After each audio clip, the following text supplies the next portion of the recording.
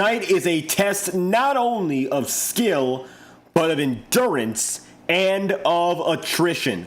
The Universal iRacing Series has decided they're putting the word long in Long Pond, and this is a 400-mile feature from the Pocono Raceway. Welcome back to coverage of the UIS Cup Series. This is the crown jewel race at the Pocono Raceway. The 2.5-mile circuit is the second largest oval on the NASCAR Cup Series schedule. It plays host tonight to what is set to be a thriller. A qualifying lineup of 28 drivers has just been set, and we are moments away from seeing the green flag. Welcome back to coverage live on FTN Broadcasting. I'll be your host for tonight's action. I'm David Croytz, commentating and producing. On the pole position is Logan Brink tonight, alongside Alexander Ortega in second, as those two drivers, among many others, will be set to go for 160 laps and 400 miles. We are in for one of the longest races of the season here in UIS, and it is set to begin in just a few moments' time.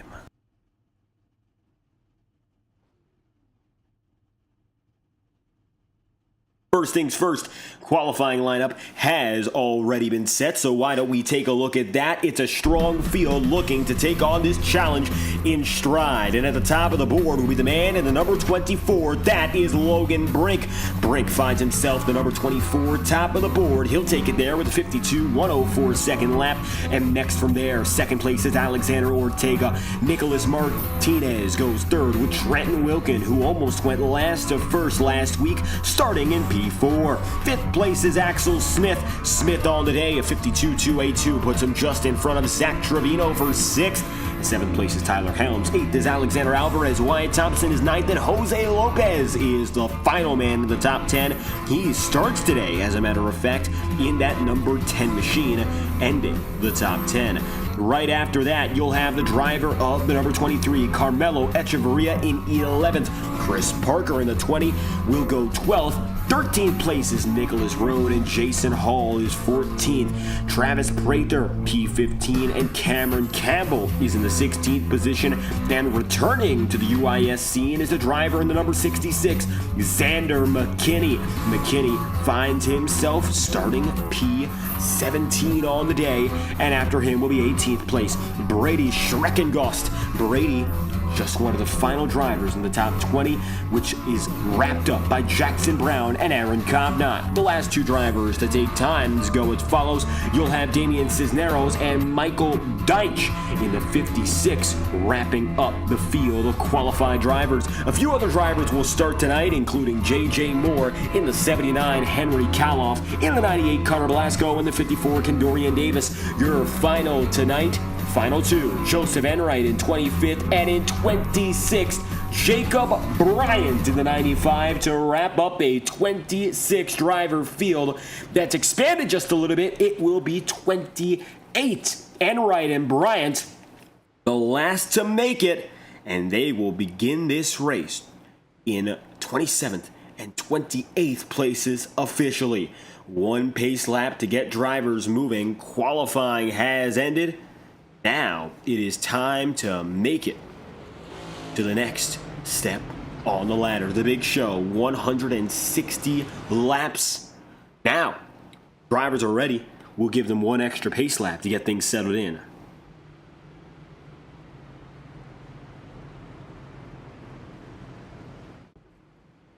For Logan Brink, another strong start.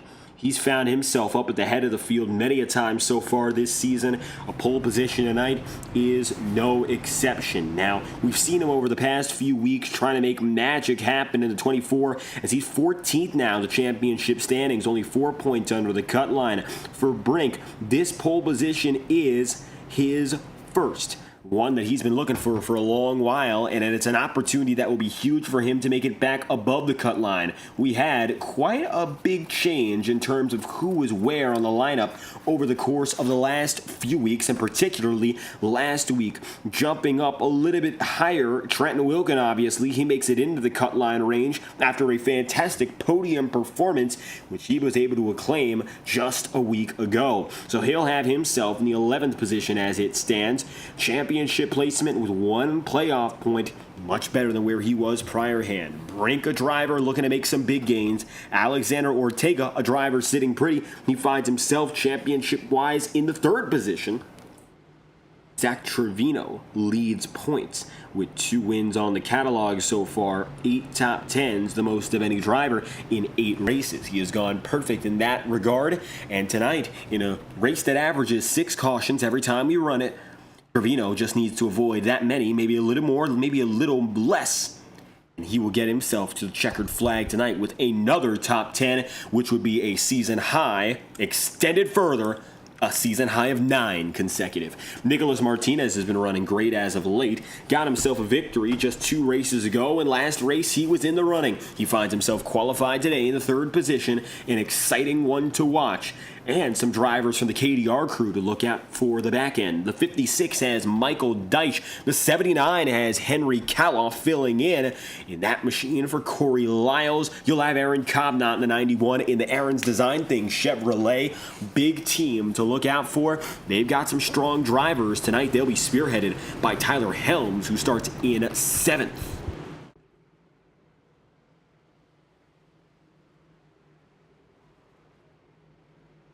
Coming to the final of 3 turns at this 2.5-mile venue. A little bit foggy here in Long Pond, Pennsylvania. But that's all good and well. We have 160 laps to clear it.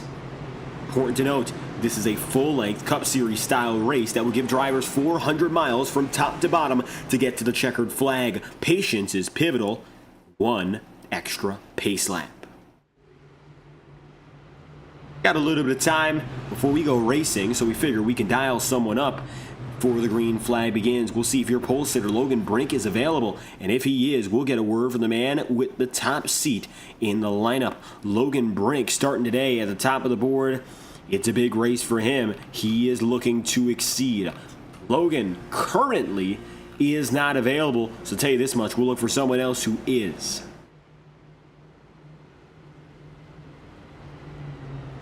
Starting in the 9th position, Wyatt Thompson in the number 2. That's a driver to look out for. So we'll hear from Thompson right now as he's going to be dragged all the way up to the FTN broadcast booth. He's with Mach 5 Racing today. Let's get a word with the man, Wyatt Thompson. A quick one before the green flag goes off.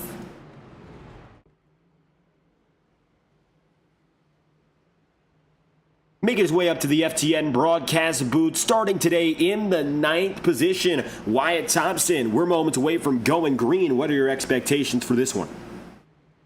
I think it's going to be a pretty fun race. The car is handling pretty loose on the back end. I think once we get some rubber laid down on the track, it'll be doing pretty good. But I think we just got to settle in and wait till then.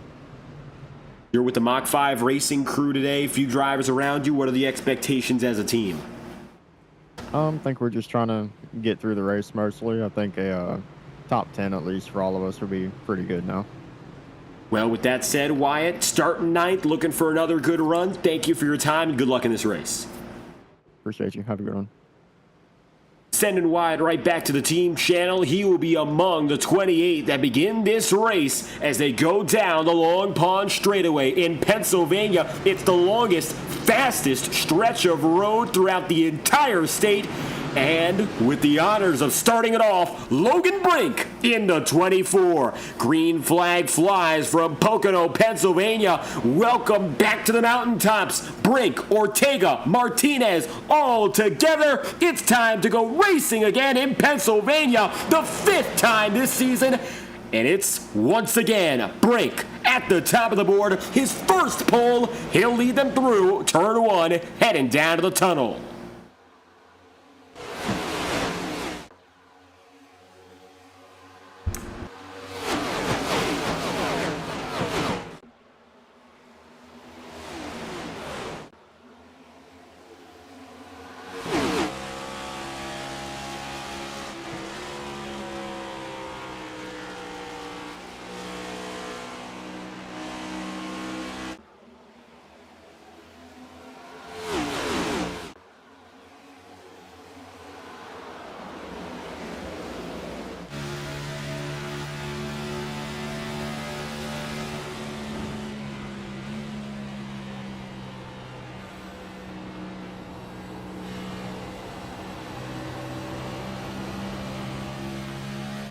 Fans of the channel, we are in for a long one, so sit back and relax as we've got ourselves some 400 miles of racing, one of the longest races we put on an FTN this year, and certainly the race of the summer in terms of endurance. If you're a fan of the Tuesday Night Integrity Racing League, you might know that we do the annual 300-miler at Charlotte.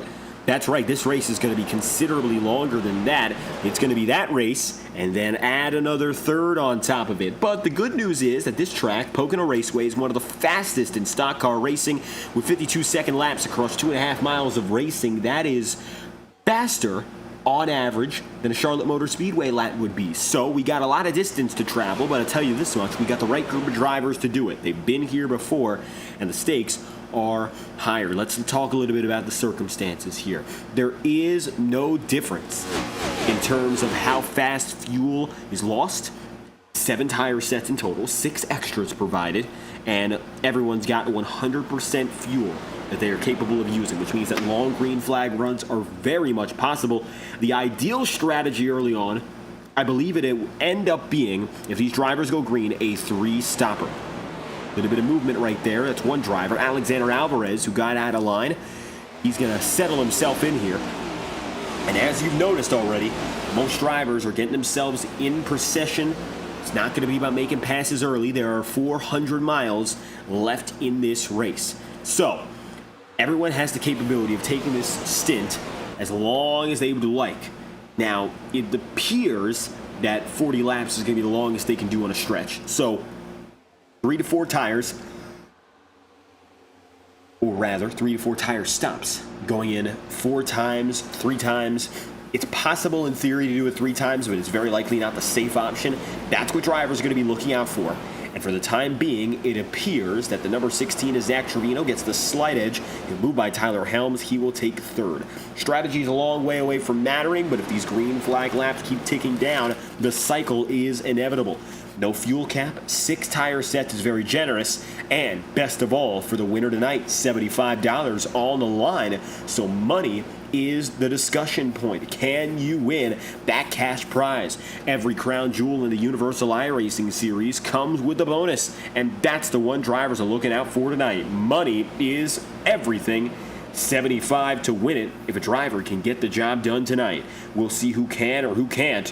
Tentatively, Alexander Ortega has run and led every lap to this point.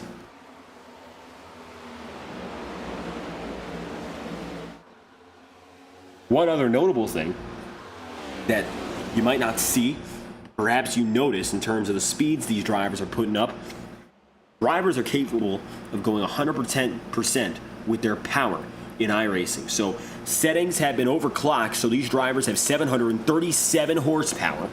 It's the highest that these drivers can have in iRacing with the next-gen stock cars. And so they're putting down the speeds of 200 miles an hour down the Long Pond Straight before they head into 1 and 2. That's as fast as it gets. Keep that in mind. These drivers are pushing cars that are going to the limit and going past the limit. Currently, pretty calm affair. There's the 90 of Nicholas Road, just got in the wall, and Brady Schreckengost in the Carl's Jr. and Hardy's machine. Looks like Hardy's tonight with Coca-Cola. He lines up in 11th. He's gone up 8 places. One of the biggest movers, but Connor Blasco is the biggest of them all. Blasco is the top dog in terms of making it into the cut line. He got up to 12th last race. It was a critical race for him. Jacob Bryant staying in 13th place, even though he had a poor run. Bryant is back on the track tonight, currently running in 22nd. Connor Blasco falling a little bit further back.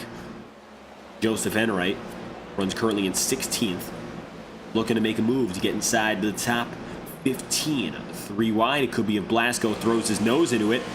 But it's double wide with a little bit of trouble. That's the number 11. And going around, we have Brady Schreckengost with the first caution. Yellow flag at lap 7 for Schreckengost.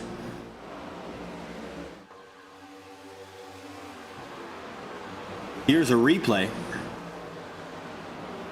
As already we got ourselves some trouble. And loose out of one. It looked like he could have saved it down low. Drifted all the way. Ended up coming back up and overcorrects. And that's the yellow as the field around gets away. There's Cameron Campbell. Unfortunately, it just ends up being a problem for the number 3 team. And one other driver drifted behind, but it appears that all else have gotten away. There's Jacob Bryant. Got through. The yellow flag is out, first of the day. And only one cause of caution, Brady Schreckengost. Nobody else getting involved in that incident. And so 8 laps in. The quick start, muffled quickly, perhaps even quicker, as the caution is out for the first time tonight.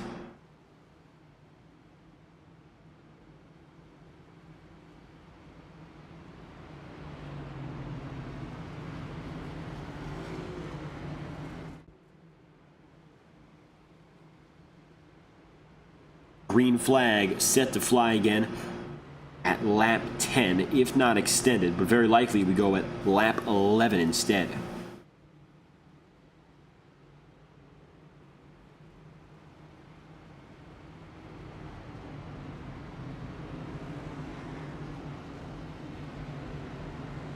Jacob Brink, or rather, Logan Brink falls back. Alexander Ortega gets himself up to the front of the field. And as they run, the 24 to 2nd, Ortega to the point.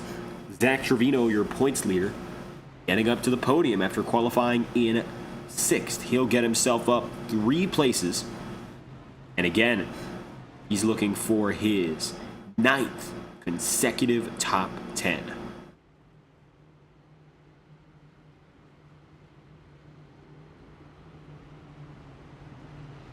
Most of the season, and the only driver still remaining to go 100% on top 10s this season.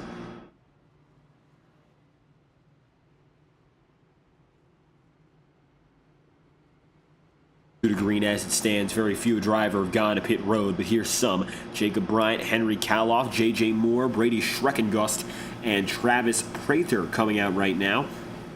Henry Kaloff finding himself on pit road, getting some extended time there. Take a look inside the cockpit. It looks like he's got it in neutral and he is out of the car, at least for now.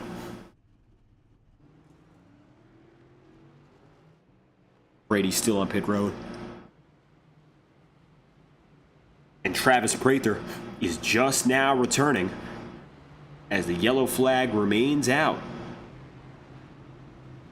Brenton Wilkin, one of the last drivers in this lead lap bunching. Heading now to the iRacing Pace Car's last destination. Set to go 1 to green this time by.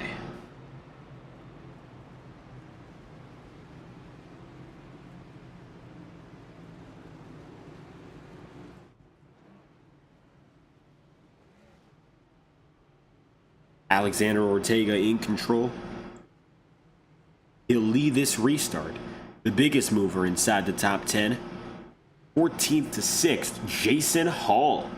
Hall having himself a strong start to the night in the number 4 Chevrolet. For his season, this is critical, trying to get himself out of the points mud. He is in 30th position as they run. So he's got himself quite a lot of work to do. But as it stands, he is getting slowly but surely closer. And it appears a night like this is going to help him out immensely. 30th place as he stands. Does have a playoff point to his name, but 4 starts only. So a good race could help him out a lot in getting through those tough 20s and maybe getting into the realm of contention before anything comes of it.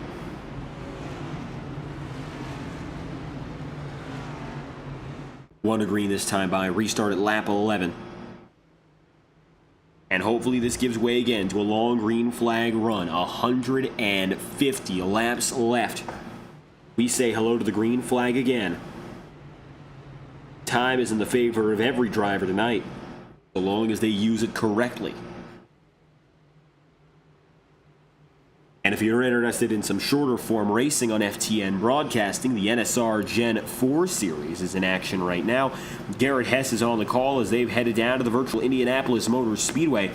They are looking for an exciting night as they have themselves a Brickyard Throwdown.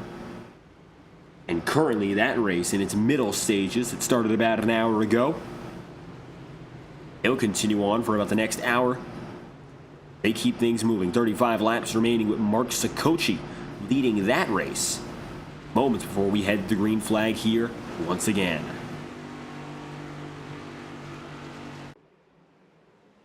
iRacing pace car will say goodbye.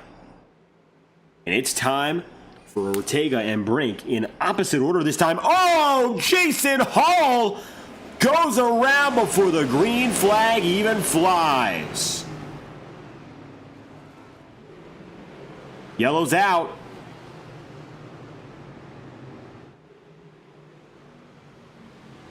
Well, we'll bring it back, and you can see it happen. Jason Hall goes around, and by that point, he is already fully spun.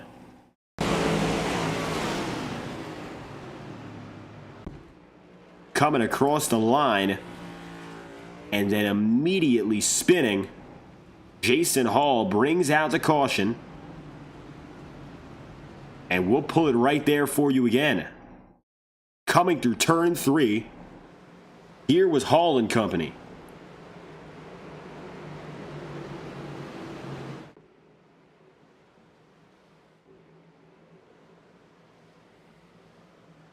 And Hall, taken from the outside, phased through another driver. That's why there was no contact with anyone else.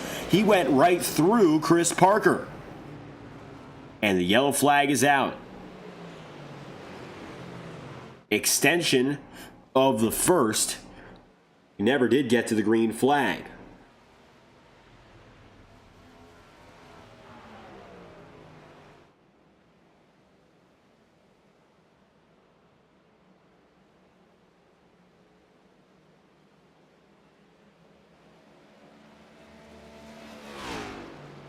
Alexander Ortega finds himself pacing again.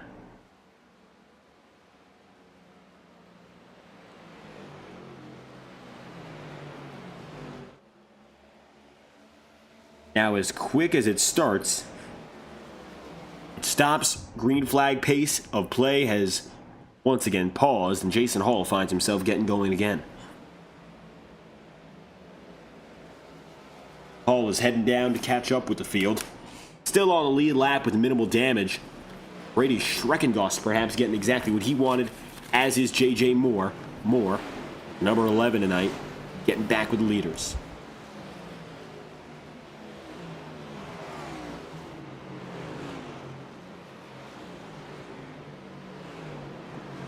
"13 laps out of 160. We will race again. Drivers head down to pit road. Nicholas Martinez deciding to make the drop as well. He'll go in pretty early. 13 laps in out of 160. These early laps starting to whittle away with cautions. Now, there is only one way in which this is good news. The fact that these drivers can stretch their strategies out a little bit longer with regards to fuel. But I can imagine they're not as enthused running around with pace laps now. We continue to slowly roll. Each lap under yellow is closer to 2 minutes than it is 1.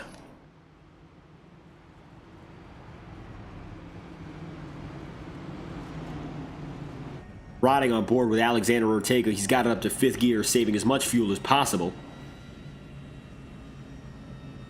He is biding his time.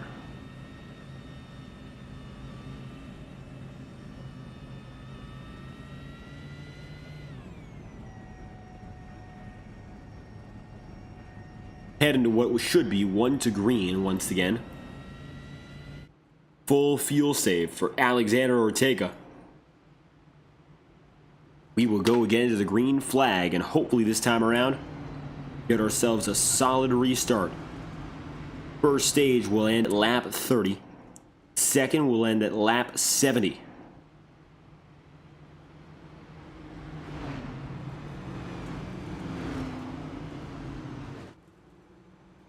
Field will go green this time by. Led again by Ortega. The only difference, Jason Hall at the back of the field. Chris Parker going to move up a spot, as is the number 26 of Axel Smith.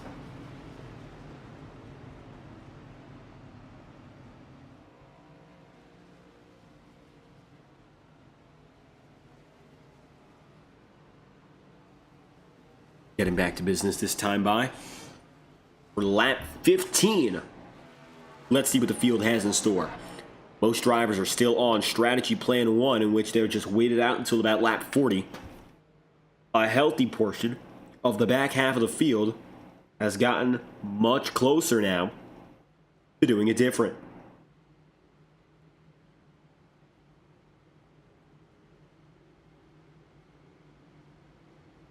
Side by side between Alexander Ortega, Logan Brink. Field will roll again.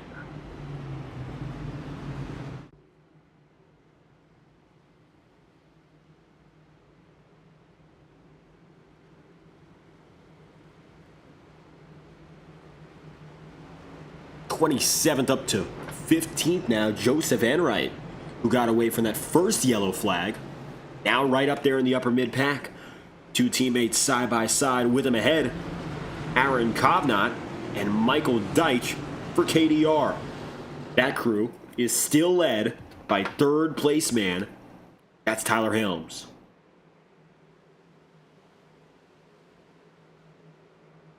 Field will go green once more. Second time attempting this. Second restart of the day, and this one goes off without a hitch. Alexander Ortega's got it. Restart number 2. Ortega is in control. The field is in tow.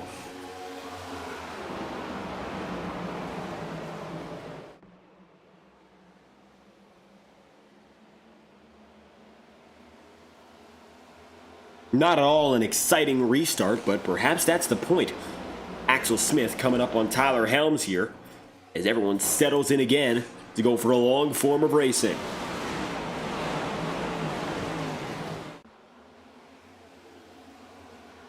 Wyatt Thompson getting to the inside now. On 1, Carmelo Echeverria getting the pass and going after Chris Parker next. Through the tunnel turn, all remains the same.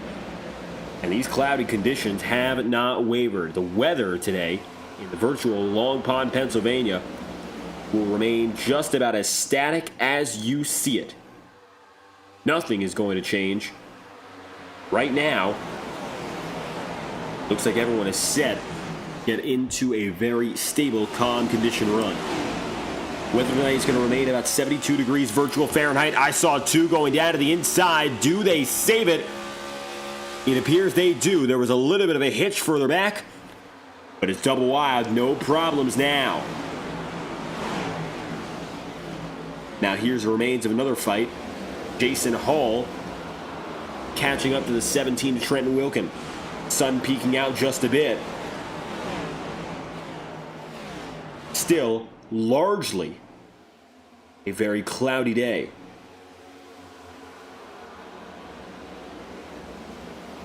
Getting to the inside is Travis Prather. Fast Cash Racing as his sponsor. He'll get to the inside, one of the very few getting out of the freight train and trying to make some moves early. Oh, Jason Hall again!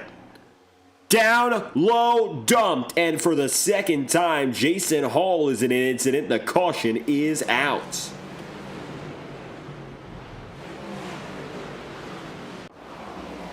Hall involved in this time.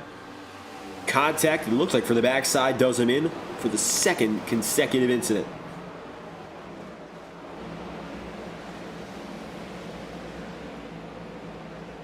Nah, that was by himself, given no relief. Jason Hall slips out of turn 1, and the caution is out.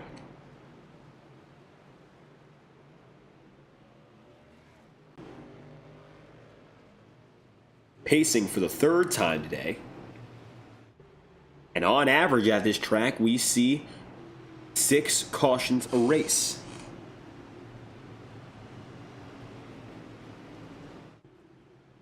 it appears that to this point, we might be heading for 6 cautions before the end of the second stage. At this point, we've had 3.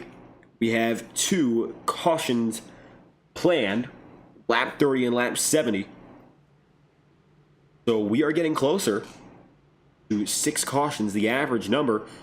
1 more caused by the drivers will get us there. Anything else will exceed it. And we are 18 laps in. Logan Brink, the most recent winner at this venue, has set a new track record. 52.104 second lap. Faster than his previous best, 52.860 January.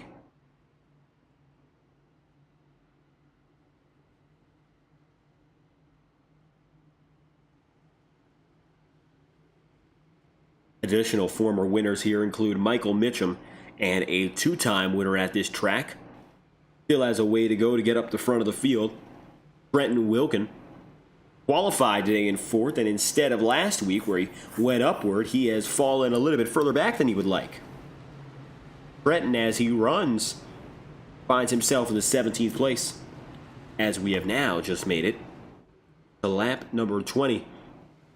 We go green again. It looks like it'll be lap number 22.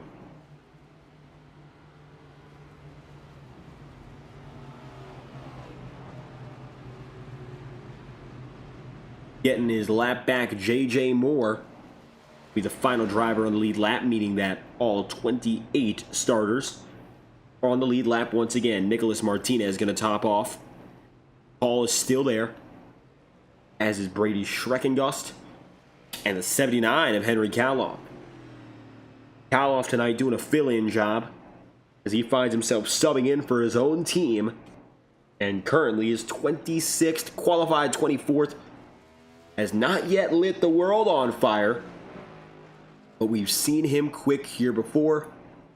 He's looking for a lot more night than what we've seen to this point. So keep your eyes peeled for Henry Kaloff, the flagship man from the KDR team. Although with some support up in front, the team's not doing bad, as Aaron Codnott's gotten himself up into the top 10. Michael Deitch is in the top 15. But Kaloff certainly wants a piece of that pie, and he'll be coming to get it as soon as he's ready.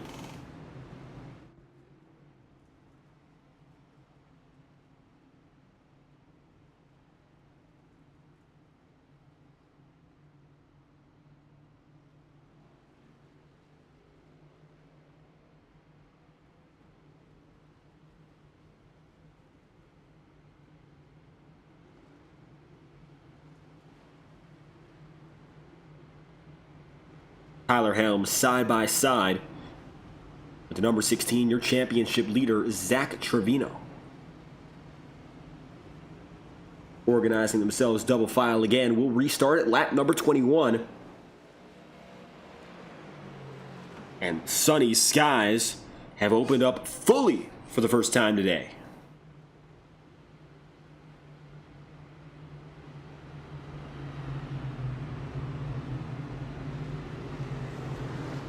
Partly cloudy skies are going to remain partly cloudy, but it looks like right now sunshine is complete across all of the Pocono Raceway. Track condition might warm up just a little bit.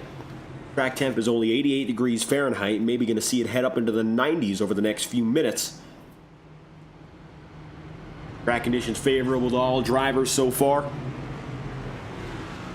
2 incidents. The last 5 laps, both involving Jason Hall. One a freak incident. He went through another driver. And another just got loose on his own. Jason will be getting back with the leaders this time by to avenge himself and try to go for a better run.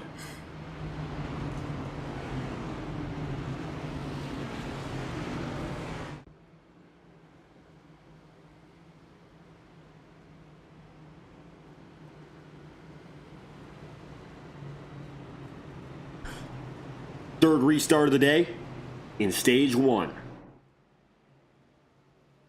Leading it will be Alexander Ortega. He's now the chance to lead every restart. His biggest rival in this race so far, Logan Brink, will stand right beside him. Tyler Helms from 7th and Zach Trevino up from 6th have both made to the second row. Perhaps when we get a few laps green, they really get a chance to show us what they have. Green flags out. Ortega gets a strong launch. Just enough as we have our third restart of the day.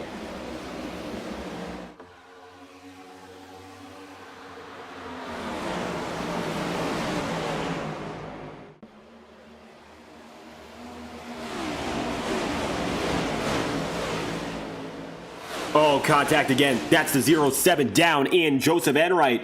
And it looks like we have trouble. Enright goes around, but he's alone. No yellow flag thrown.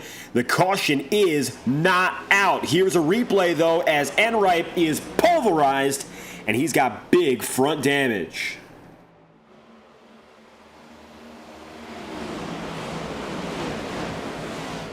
He was 3 wide. And rocketed down. That won't give you a good look, so we'll play it back one more time. From upstairs, Joseph Enright is around, but no caution, nobody else involved. He's out of everyone's way. Side by side with Trenton Wilkin, clipped up top and shot down with rocket ship pace. By the time he went up the track, nobody else was around. No need to call the yellow is the decision. And Joseph Enright will have to head to pit road limping with critical suspension damage. He'll be one lap down as leader Alexander Ortega has himself all the way ahead, set to put him there officially.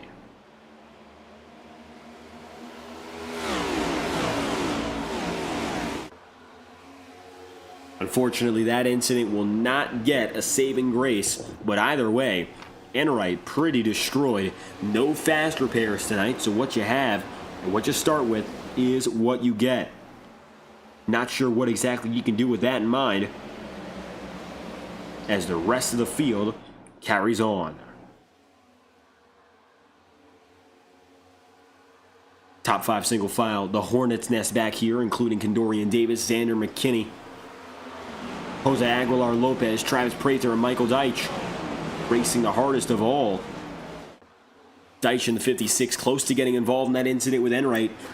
But Joseph, unfortunate for him, but lucky for everyone else, found the perfect window to get shot down to the inside, and he escaped from everyone else's grasp.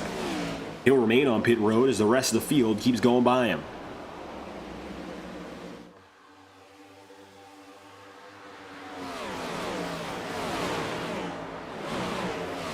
Double file just ahead. Alexander Alvarez, two-time and most recent winner here, Trenton Wilkin. Wilkin, the most recent winner of this year at Pocono. Last year, we saw victories from him and Logan Brink. So that's a clarification of the numbers we said before. Brink had the former track record. He broke it. Right now, Trenton Wilkin is trying to get himself back up at one of his best circuits.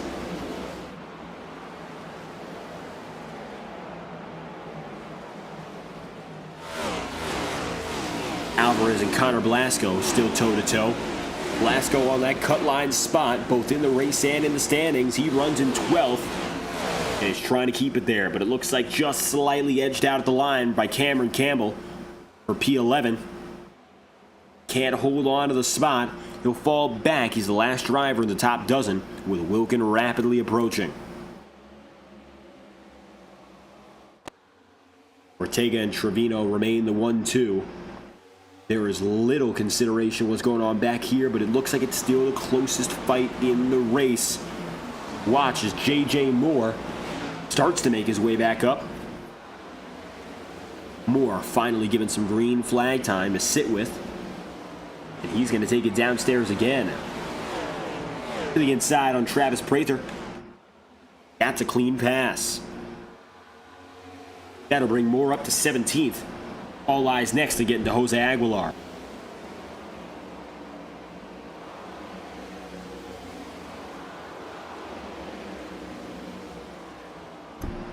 Aguilar is just a few car lengths up, but Moore still faces big pressure from Travis Prather. And Dorian Davis rubbing the wall ever so slightly. And as they run, it's a pretty calm affair. Joseph Enright, the first to retire. Leader's getting a little closer again. And this will be for the top spot at the end of lap 26 into lap 27.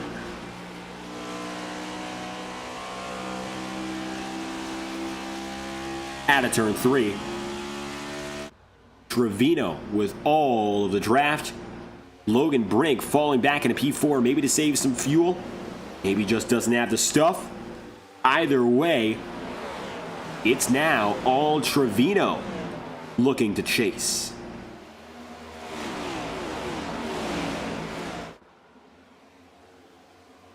Zach is within a quarter of a second. And when they run down that Long Pond straight, they get within a tenth. Yellow flag's out again. This one is very likely going to bring you to stage 2 as Michael Deitch goes around. We'll see if they give it one lap or if this is your stage 1 caution. It could be the stage 1 yellow.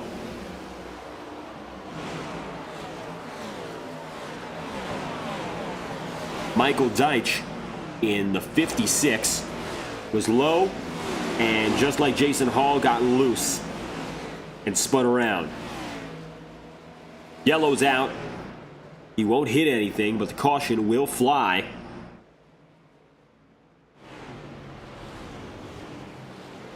And now for the 4th time tonight, we have a yellow.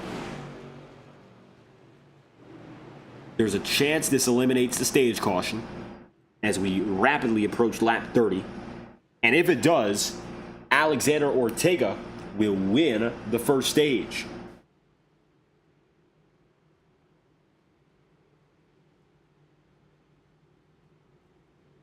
He'll take the top spot with points awarded to Ortega, Trevino, Helms, Brink, Echeverria, Kovnat, and Wyatt Thompson.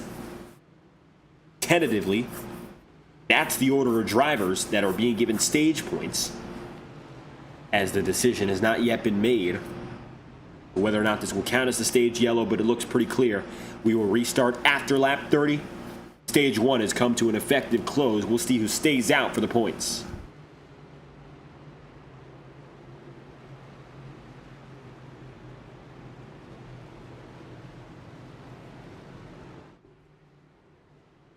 With the amount of yellow flags the field has had as well, very likely drivers can stretch 5 or 10 laps beyond lap 40. Just by clutching and coasting alone, the field should be able to go farther if they'd like, but it looks like Alexander Ortega will take them all in. Pit road's a busy place, and it looks like nobody chooses the alternative. Well, all except one. Jason Hall, after a horrendous start to this race, will get to the front of the field, and he's got a chance now, and it looks almost a certainty he will win the stage. In the meanwhile, the race on a pit road is completed. Now look for the race off. Alexander Ortega beats them all.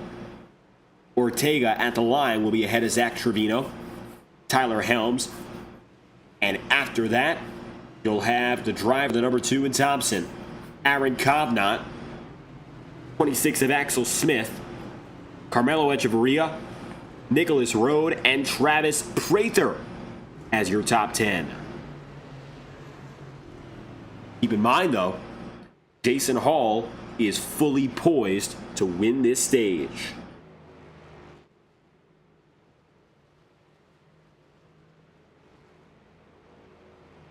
Confirming with the admin team that this is the way it'll go, as it looks like for Jason, he'll capture some critical playoff points even after a dismal first stage.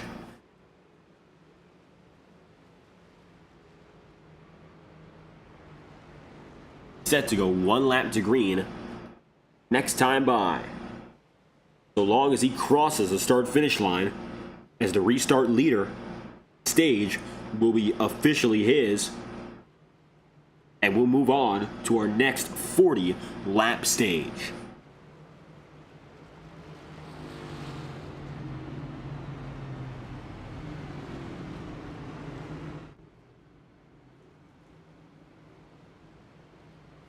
Ortega just going to miss out on the stage victory thanks to going down to pit road, but it appears that everyone now sets himself up for the potential to go long. It's possible to take this next stage on just this one load of fuel. So the first pit stop has been completed for Ortega. Now it just becomes get to the next stage and split that one up in half. We'll have about 90 or so laps on the final stage. Stage 1 complete. Now, move on to the next one. In control will be stage winner Jason Hall as he collects his first stage win of the year.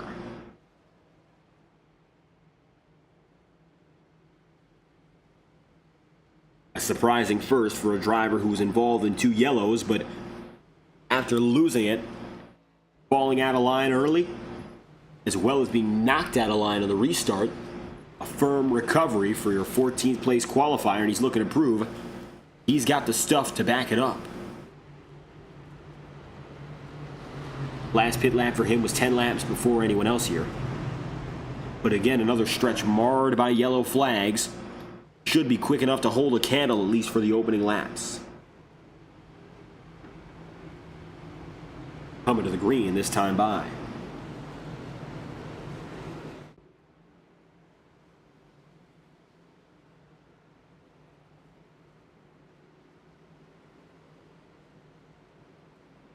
Jason Hall having some lingering connection issues. So we'll keep our eyes peeled for if that gives him any problems. But he will be in firm control as we bring every driver back up to speed. Green flag and a fly for stage 2, and at the head of it all, Jason Hall gets the advantage. Back in business, Hall to the point, collects the stage win, and he's out in front blocking Ortega hard up the track. Ortega, faster, will make it side by side to kick off the stage. Both drivers running rather aggressive to begin it, but Ortega clearly wants control of the racing line, and he gets there.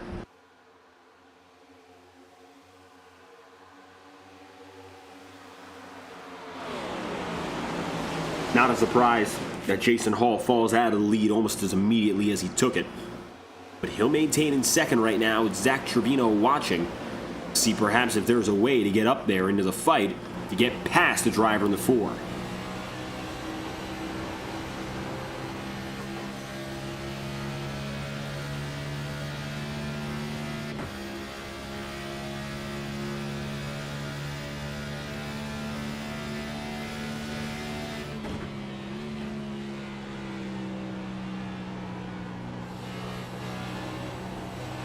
Jason is still P2. And not only that, but is there with a somewhat comfortable margin on Zach Trevino. Trevino, your points leader, has had a great run to start the season without a doubt. But a victory at Pocono would make good, great, and great even greater. A $75 cash prize, not to mention a crown jewel victory under his belt. It's the biggest test of skill. And so now he'll head to the inside. Clear as day, he wants second. He'll go out there and take it.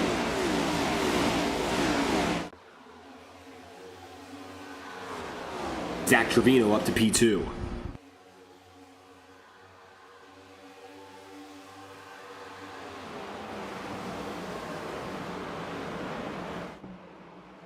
Trevino's the catbird driver. A little bit further back.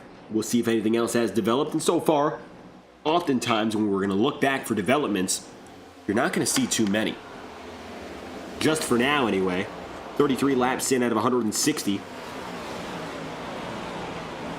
It's going to be largely single file, and especially after the lessons learned from stage 1, every driver would love to see more yellow flags avoided. We are on pace now for what could be a 5-caution race. Or rather, a 6-caution race in the case of one more driver-inflicted incident. But that would be the average hit, just thanks to the yellow flags we've had in the first 70 laps.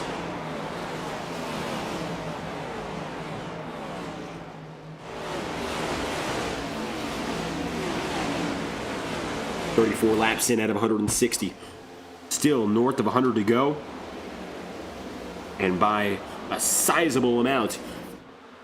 Most important part of this race well ahead of us here, live on FTN. Double broadcast night.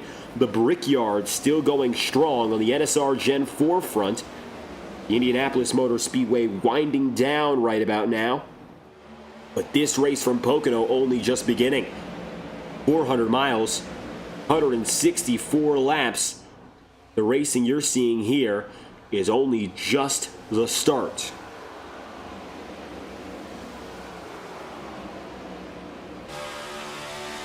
Taking a look on board now at Nicholas Martinez as he makes a move on board through turn 2.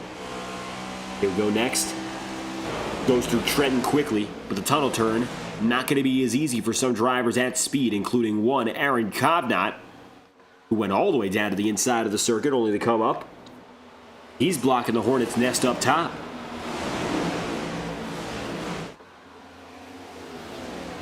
Kovnat qualified 20th, has been as low as 28th in the last, and now runs P6, 14 spots north of where he qualified.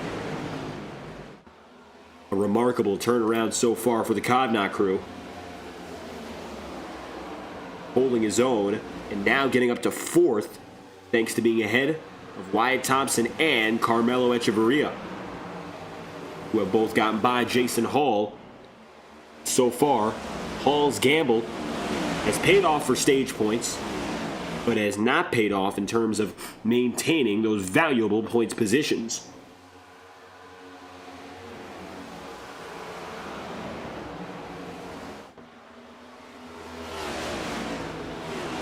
Jason Reigns at the top side, increasingly mired back.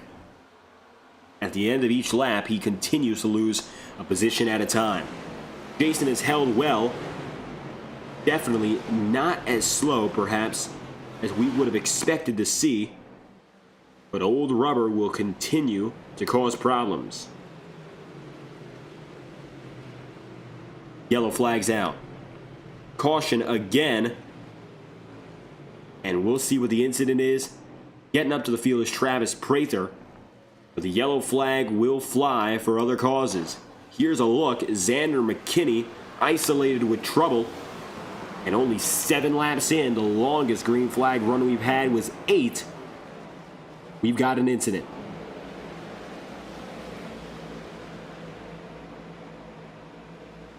Xander at this time running around where Michael Deitch was. So this was fight for about 22nd on the racing circuit before the incident. McKinney goes in the tunnel turn all wrong, comes up the track and is finished off. He goes down, and he will meet Travis Prather. These two make contact, but it began as 2 separate incidents. Here's a look as Prather goes around at the same time. Travis Prather and Xander McKinney happen to find each other at the end of the tunnel turn. Caution is out, 37 laps in, out of 160.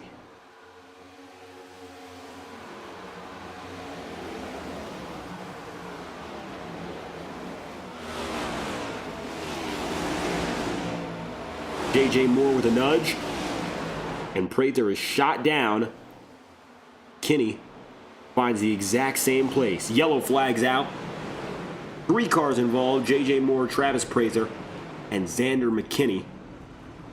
The yellow flag brings many a driver back to pit road. Going to be all but a full house. Just a few drivers holding out here. Majority of the field decided it is time to go down to pit road again. Alexander Ortega and Logan Brink have both decided to make it in. Ortega will be the leader on the way out.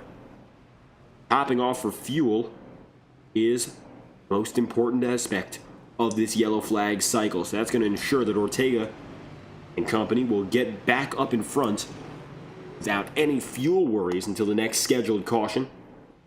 Tyler Helms will lead 9 who decided to stay on the racetrack.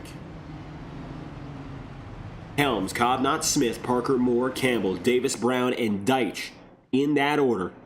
9 who have decided to stay on the circuit.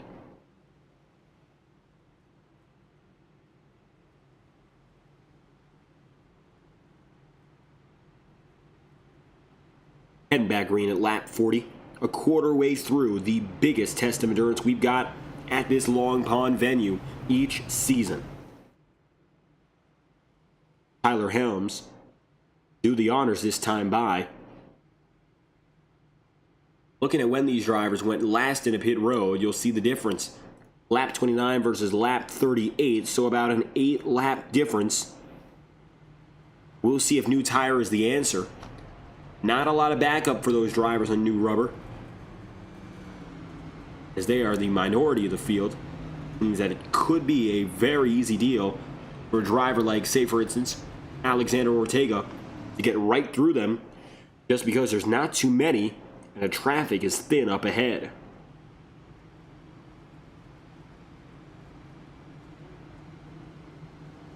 Ortega will lead Zach Trevino.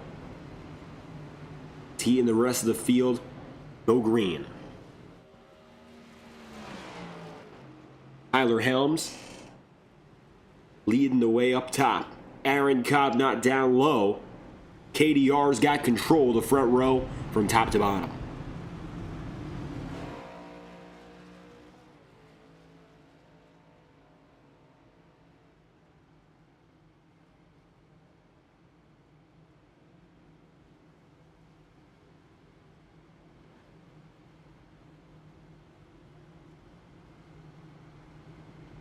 Cobb not in the highest spot he's been in all day. Up now 19 places from where he began. 20th to P2. It has been a great run for him so far, just on the up and up. We're going to see if he can do anything with it. It's a difficult position to be in as it stands, because he's got himself track position. But what he doesn't have is a new tire. And we haven't seen him this high to this point. Not easy. Tyler Helms has definitely been in the race for the entirety of this one, from beginning to end up front. Aaron, not so much.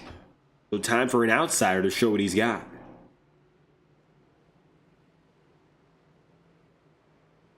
One to green this time by. Lap 40. Into the heart of stage 2 as we continue again.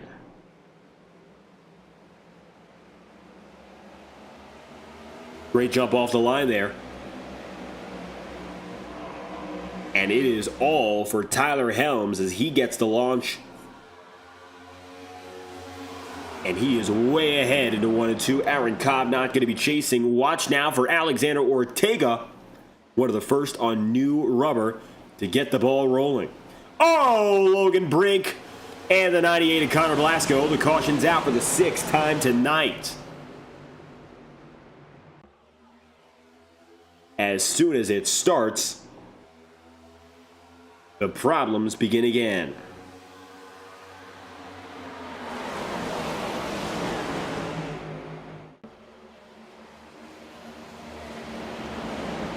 Side by side, Blasco and Brink getting loose, and Brink pulverized on that front end.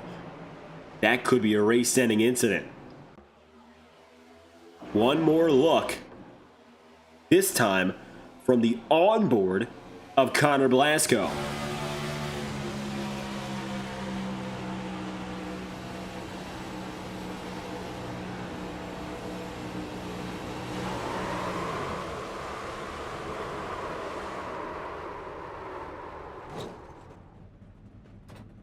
He's perhaps the luckier of the two who slid around as the caution flies. 41 laps in out of 160. Another caution breeds another caution. And the race pace is slowed again.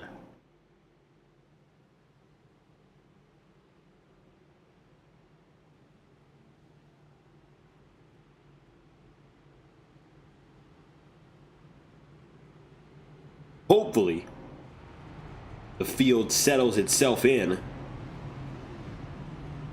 Because as it stands, we are at a pace that would leave this race just shy 4 hours in length. Just off the back of the amount of cautions we've had. The average yellows that we've seen at this track, 6 per running. We've hit it, and we just got to the quarter waypoint, so we would be on a pace of 24 cautions if this were to continue.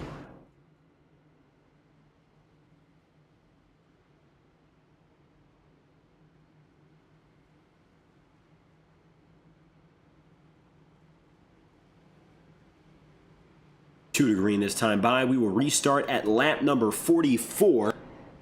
Tyler Helms advantageous. And one driver to note who made some big gains in this fight, Chris Parker. Parker gets up to second while Aaron Kovnat has decided to drop down and in.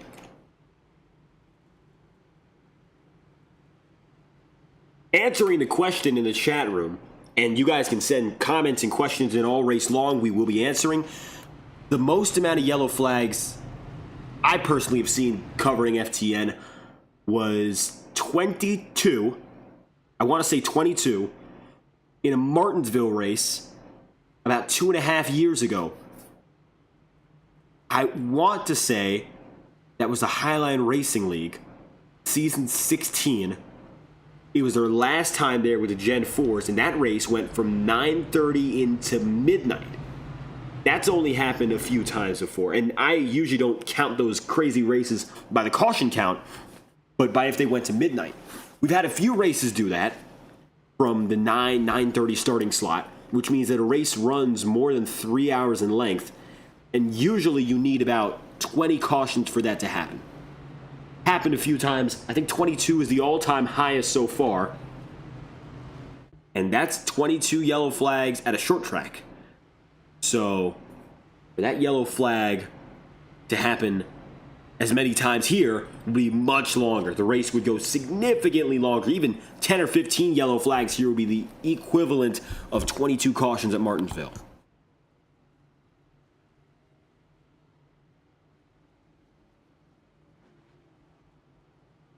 Starting Cameron Campbell. Right now he's off cycle, but anyone could still win. As long as you make it to lap 140, 150, anyone could win. Really, these laps do not matter in terms of who wins. And it's much more like that in the virtual world than it is in the real world. Really, it is most of the battle is just getting to that finish stage and then racing forward at the end. Perhaps that's why virtual sim racing, like the NASCAR Coca-Cola iRacing series, has gone the direction of long green flag runs with no expectation to go into pit road. Because a lot of these laps at the simulator level are just a test of if the driver can make it. Now, in stock car racing in the real world, it's all about your equipment and about getting through the longest stretches of the race, making sure your car is in check, but very rarely do we see mechanical failures in iRacing.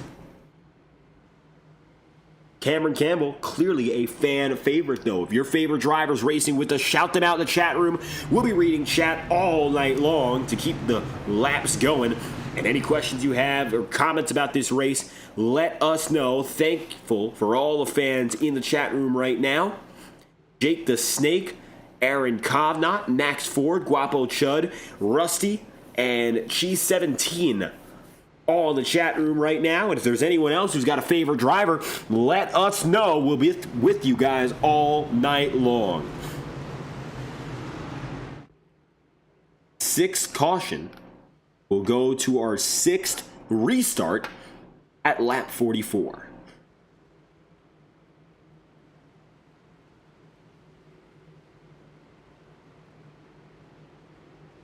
iRacing pace car will let loose.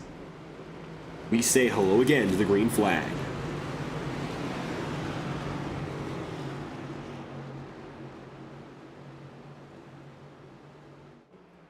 Tyler Helms and Chris Parker, first and second, will get the ball rolling once more, and the green flag flies. Double file again. Already Helms with a strong launch. Side by side for second. Rest of the rows don't get off as well. As it stands, 25 on the lead lap. Some will go triple wide into one.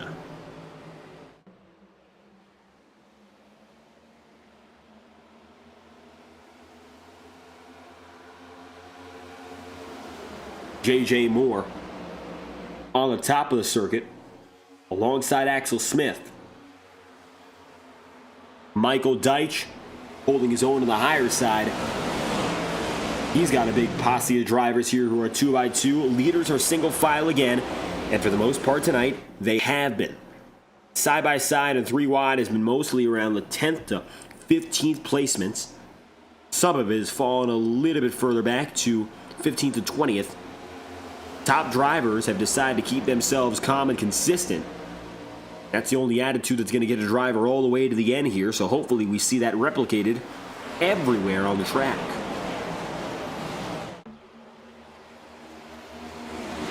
.45 laps in out of 160.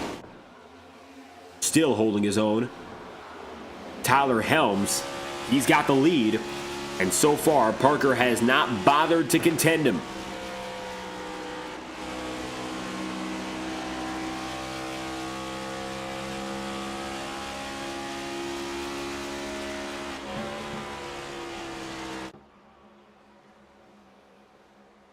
Leading the way, still Tyler Helms.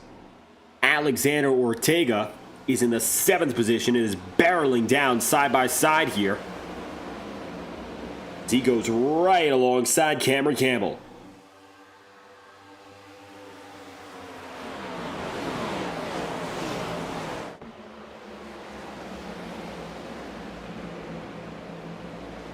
Up the track, bottling up there to the 99.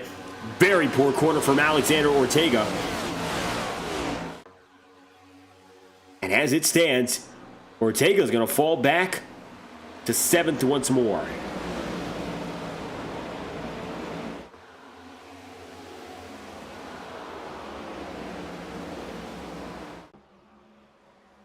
Diving deep again, trying to chase after Cameron Campbell once more. And Jackson Brown in the Canada Toyota Camry. Very close there to sweeping off as Wyatt Thompson. This is the hardest fight. Ortega's looking to make it.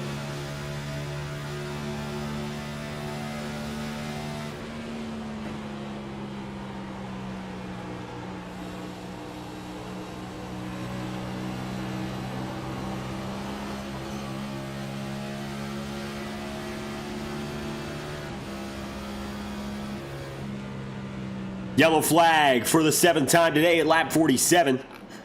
And we've got trouble. It's a multi-car incident. Connor Blasco and Travis Prather.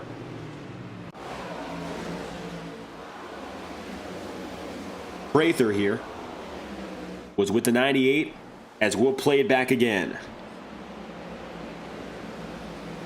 Nudged up the track with Damian Cisneros. But Prather then came down and into Blasco. Very minor contact for both of them. Prather maybe a little bit more.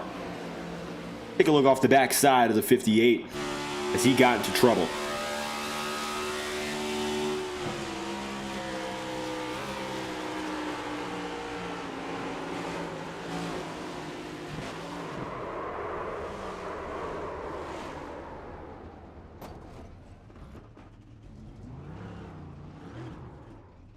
Yellow flag flies. Travis Prather in the 58 with problems. Same with Connor Blasco. And the caution is out again.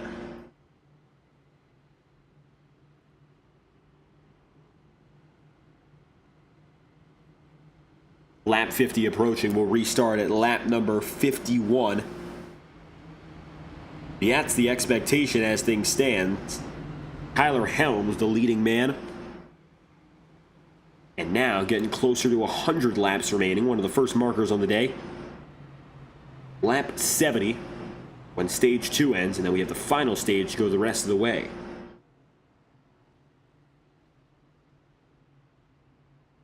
A correction made on the behalf of stage 1's winner. Jason Hall will not be awarded the stage. Yellow flag concluded the stage, so Alexander Ortega will win the first stage on the night. So the yellow flag laps did not count toward who would win it, as Hall decided to stay out. Instead, it will be Alexander Ortega taking stage 1.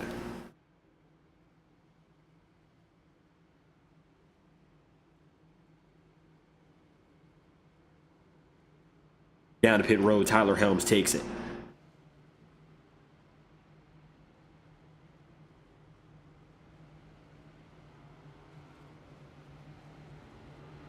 Four tires and fuel going to be the recipe for the 7. Travis Prather, Michael Deitch, Connor Blasco, and Jacob Bryant all heading down to pit road. And it is a long, isolated stretch. That long pond front straightaway is Aaron Kovnat will be the lucky dog man. And he'll make his way through.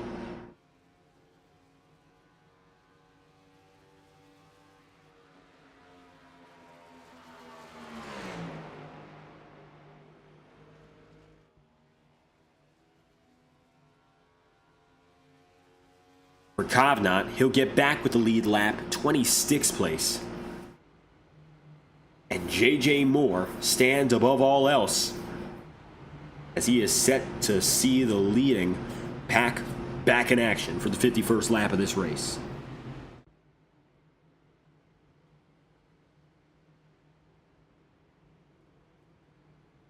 Chris Parker, Axel Smith, Jackson Brown, Cameron Campbell are the end of the top 5. They'll also be set to go racing again. Very few retirees to this point. 26 on the lead lap. Logan Brink does appear to still be with us racing, although the motor's blown. So only one retiree has dropped off the circuit.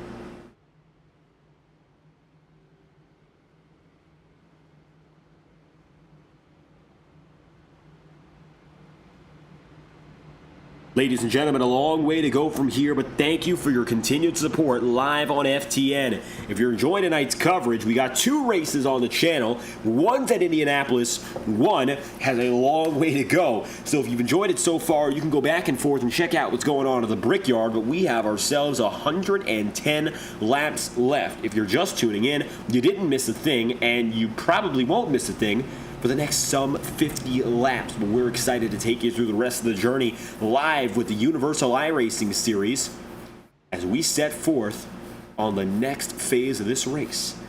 20 to go in stage 2 when we say hello to the green flag again.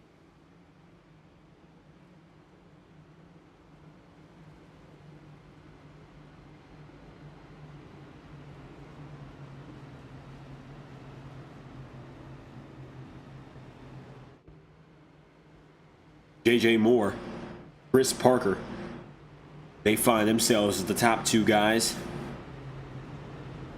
Axel Smith and Jackson Brown, 3rd and 4th. Cameron Campbell, 5th, and Alexander Ortega in the 6th place. Wyatt Thompson, 7th. 8th is Kendorian Davis. 9th, Zach Trevino. Trenton Wilkin in 10th. Jason Hall, P11, as it stands.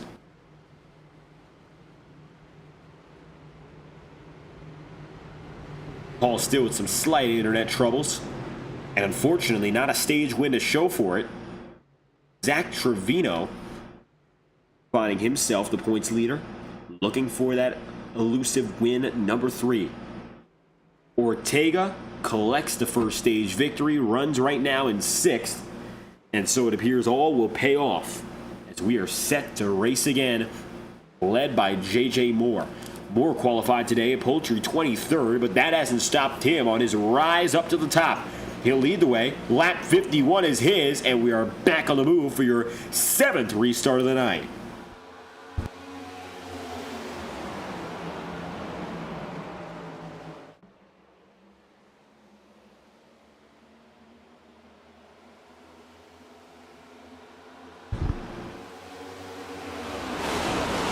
Widen all the way down, you'll see the 17, Trenton Wilkin right in the middle of it. Wyatt Thompson and Kendorian Davis making it a 3-wide split into the tunnel turn.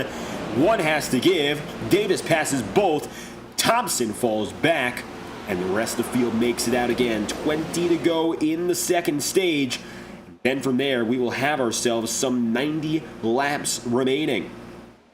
79 of Aaron Kovnat, or rather today, it'll be Henry Kaloff. That machine, the newest racing shop, Chevrolet, often driven by Kovnat. He gets himself out of that car. Henry Kaloff got in to sub for Corey Lyles. Aaron goes to the ADT Chevrolet. The teammates have found themselves again, but this time they're both pretty severely damaged. Look at the impounding on the front end, and those two drivers are in critical condition. They find themselves right now 19th and 20th place respectively.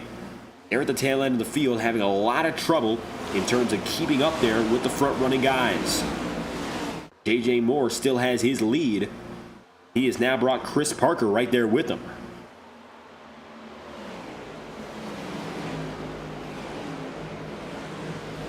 Cameron Campbell gets a lick of that wall and a hard hit as drivers are now heading all the way down through multiple lanes here at the Long Pond front straight, trying to chase the draft. Now you can see it's a wide piece of circuit, but you want to get back up there to the top side to arc the corner correctly into turn one. JJ Moore right now has control of where everyone goes as they try to chase his draft, and it appears to be working. Moore is keeping Chris Parker, about a quarter second at bay. Rest of the field, double file at times, yellow flag again, 8th on the day, and it appears this will be for Zach Trevino. And your points leader has retired.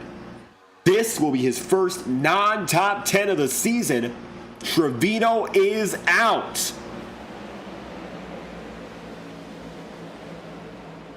After months of racing, Trevino finds fault, gets ripped apart down the second straightaway out of turn one. The yellow flag flies again.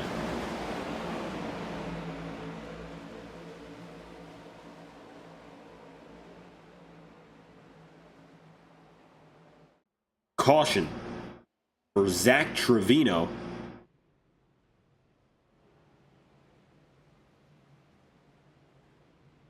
And it'll be JJ Moore still leading,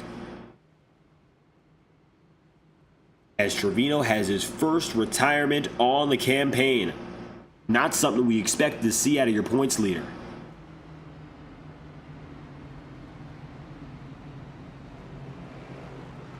Chris Parker in the number 20, still second. Jackson Brown third. Alexander Ortega running in the 4th position.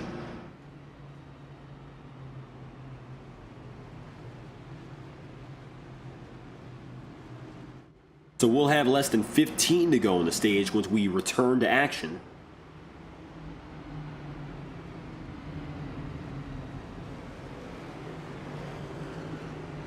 The long haul continues. Getting close to 100 laps remaining. 80 is the halfway point. It appears that number might not mean all too much with the yellow flags we've had in such quantity.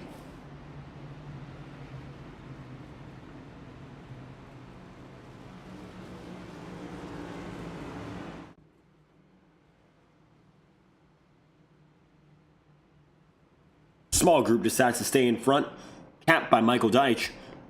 13th on back. They're all dropping in. Brady Schreckengust, Nicholas Martinez, Tyler Helms, Xander McKinney, Henry Kaloff, Aaron Kovnat, all notables, decided to take it in. And it appears leaves us with a small portion of the field, about a third of which overall, maybe a little bit more than that decide to stay out. But many more head to pit road. Again, these drivers have up to 7 tire sets to work with, 6 extras from where they started.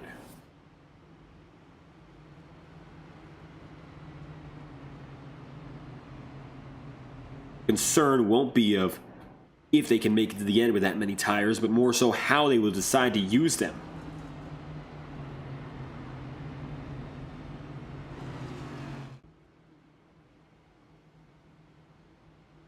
Doesn't make sense at all to have an opportunity for drivers to go use every single tire in every pit stop we've had. By this point, they would be out of tires. So hopefully everyone in the field has been pacing themselves when it turns out what they have is what they can get through the entire race with.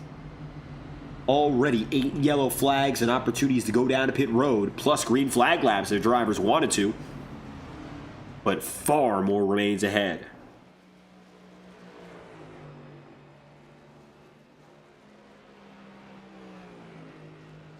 One to green this time by.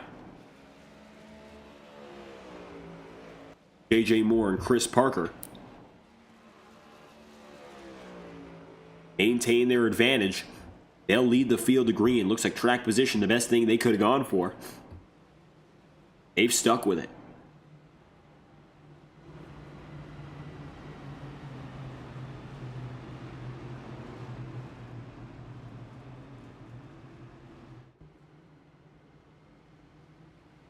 J.J. Moore qualified 23rd. Jackson Brown qualified 19th. And they've made it up now some 16 places. Alexander Ortega, second he qualified, going down to 4th.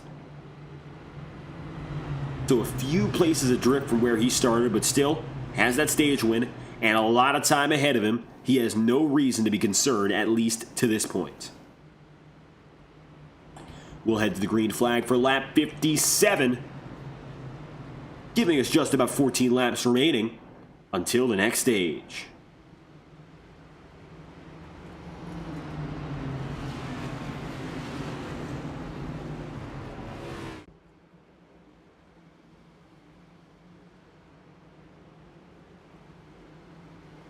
Down through the last of the 3 turns here at the Pocono Raceway, modeled after the ever-famous Milwaukee Mile.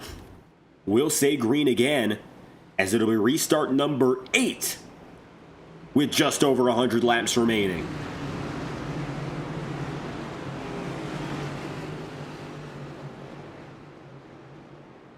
J.J. Moore's got it on the high side. Chris Parker's got it down low. It'll be double file, and downtown goes Moore. Leader again, clashing. The front row makes contact, but they'll get going. Green flag's out for lap 57.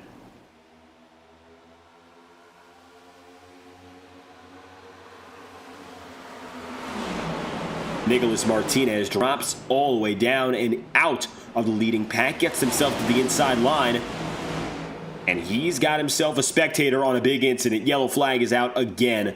It's going to be contact with Chris Parker, one of your leaders, but again, yellow flags have been everything this race. And another caution.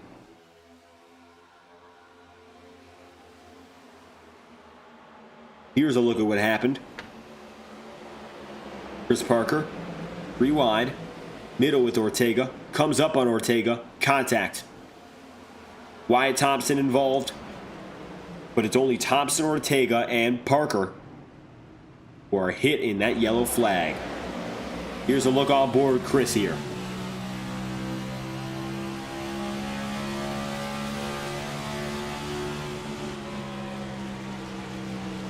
Nine on the day, make it 9 cautions as Parker rolls up.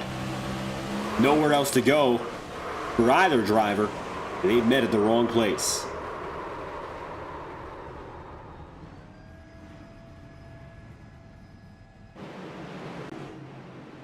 Chris Parker's getting back on the way. He'll get himself collected and back to the iRacing pace car. He'll likely go to pit road.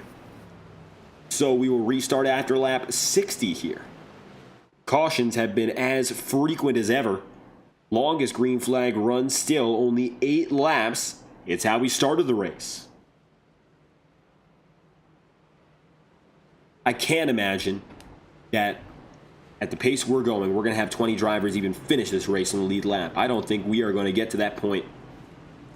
And it is increasingly clear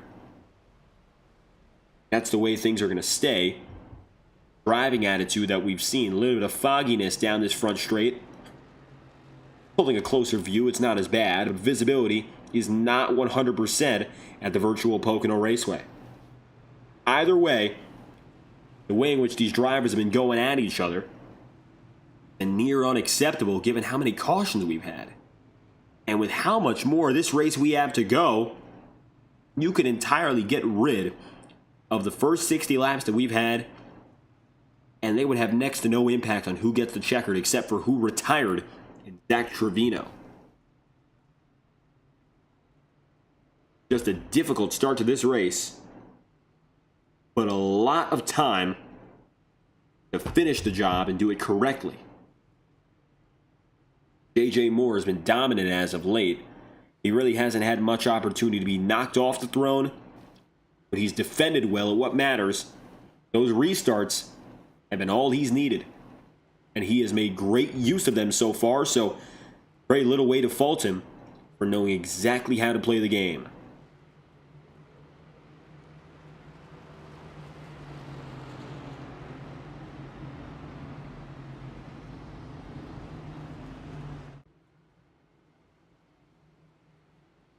One green this time by. J.J. Moore and Jackson Brown.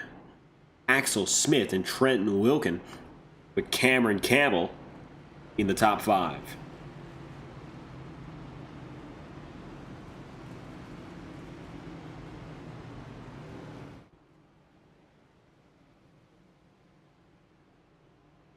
Lap 61 of 160 will mean it's official. 100 laps to go.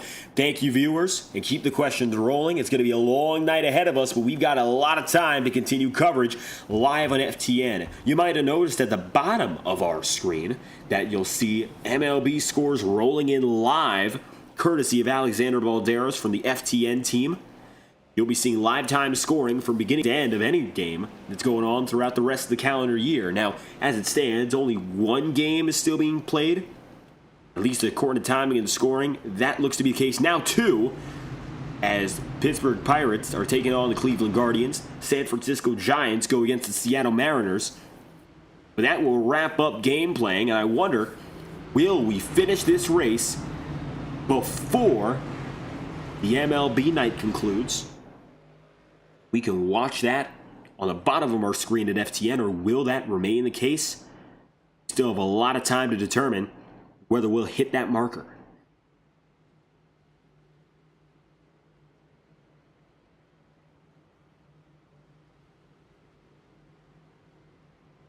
J.J. Moore and Jackson Brown, the headliners.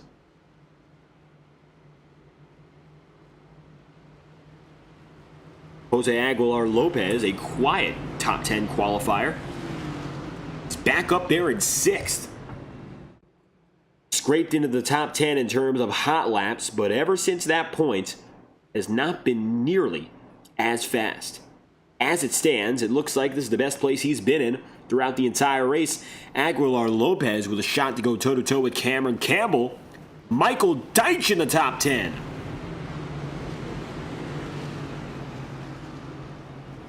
A chance for Aaron Kovnat to make it 2 KDR guys in the top 10 in just a lap.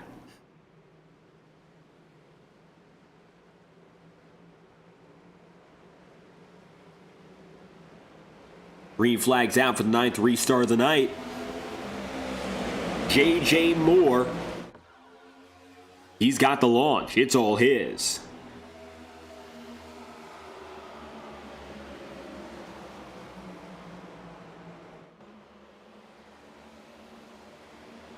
Travis Prather gets up and ahead of Tyler Helms. Nice and easy block that'll take him down the back straightaway. 61 laps in out of 160. It's going to be 2 by 2.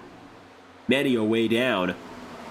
Perhaps a little bit more than we would like to see. It hasn't led to much good so far. And there's a pass from Trenton Wilkin as he quickly gets by Jackson Brown. That's for 2nd.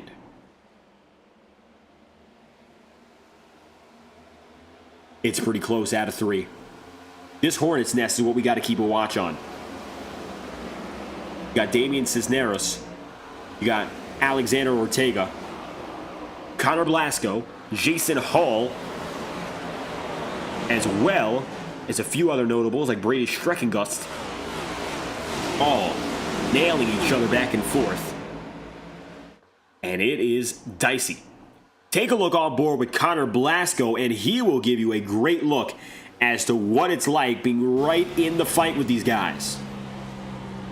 Inside the cockpit, you can only see really what's going on ahead, but above it gives you a much cleaner view of the all-encompassing nature of this fight. Now, Blasco's a little bit further back on it right now, but he was right there in the heat, and he's got a great view still.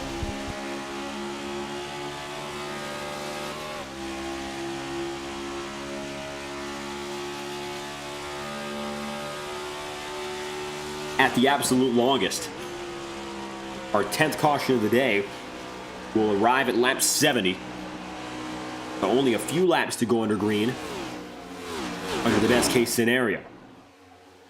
Now, our first stage ended due to a driver caused yellow, and that could happen within the next 5 laps.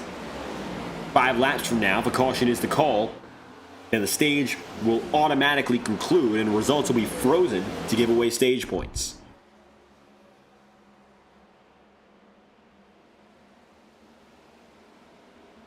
Two by two. One driver caught in the middle. Alexander Alvarez trying to get in the fight between Jose Aguilar and Cameron Campbell. Campbell getting a shot out, move up to 4th. Nicholas Rowe in the 90 watching as Axel Smith and Tyler Helms get closer connected. Oh, Tyler Helms! Up in the wall, stays straight. But man, oh man, what a nasty hit there. Take a look from the backside as Helms gets pinched.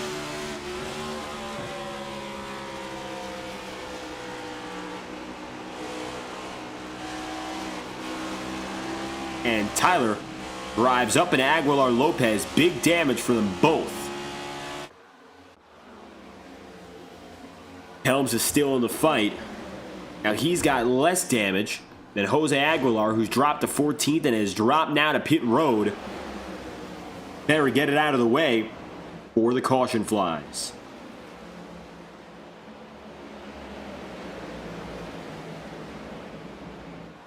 Three wide. One driver in the wall after that scuffle. And that looks to be some big contact for Xander McKinney. McKinney is going to fade to the back on the right side.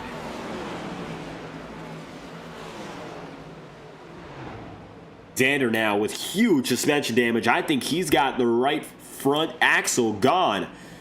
He is stalled. That's going to cause a yellow flag. Caution's out. We're probably going to have 2 laps at the most to end this stage, but Xander McKinney stalls and the yellow flag flies.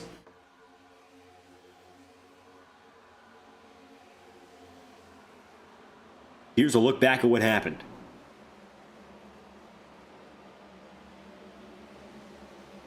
Three wide with Ortega. McKinney got loose, they got shot up the track, and he was gone from there. Yeah, he lost a wheel's worth of suspension.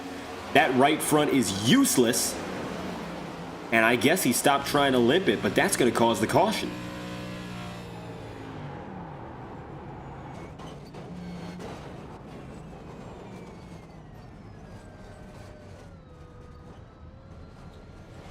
Caution's out.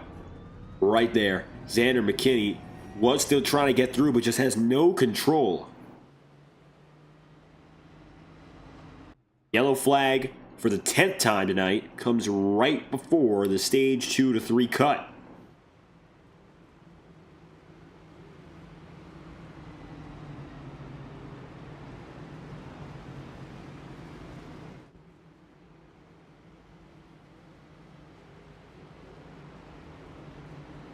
We're looking for confirmation as to whether or not the stage will continue for a short dash or if it will be called here. Right on the border.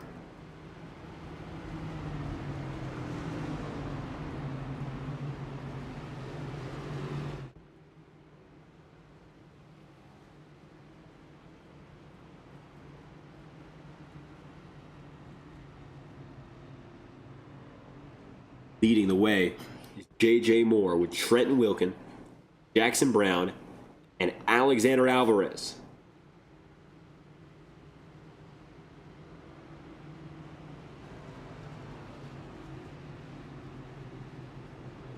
Cameron Campbell, Wyatt Thompson, and Axel Smith now go down to 7th with 8th, 9th, and 10th as follows: Alexander Ortega, Nicholas Rode, and Aaron Kovnat, the P10. It looks like we'll have just enough to get this stage going for a 2-lap shootout, and then take it back to the yellow flag to restart for stage 3. That's the anticipation, as we'll restart at lap number 69, go to the end of 70, and reload.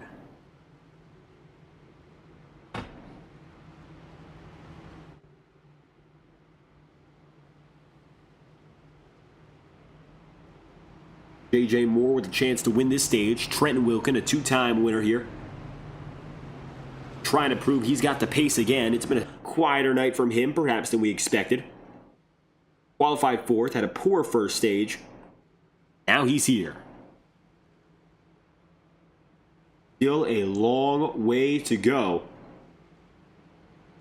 It's 90-plus laps ahead, and the final stage encompassing most of that. Drivers know this is only just the beginning. And more than that, the most important strategy battles, the most important battles on the racetrack, we have not even seen them, but we'll see who wins stage 2. One of green this time, organizing under J.J. Moore.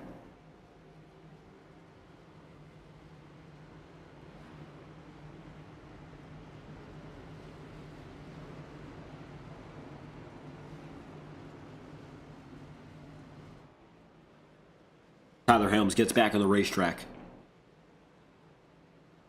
He'll just barely be on lead lap at the number 7.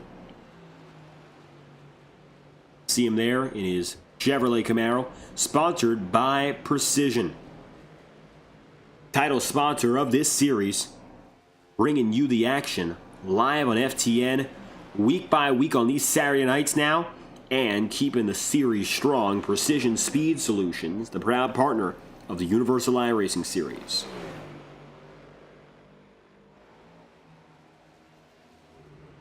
Two laps to do it for this stage. The heavy favorite to win it is J.J. Moore. No matter what, we're going to see a caution within the next 2 laps. We'll see if we get it immediately, or if we go all the way.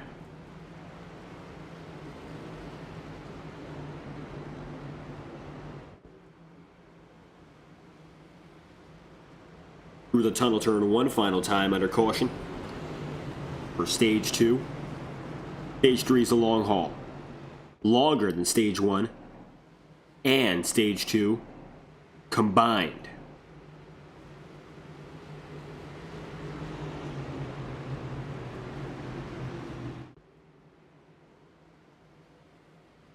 Warren Wilkin leading from the United States. Jackson Brown and Alexander Alvarez, back-to-back Canadians on the second row. We'll see if the Land Rover gets the job done, or if the home country drivers can finish this 5-mile stretch with the advantage. Green flag again for J.J. Moore. He'll get the ball rolling. It's all his. Trenton Wilkin just behind, already contested by Alexander Alvarez. Yellow flag, watch out for it. Any caution ends the stage.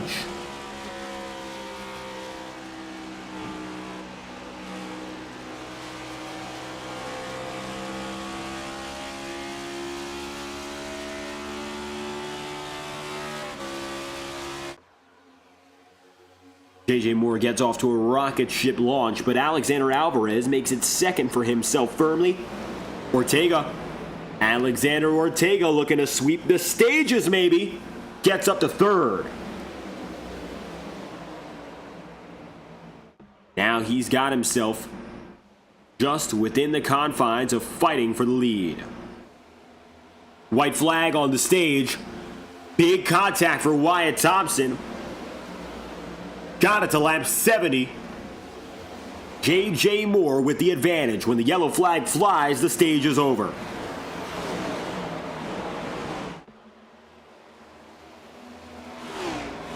Alexander Ortega has a chance, I believe, to get up to second place in Trenton Wilkin, but it looks like right now, Moore has just enough room to fully break away. Coming to the line. J.J. Moore's got the advantage, and firmly. Trent Wilkin has to watch out if Ortega can give it a dive. He's pressured more so by Alexander Alvarez and won't have the stuff to do it. Coming across the line, J.J. Moore collects the checkered flag for stage 2. He'll win it. Caution's out for the 10th time. Wilkins second, Ortega third, Alvarez fourth, Wyatt Thompson fifth, Axel Smith sixth, Jackson Brown seventh. And that's the way your second stage concludes.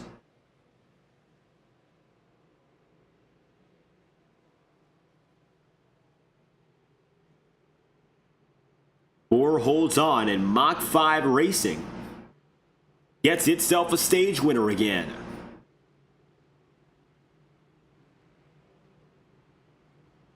JJ gets the job done, and we're going to dial him up right now in the FTN booth and hear from your leading man. He'll be heading to pit road most likely this time by, so we'll give him that, and then we'll get a talk going with the top driver from this second stage, and he convincingly was the best guy over the course of that run.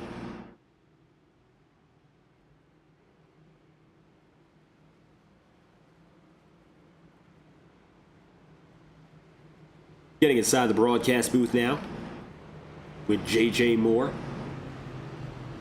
Moore finds himself on top of a critical points period, getting a stage win. As it stands, points-wise, Moore still has himself a long way to go to even get within consideration of the playoff picture. A moment like this is huge. He'll be getting on a pit road right now. We'll watch the race off pit road. You'll hear from stage winner, J.J. Moore. First things first, let's see who gets the job done in this pit road run.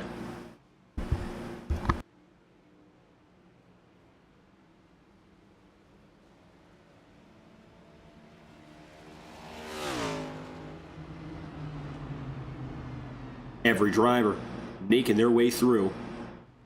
Very few decide to stay out on the racetrack. There's one, Nicholas Martinez.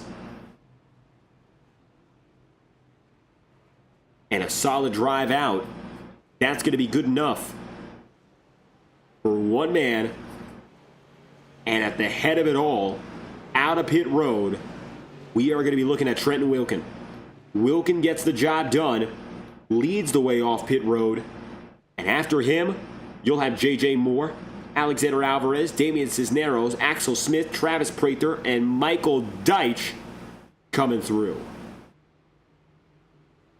J.J. Moore back in business with a stage win and a great run for him. So far, so good. He's got 90 or so laps to prove he's got the stuff for the win.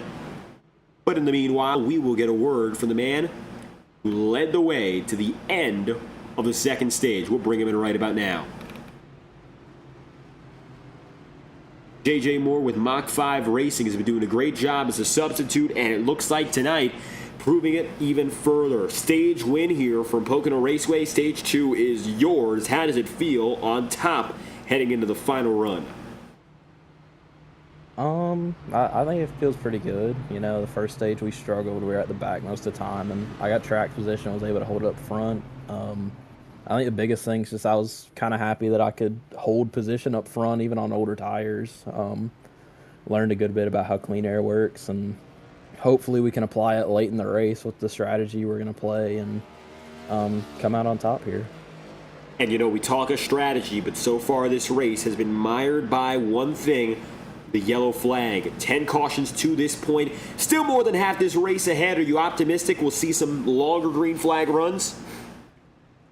I'm saying I thought we were going to have them in stage 2, but like you said, we've had 10 cautions through 73, and I feel like we may see it, but I feel like we're not going to see much more than about a 20-lap run, personally, from what I've seen so far. But, you know, UIS and the Cup Series, each week, they've never ceased to surprise me, so I could 100% see us going green to the end here.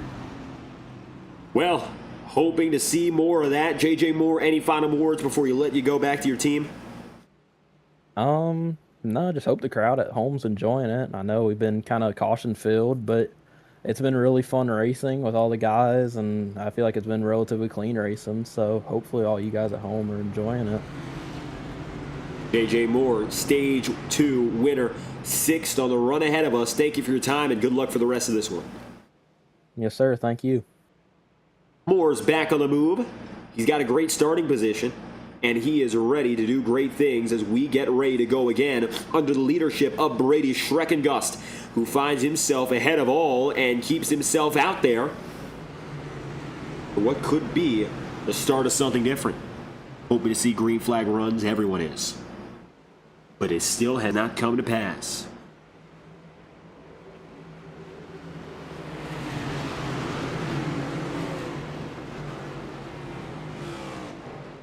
Stage 3 begins here and now at lap number 74. Brady Schreckengust with the keys to the kingdom. We are back on our way.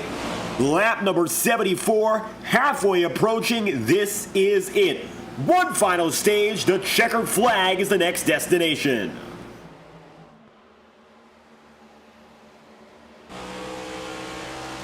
Schreckengust with clean air and a clean track ahead of him. Heading out of turn 1, Trenton Wilkin now just behind. Connor Blasco goes side and side. Trenton Wilkin. Chris Parker, P4 as they run. Nicholas Martinez back in the top 5. A lot of surprises just by looking at the field we've got right now as Logan Brigg, your pole sitter, has disconnected for the night. He is down and out. So another strong contender out of this one that leaves us with 22 on the lead lap.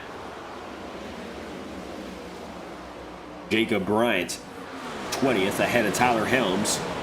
Helms trying to come off the back of some of that damage he got late in that last run. He's going to have a road to recovery that is long and arduous. And it begins just about now.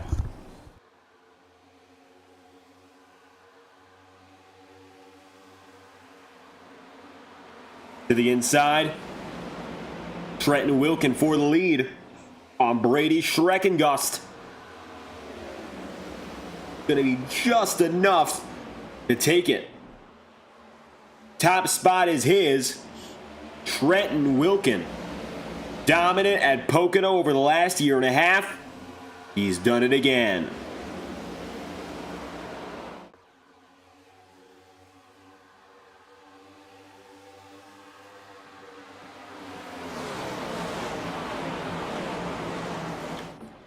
Connor Blasco maintains the top 3 placement here.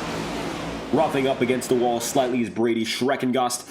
Let's take a look right now, tire strategy, to see, relatively speaking, who's where. Trenton Wilkin went down to pit road at lap 72, and it shows Chris Parker on one of the... Oh, wow! Brady Schreckengust from second Rex. That gets Alexander Alvarez. The caution's out. A freak incident from the front. And Schreckengust goes out swinging. The tunnel turn collects another.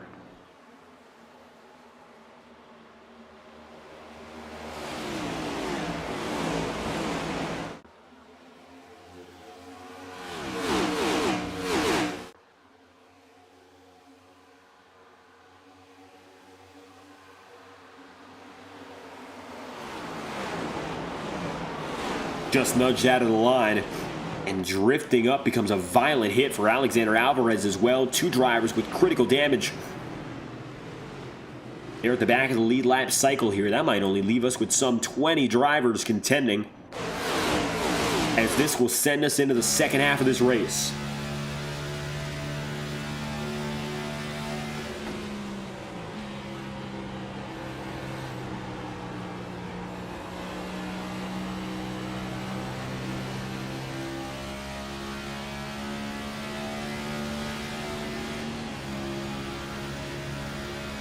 From Alexander Alvarez's perspective,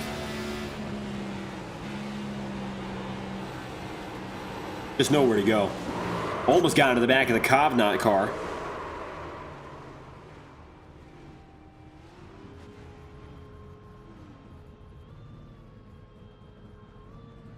And Alvarez pulverized That's your 11th caution of the day. And we talked about the pace of cautions. We still are on pace to see 20 plus here tonight. The expectation is, of course, don't get there, but it's still a very realistic shot. Michael Deitch will lead a posse down to pit road from 9th. Michael having a solid day, looking for a good top 10.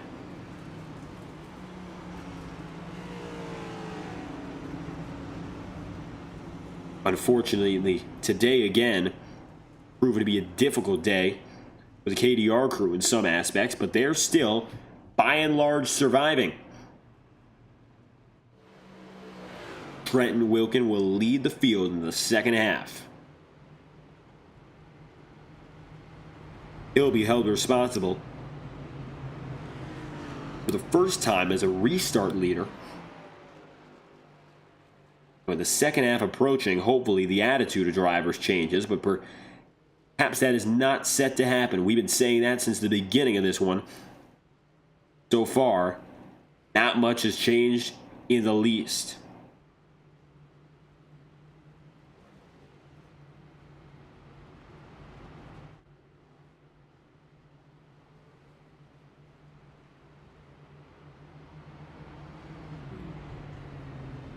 This is one of the multiple crown jewels in the Universal iRacing Series schedule, and one of the biggest tests of attrition that you will expect to see on their catalog of races.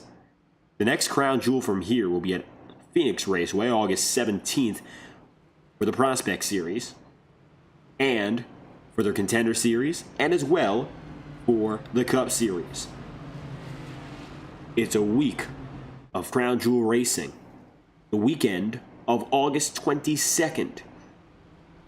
So a few weeks away from here, drivers will be given one more money test, and Charlotte Motor Speedway will be the last of which is a 500-mile feature there. Only a few crown jewels on the schedule, this being the second of which, with $75 associated as is part of the Dash for Cash, which began at Darlington, went on to Charlotte. That's where it will end. 3 Dash for Cash races, this being the last of which. We'll restart at the turn of the page. Lap 80.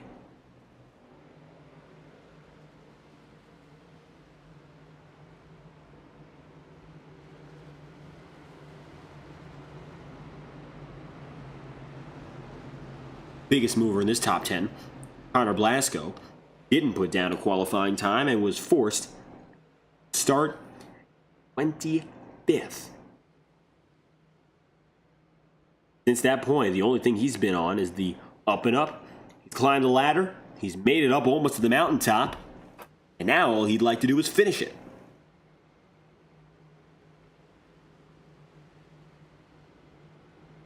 Going to take a while to get to that point of collecting the checkered, but Blasco isn't particularly far. He just has to keep himself out of harm's way.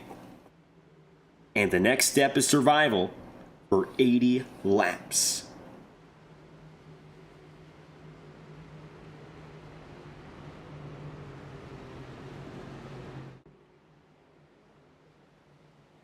Heading to the green this time by. First half has been tumultuous, filled with 11 cautions and 11 restarts.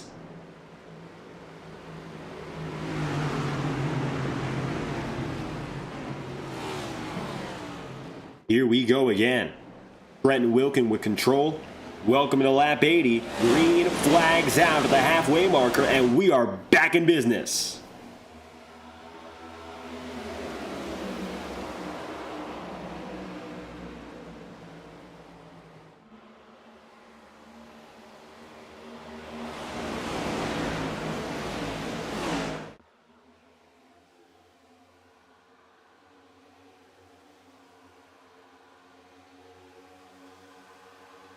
Chris Parker, driver the number 20. You'll see him here inching up on the 11 of J.J. Moore.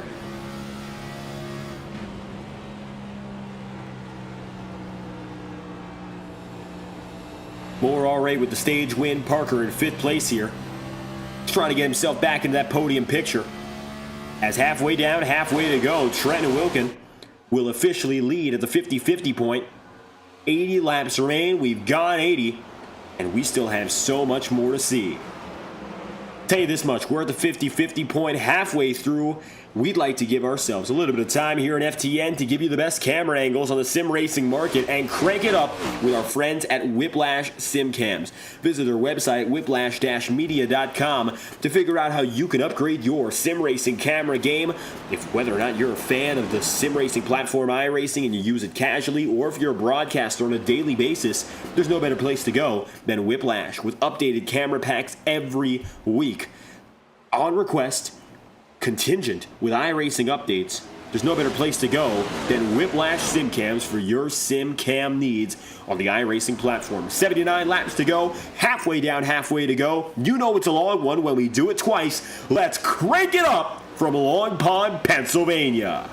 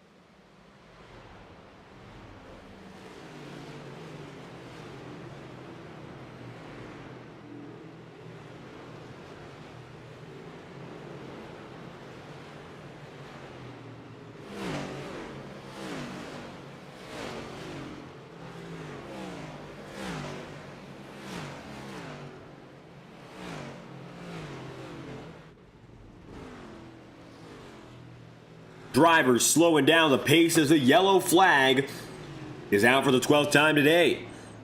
Caution flies, trouble continues, and we're going to take a quick look back and show you just what happened.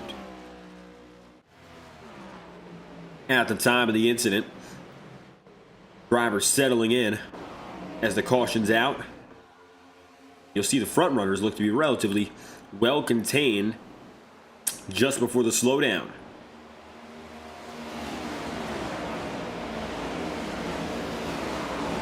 Heading out of turn 1, Michael Deitch with the go-around.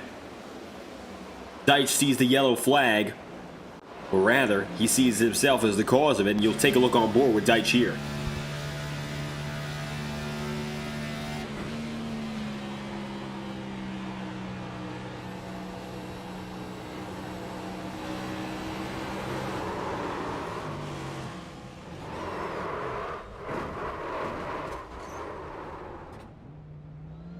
Michael Deitch sees a dozen's worth of cautions, and the yellow flag is out. Trent Wilkin bringing the field back to pace car lineups. It's him, and only him, up in front as we get back to the start-finish line again.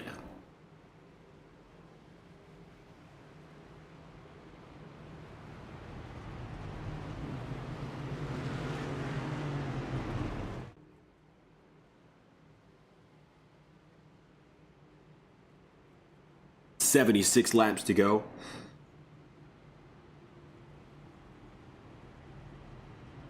It very likely will end up being about 73 when we restart. Just dependent on when everyone gets themselves organized. Michael Deitch will get an end-of-line penalty as the last driver on that lead lap line. thanks to his caution being called. 76 remain. He'll get back out there. Brady Schreckengust among those on pit road.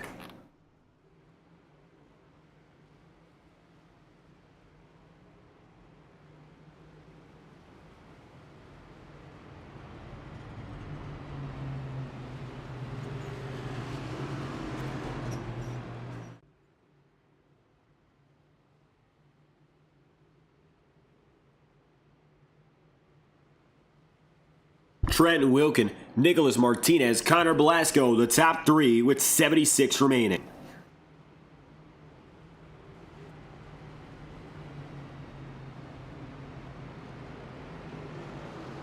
Chris Parker, Damian Cisneros, Aaron Cobnott, Jason Hall, Henry Kaloff, and Axel Smith to the back end of the top 10.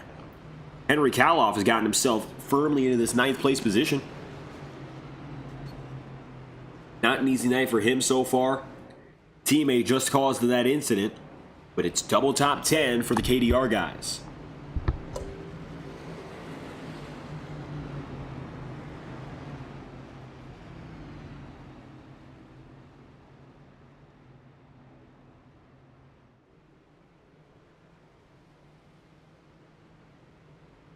Wilkin will be alongside Martinez for the first time. Martinez will start this one in the front row. A little bit of a surprise, given the fact he actually started this one in 3rd. You would think maybe one driver who starts in 3rd would get a chance to pass one driver.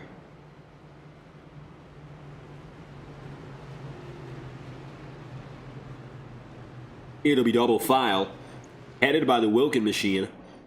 And if you're joining us right now just to start your viewing experience live on FTN, this race has been going for approximately an hour and 52 minutes. Oftentimes, when we go to the Pocono Raceway, we go for 75, 80 lap races. We have already gone 75 laps. We are set to do it again.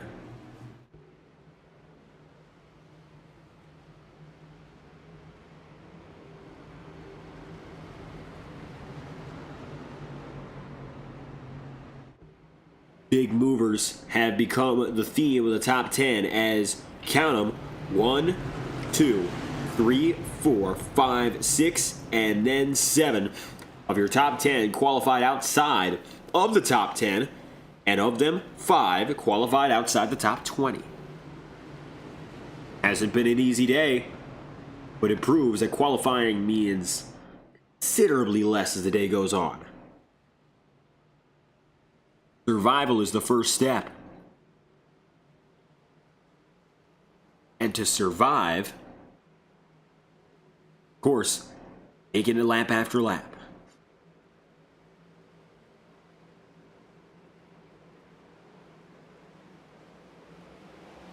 Trenton Wilkin gets the green flag. It's all his. Back in business with 74 laps remaining.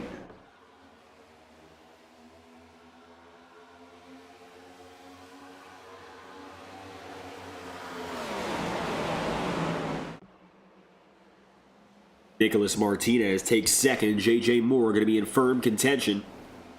Already some rubbing off the wall. Jason Hall sees it 3 wide. Make it 4! Alexander Ortega takes the gap. And he will get the 4 wide pass. Big move for the man who started this run in 13th. He's up to 8th. And he is sailing on the high side, looking to make something work. He knows he's quick, and perhaps his pace is alone now with new rubber. Take a ride on board with the 32.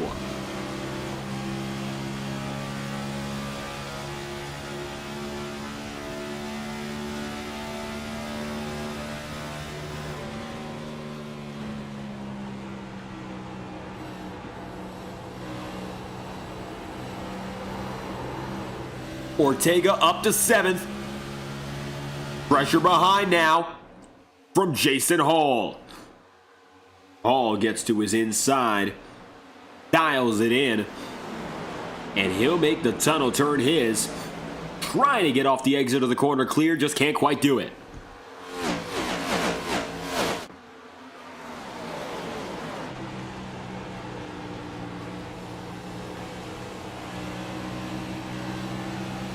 A look again on board with Jason Hall.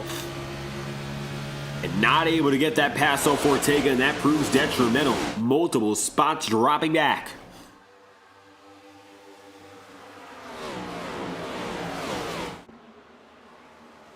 Trenton Wilkin, 0.4 of a second up on Nick Martinez. And Martinez is getting worked hard. JJ Moore qualified, or rather started in this stage, 6th position, after winning the stage prior. So for him, he's taking a step back. He's trying to prove again that he can do a little bit more. Get himself back up in the spotlight for this win. Wilkin is the best in Pocono that we've seen over the past year plus. So it figures that he leads now. But JJ Moore has been giving us a great showing of his own. Just a little bit of track position lost. Is that enough to knock him out of that prime position of winning? Not too far behind your leader, but it's going to take a different level of consistency and control to stick himself back up there as the top dog.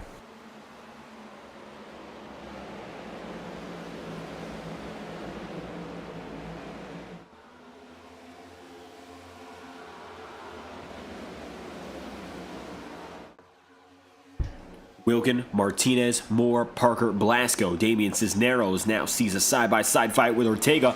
Damian is loose and will drop a spot.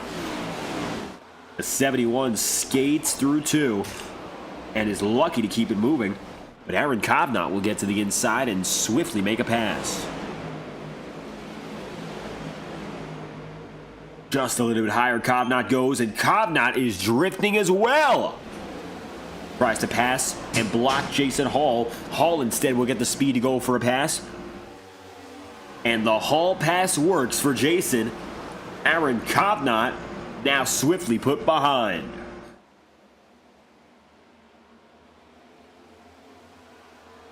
Oh!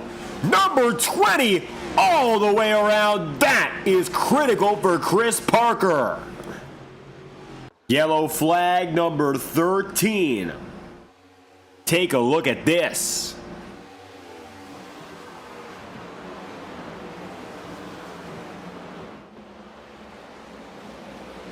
Nasty hit. Could have been if anyone got to Chris Parker, but he's the luckiest man on the circuit.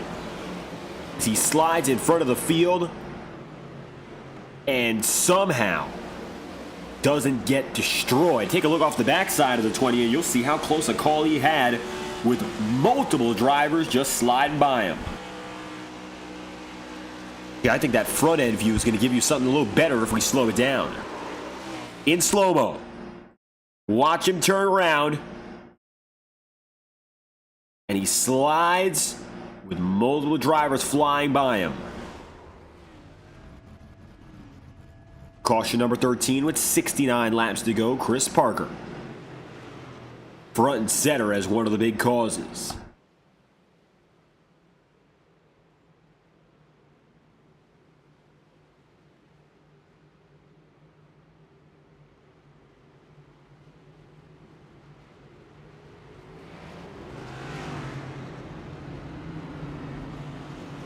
Trenton Wilkin, the leader, after, believe it or not, one of our longer green flag runs of the day.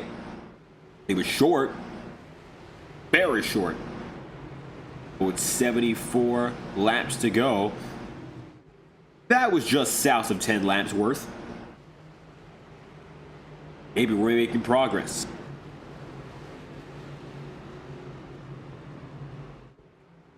"69 laps remaining. Long Pond, Pennsylvania has been a roller coaster today, but there are roller coasters that go much faster than what we've been seeing. I say that partially as a fun fact. There are roller coasters in Pennsylvania, a little bit faster than the caution speed. The caution speed is 75. Not quite. Maybe there are none in Pennsylvania that go faster. You would have to go to New Jersey, get a little bit quicker than that, but nevertheless, the yellow flags have been the story of the race so far, and I think for every driver, seeing strategy nipped like this, it's not fun. It just isn't.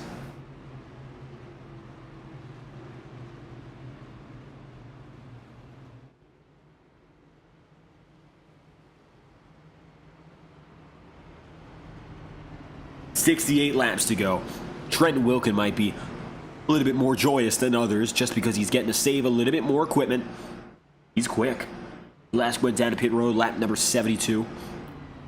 So, Alexander Ortega, last went in at 85.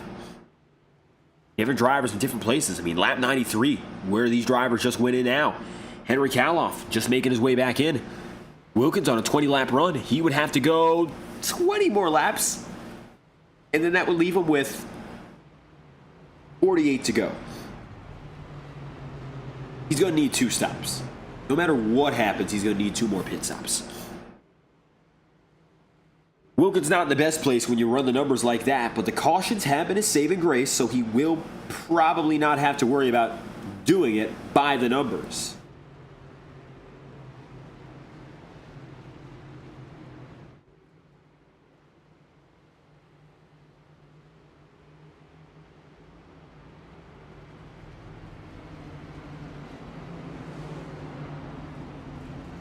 One to green this time around.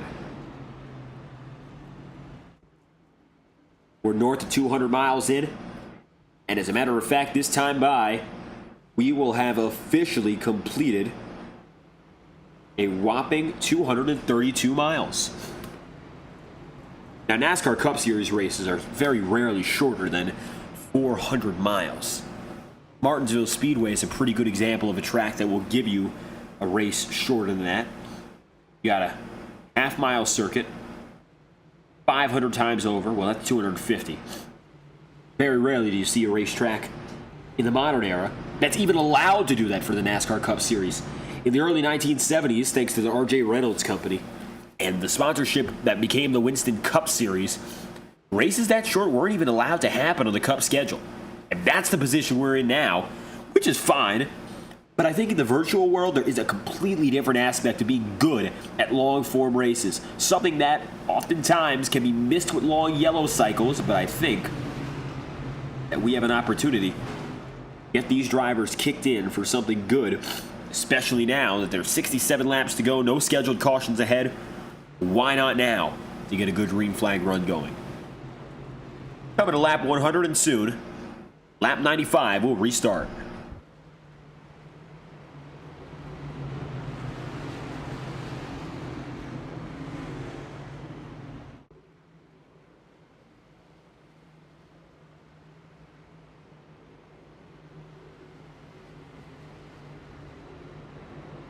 Brent Wilkin and Nicholas Martinez are the front drivers, ready to settle in for another long haul. 67 laps to go, going to become 66. It's about that time.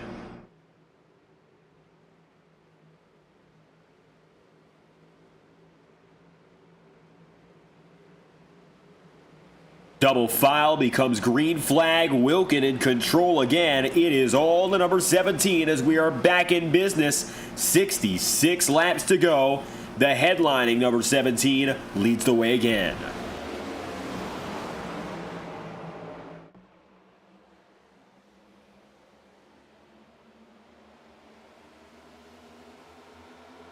Damian Cisneros in the 71.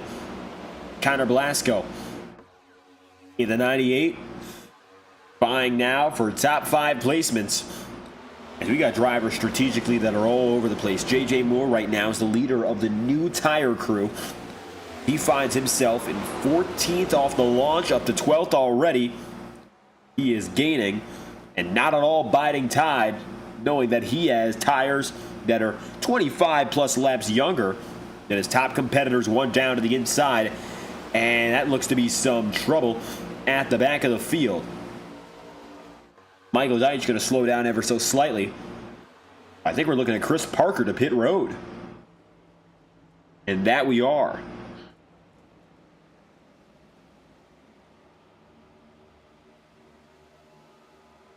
Chris Parker is going to make his way through. Trenton Wilkin leads the way now in a bump drafting affair. Wilkin sent through the tunnel turn off the back of Nicholas Martinez.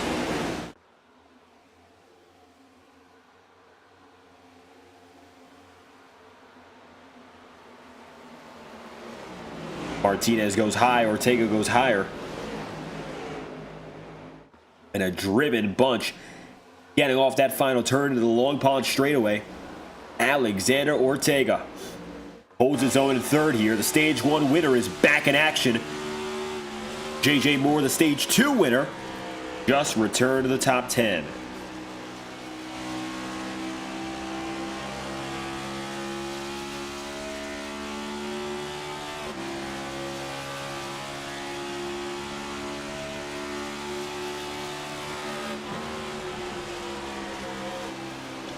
Ortega's right there. Small nudge. Tries to give there to the 48 of Martinez, and he just can't make it work.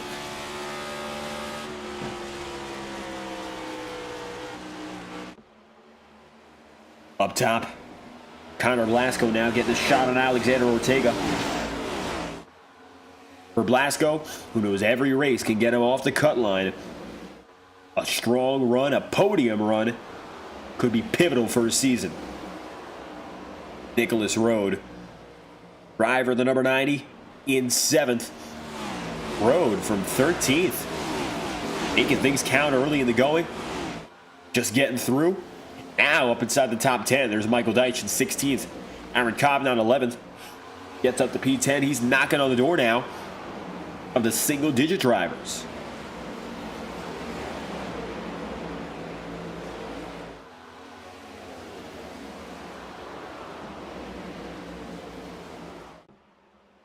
Diving in, Aaron Cobnott right behind Jackson Brown. JJ Moore has tried to leave these drivers in the dust.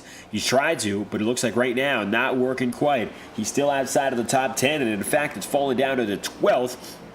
Finds himself in a more difficult situation than he perhaps imagined.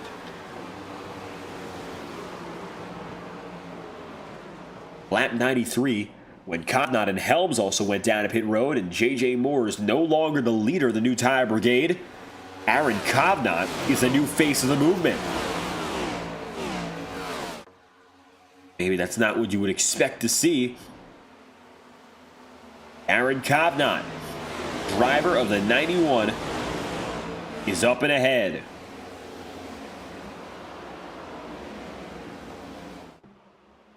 He will very likely be the driver who will turn the page on the fields ahead of him and make it so new tires count a lot more. At least for the time being. He still has a ways of distance to go. Finds himself currently in 8th and about 2 seconds off Trenton Wilkin. Wilkin has not yet been truly contested, at least to this point.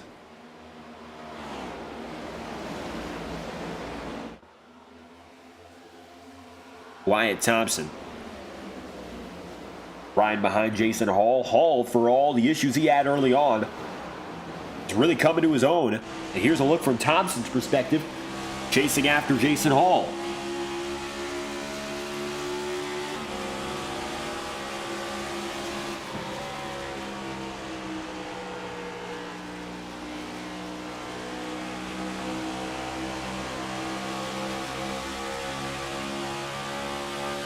Connor Blasco getting all sorts of nudging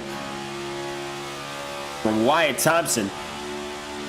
Thompson utilizes that chrome horn and sends it deep.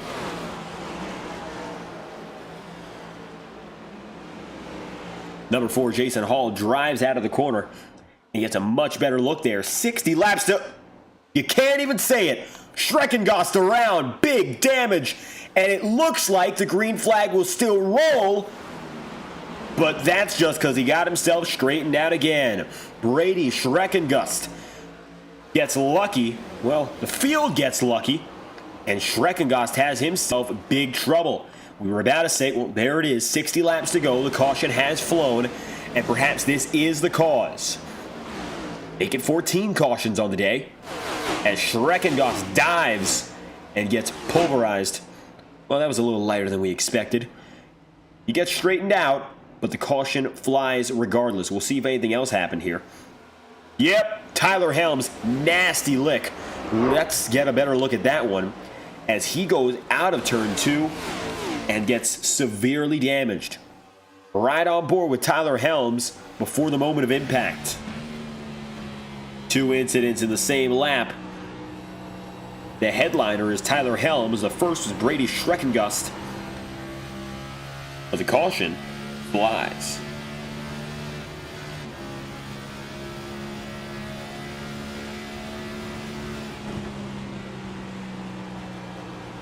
On the way in. Just got loose. Cobb maybe the finisher there.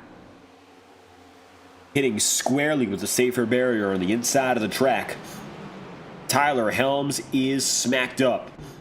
And with 59 to go, I believe that was the longest run we had.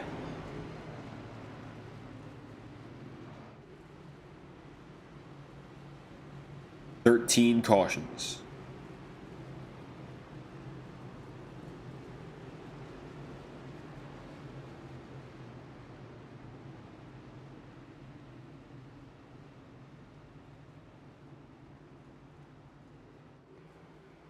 Trent Wilcomb will lead him down and in for what could be his penultimate stop on the day. It looks like it will be. He will box them all in behind. Ortega slowed.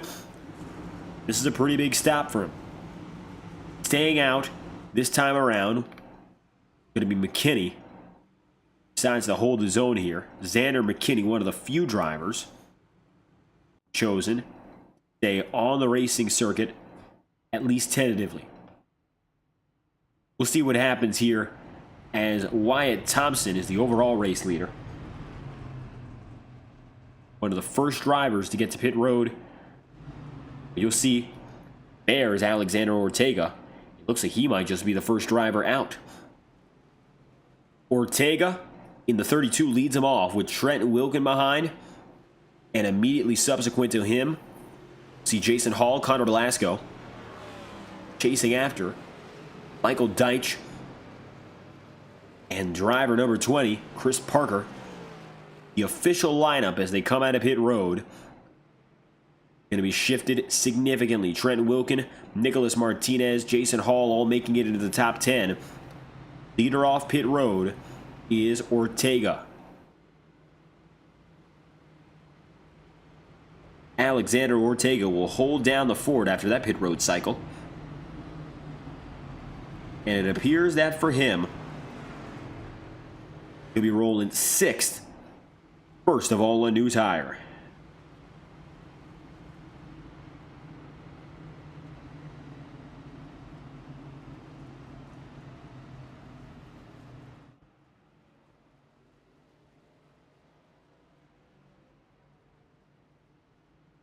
"57 laps remain. Alexander Ortega, a wheelman without a doubt. There is little a chance that Ortega is going to fall out of the frame for now. I think it's really only just the beginning. Wyatt Thompson, number 2, gets to the inside. Aaron Kovnat has been fantastic as of late. He's got a chance again.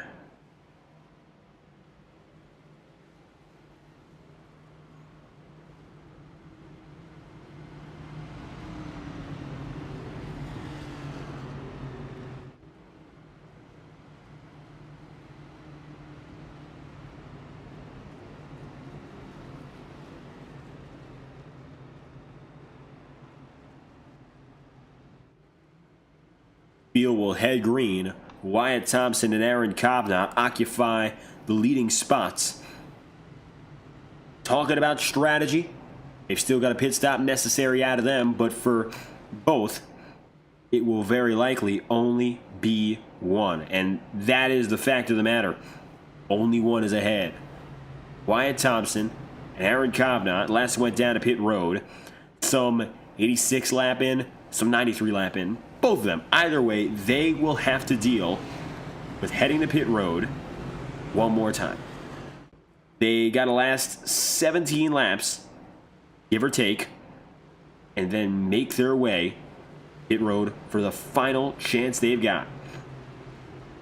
Otherwise, the checkered flag will be a green flag run if we stay green, or a few yellow flags in between, but strategy now shaking out for the very end.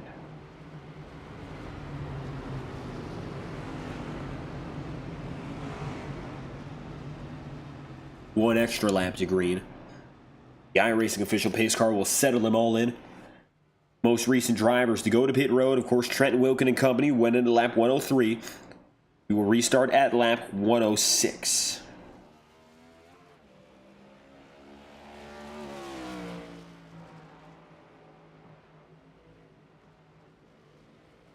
It will be 54 laps remaining. We return to the action with our 13th restart of the day.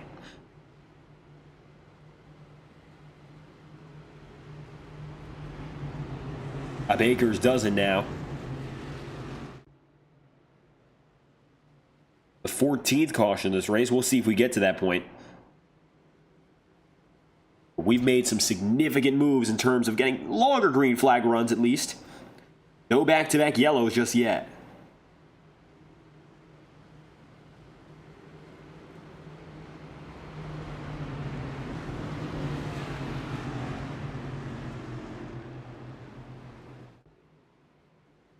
Coming to the checkered flag.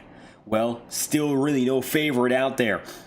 If there's anyone to look out to or look out for, I think without a doubt, it is going to be Trenton Wilkin. Wilkin has been the man of the hour, and he's a Pocono winner twice over. Trying to go for 3 consecutive. The lap record is going to be held still by Logan Brink. He's not in this race, but he did get the qualifying lap record and slammed it 7/10 faster than where he was beforehand. Now, Wilkins only got to focus on the winning.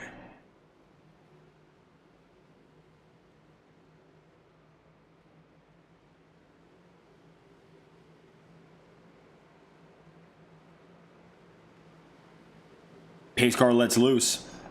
Aaron Kovnat, outside line, gets a weak start even though it's teammates. Kaloff tries to help him out there, but no dice. It is all Wyatt Thompson. He'll take a car length and then some as a jump as he heads into the opening corner. Advantageous.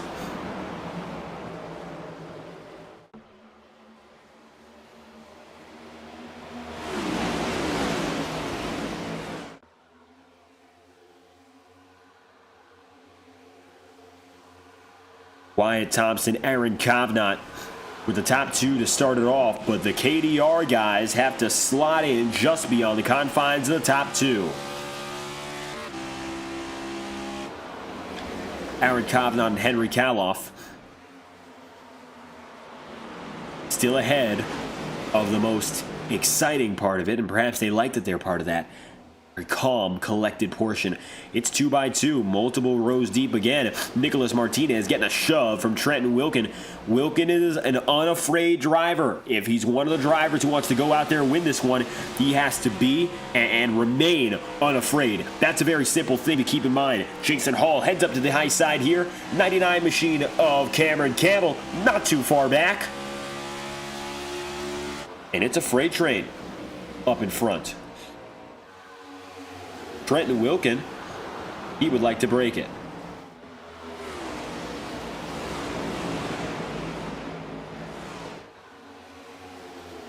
Still 2x2. Tyler Helms back in the picture after some earlier contact, flush with the outer turn 2 walls, or the inner turn 2 walls. He bounced out of the exit of turn 2, and there's trouble. Damian Cisneros up the track, in the wall. Everyone straight. What's the call on the field? No yellow yet. They'll review it. Here's the look at the incident before the caution is decided upon.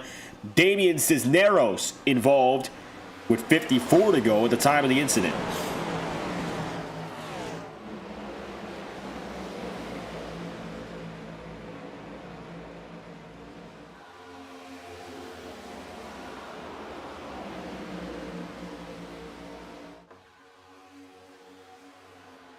Cisneros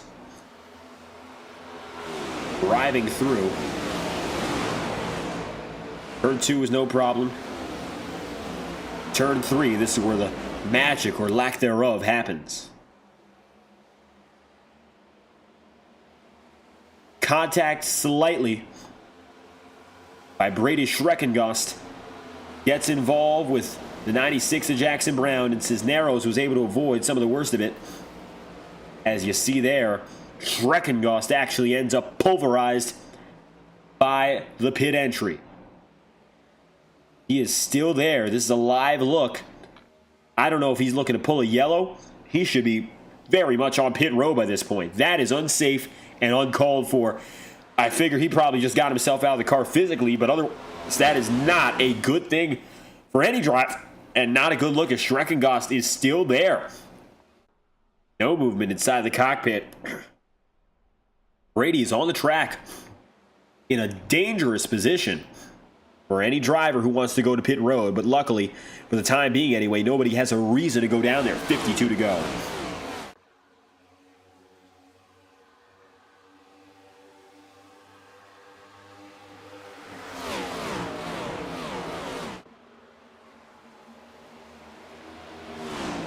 .51 laps to go. With a moment like that, I think we have finally reached the moment of truth in terms of keeping this run wrong. Of course, wrong in terms of cautions.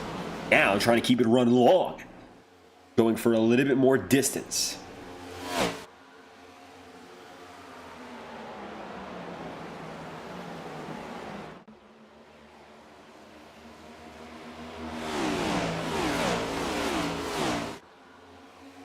At the line, Wyatt Thompson makes it so. He has completed 110 laps.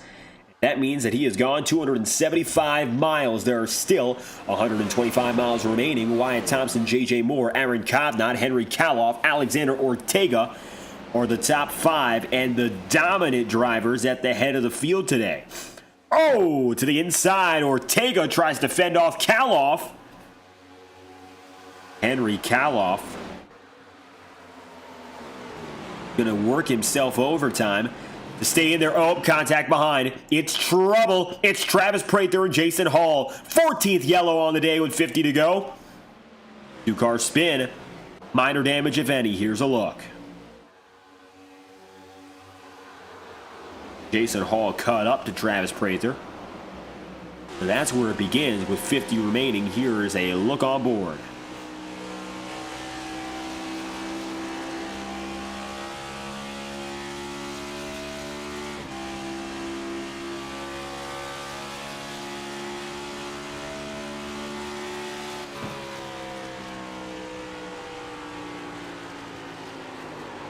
Hall wasn't able to avoid the start of the incident, where Prather was spun around. Subsequently, he might just get the most damage of it.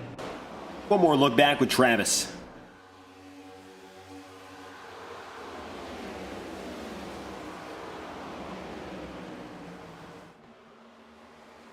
We'll see what happens here. The 58, as he and Trenton Wilkin are what begin it, and Wilkin getting involved in an incident is bad news for that 17 team.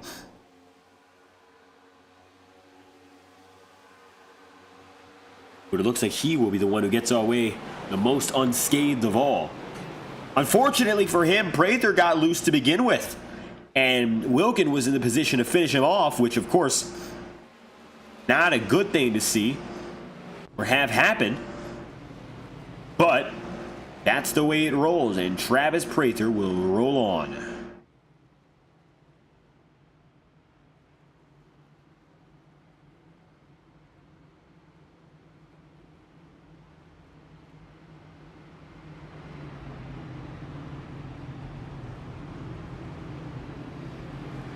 .49 laps to go, make it 48.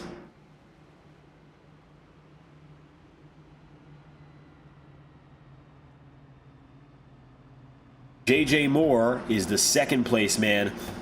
Aaron Kovnat runs third. Alexander Ortega is still in the fourth position. Trenton Wilkins going to get pretty lucky in that the incident he was involved in, I don't think that you can pull it on him or pin it on him for cause.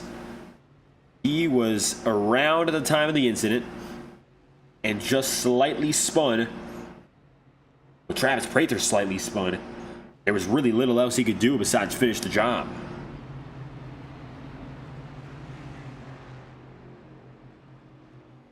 Zach Trevino fan club, unfortunately, much to their dismay, he's been out of this one for a while, but the fan favorite otherwise has, with certainty, been this man, Cameron Campbell. Campbell finds himself in the 8th position. He's a second and a half off of where Thompson runs, and that's just for the time being anyway. But 8 places up for Cameron Campbell. It has been a wild ride so far for the number 99 team.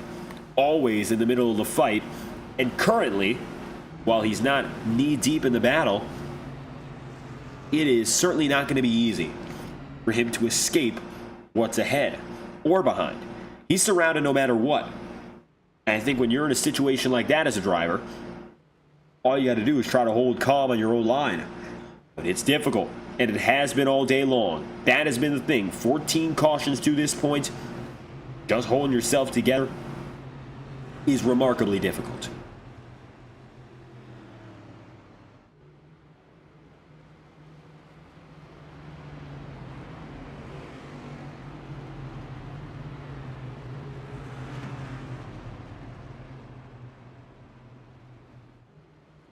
One to green next time by.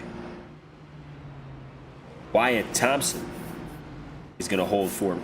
Michael Deitch given the end-of-line penalty for that one. Now, perhaps there was an additional incident, but Deitch will be sent to the end of the longest line. And nobody else, with regards to that last incident, will be penalized.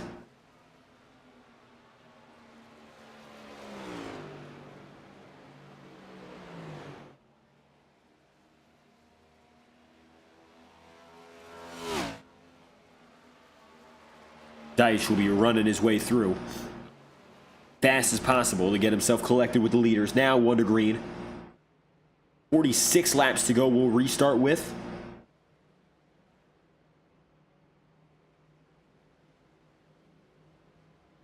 And so the final run is upon us. It'll be lap 115.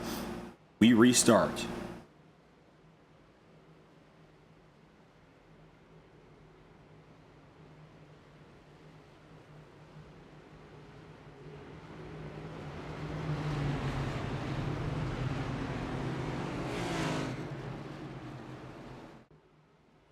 J.J. Moore, Alexander Ortega, both the stage winners, running in the top 5.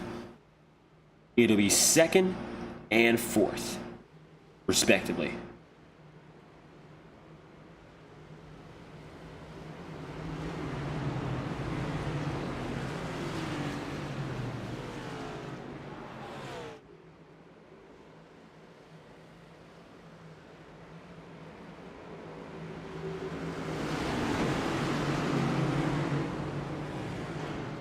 .14th restart, and by and large, this has been the most we've seen in one Pocono race in UIS. Green flags out again. Wyatt Thompson carries through well.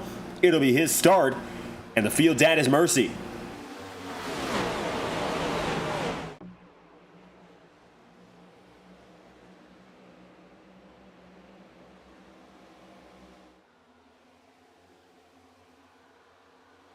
J.J. Moore is just below and has not let Wyatt Thompson slide. Thompson has not been a leading caliber car so far. We really haven't seen him up there, at least in long terms. J.J. Moore's had the experience up in front. That could be to his benefit, and additionally, he'll drive hard to the inside to try and come up clear. Wow, he just will. Barely, but it's not enough to hold it. Wyatt Thompson does get the better run off the outside. It'll be 2 by 2. If anyone can try and contest Ortega, they can't. Kovnat's in 5th. He'll be next on Trenton Wilkin. J.J. Moore holds his own. Down the inside goes Wyatt Thompson. Thompson's got himself a real nice look to the inside, and that's going to be good enough to take the lead back.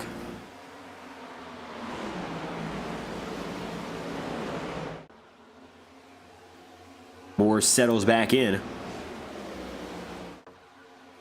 Perhaps it is better now for him to save some fuel. 45 laps to go. Every driver in this field Still looking at needing one more stop unless they just went to pit road in that most recent cycle. That's what it's looking to be now.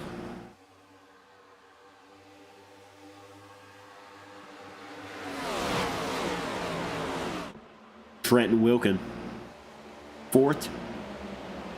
Still single file upon the leaders. Jason Hall gets a nice drive, just a little bit better than Tyler Helms right there. And it is single file. This is more than what we expected. We got 20 drivers right now on the lead lap, the last of which is straggling. That's Travis Prather, who's in jeopardy of going one down. Alexander Alvarez is also slowly but surely becoming one of those stragglers. He is 6.7 seconds back and runs a 19th. Haven't lost a lot of drivers, but the few that we have made all the difference. 44 laps to go.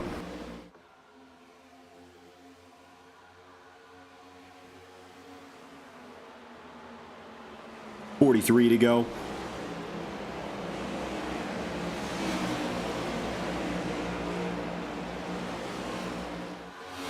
And one driver dropping the inside heavy.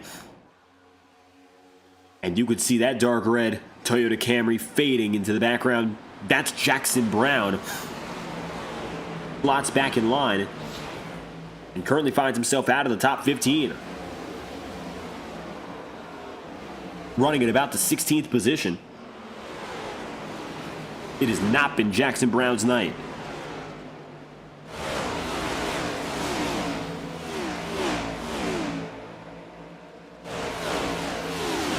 We'll get back in the long lead lap train. Minimal damage, but he won't have to concern himself with that. But Ortega, anyway, is your leader. Trent Wilkin has gotten up to second. Aaron Cobnott in third. And we have ourselves a battle for the lead heating up, not to mention Henry Kaloff. Oh, yellow flag. Caution is out. And it will be a fan favorite and Cameron Campbell involved. 15th of the day.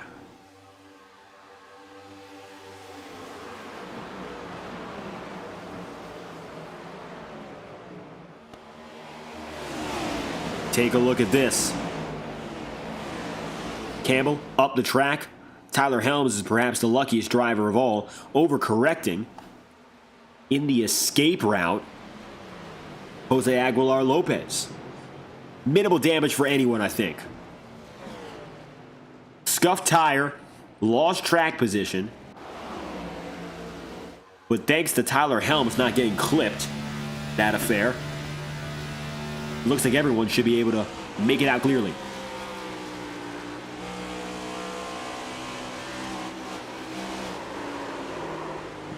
Up the track, take a look. Close. Nothing. Campbell's going to get a nudge on the front end. And it's nasty for him. Jose Aguilar Lopez, though. I think he was even closer getting real clipped. And he's lucky to survive it.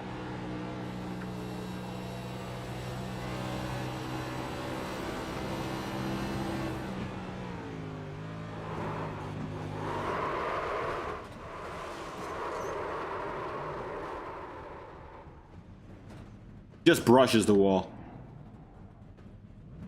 And for Aguilar Lopez, that is enough to keep moving. Both drivers should be able to continue on.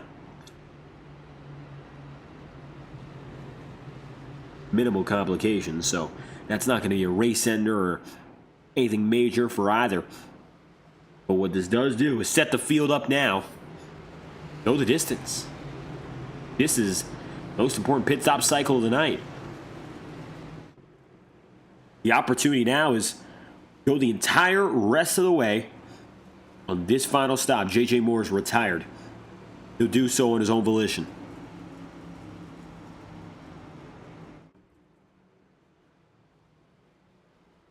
One driver staying out.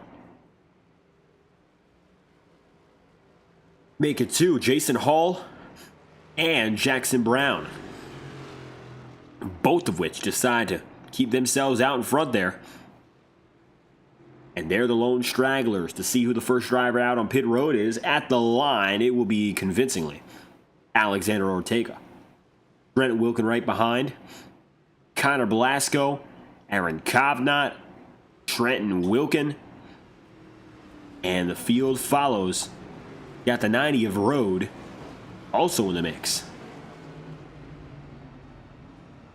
So officially, as they roll out, it'll be Alexander Ortega, Trenton Wilkin, Connor Blasco, Aaron Kovnat, Henry Kaloff, Nicholas Rode. Jose Aguilar Lopez finds himself close to that front-running group. Nicholas Martinez and Travis Prather.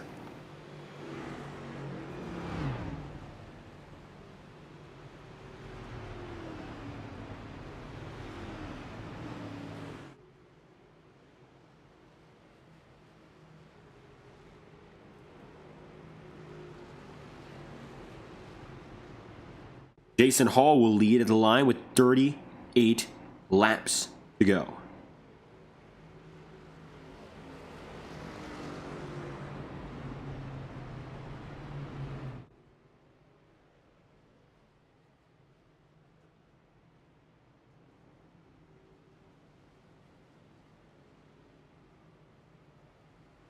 One to green this time by.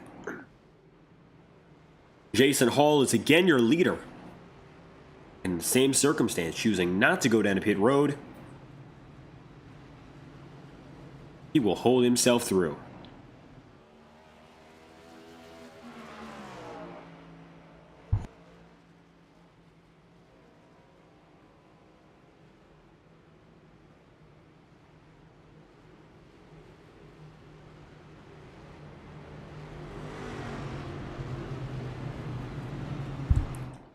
Hall and Brown are going to be only 6 laps off tire-wise, so for them, I think this gamble makes a little bit more sense.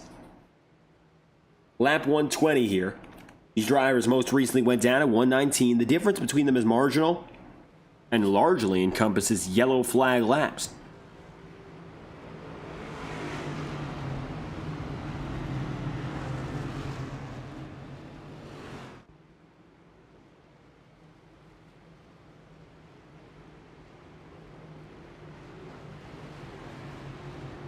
.38 laps to do it from Pocono Raceway. The final sprint is in front of us. Cameron Campbell will start this one in 17th.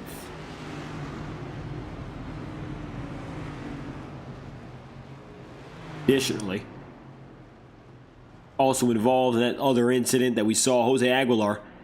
Jose gets up to 9th and actually is going to gain overall.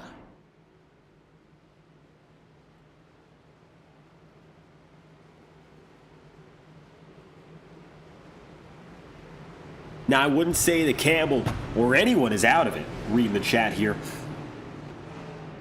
Still 39 to go. Enough time to say it's anyone's race. I would still say that firmly. Pit road, less into consideration now, is with 40 to go. Everyone's gone down and in. Anyone can make it to the end. It's time again. 14th restart. Jason Hall with the jump. He'll take it into 1.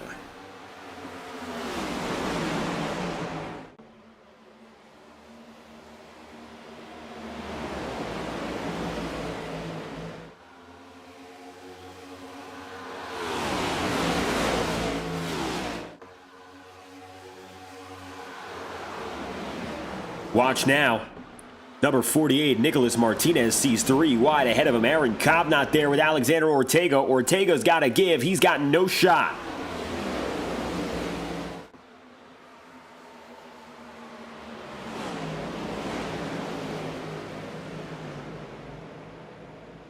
.38 laps remaining.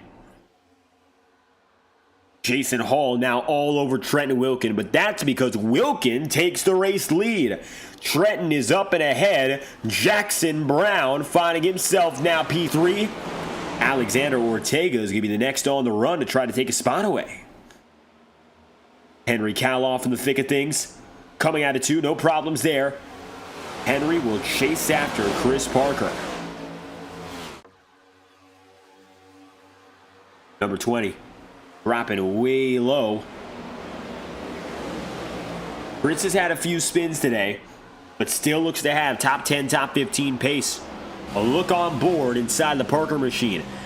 Chris qualified in 12th.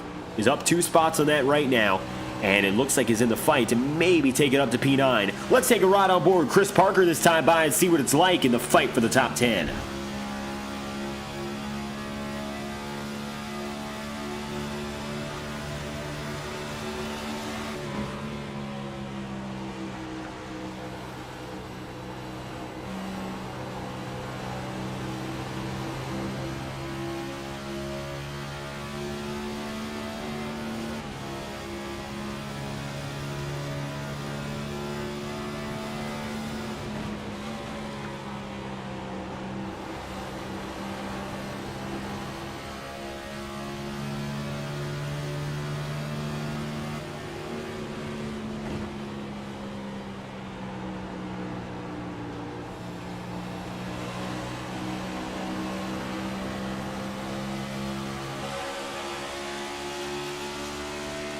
Oh, we got trouble.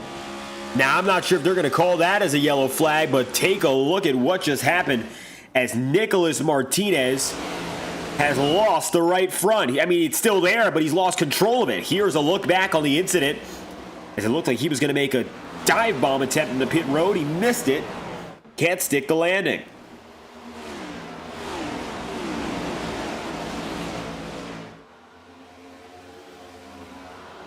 Watching with the Burt Rubber Racing Warehouse number 48 to see what could have caused it.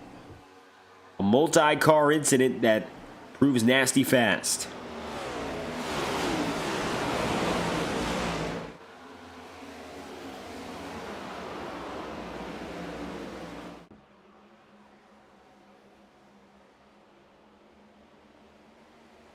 And it looks like, just getting into Jason Hall. Hall straightens himself out at speed.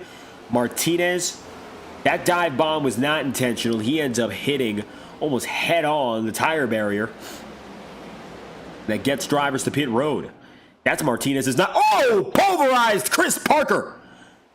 Now that was a hellacious drive up out of 1 and perhaps the worst I've seen all race long.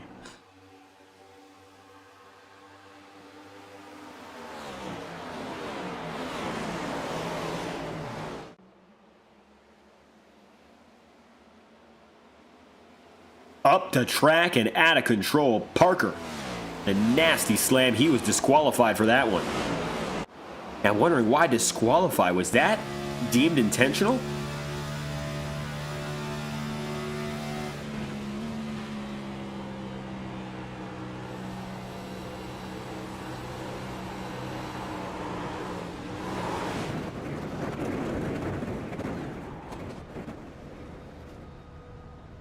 That's a disqualification. Perhaps deemed negligence. We'll get the answer from the admins and leave it out of speculation, but a big, big moment, but a bad one. Take a look at this. Parker up the track, got into road.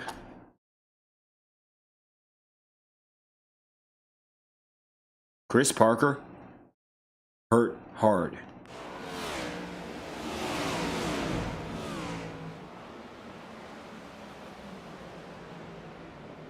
"33 laps to go. Yellow flag is out.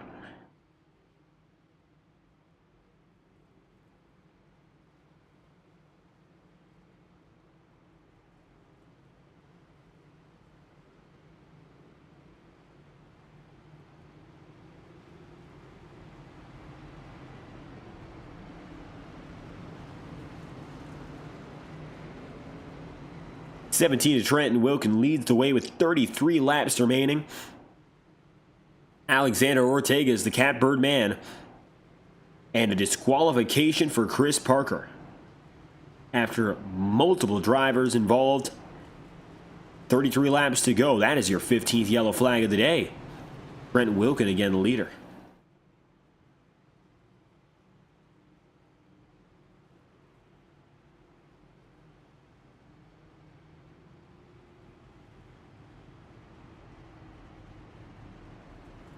It'll be about 30 laps to go.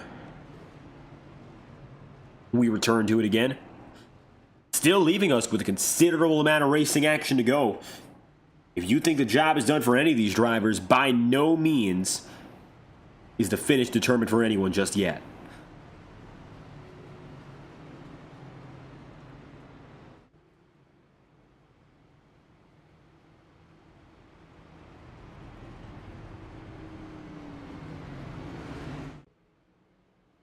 $31 to go. Next time around. 30 left. We say hello to the green flag.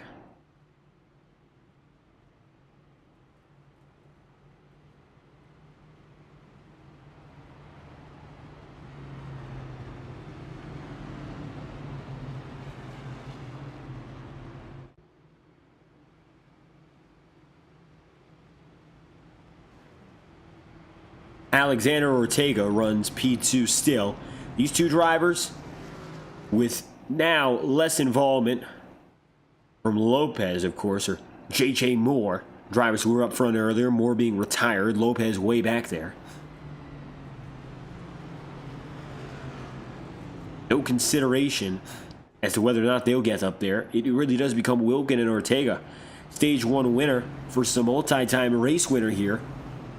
The odds-on favorites, perhaps if there's two, maybe one of them due to come out on top.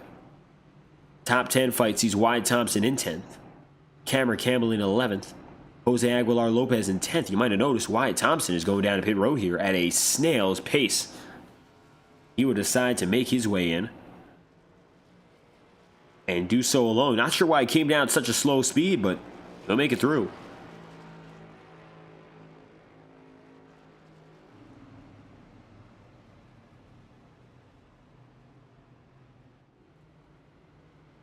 $30 laps left. That's all that remains.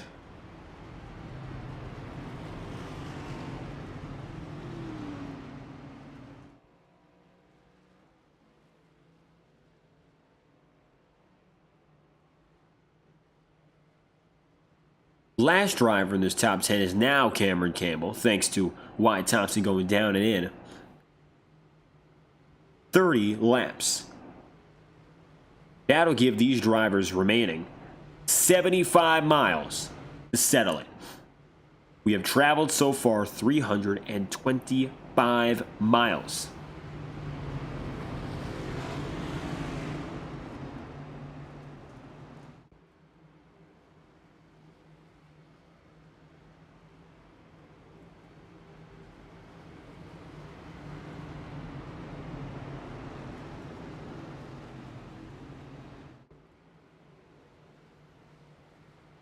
Ortega, can he get this lead from Aaron Kovnat? Of course, get the push. Beat out Kovnat, beat out Wilkin. I don't know what the expectation is here. Wilkin to the inside have been dominant, but we'll see if something on that outer groove can make do.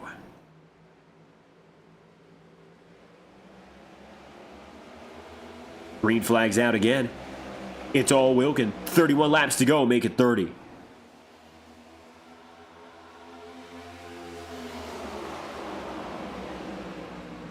Aaron Kovnat going to take second. Alexander Ortega bobbles big. Not a good start in the least. And just like that, oh, wow. Alexander Ortega just about 2.5 feet maybe off of Aaron Kovnat there side by side. They'll get away, but that was about as close as it gets, save for contact.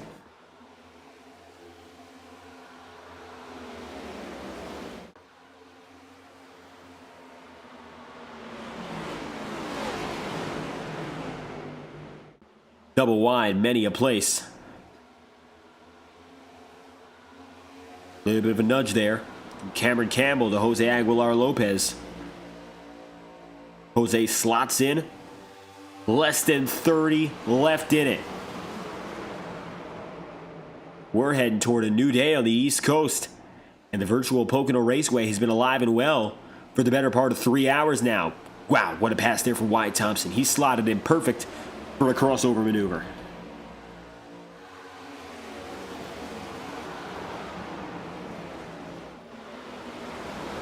Aguilar Lopez not able to get it back. Wyatt Thompson will maintain with Trenton Wilkin leading. Alexander Ortega second, and Aaron Kovnat still third place here. Looking on board with Kovnat.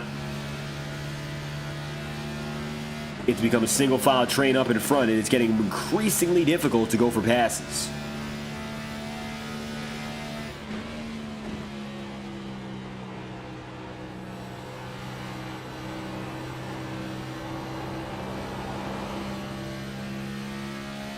Down to the inside on the second straight. Wilkin trying to break the draft. Every one of these drivers here in the top 5 going down to pit road at the same time. Jason Hall, the only exception, 6 laps earlier, and he has maintained despite that fact. But he's the exception to this rule, and everyone else is basically level. Either way, this level footing means that everyone now is racing against themselves as much as they are against opponents.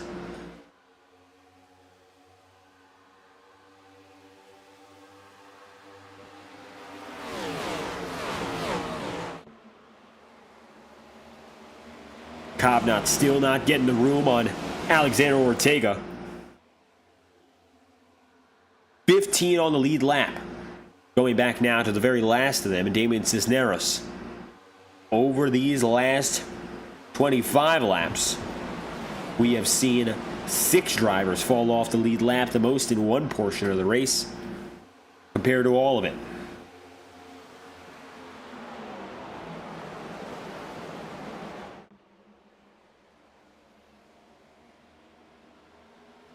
Two by two, not quite, but it's head-to-head now for the race lead as Alexander Ortega gets to the inside. And all of a sudden, Ortega's got a shot. Alexander in a 1.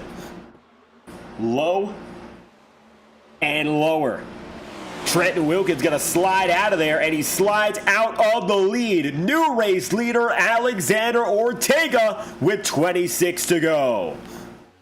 A classic pass that now puts Aaron Kovnat in the hot seat. Aaron has to find a way through. Has to find a way to lead this one.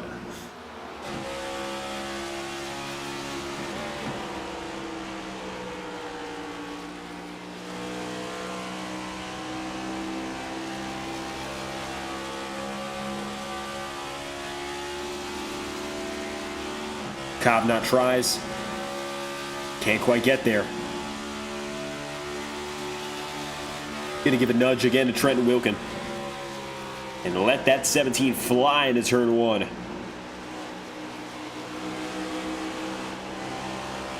Oh, Wilkins gonna fall for it. Now that was textbook intimidation, but that's a textbook caution. Trenton Wilkin goes around head on, and one of the best of this race. Either contact we missed, or just a human error.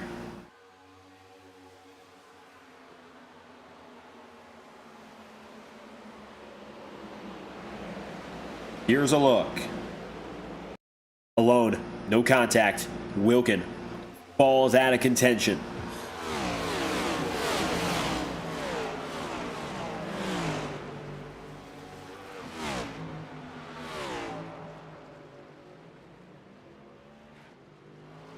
A horrendous moment. 17 team of Wilkin. Downright one of the fastest of this race. All of a sudden, chances to win are going to become marginal and minimal, if that. Alexander Ortega has a new rival, and he has made himself very clear. Aaron Kovnat is looking for the cash prize.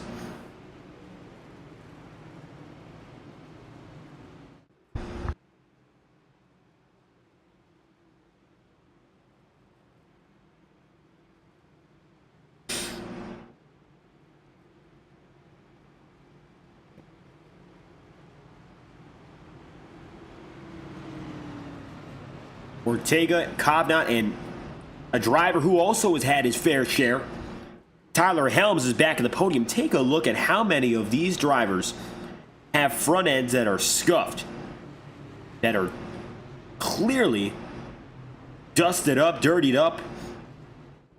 And it looks like at this rate, the vast majority of drivers, I mean, Ortega's looks a little bit better. Someone like Alexander Alvarez or Kovnat, I mean, these drivers are now getting their paint darkened just by virtue of how much of roughing up they've got.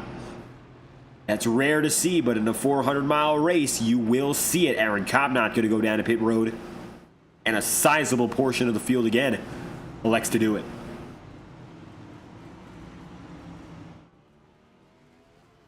Looks like about 5 of these final 15 decide to hold out. Using what extra tires they have, Aaron Kovnat will decide to drop in.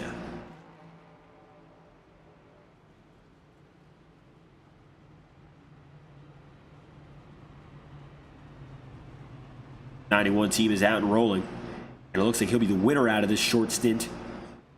Aaron Kovnat may be setting himself up to win if we go green.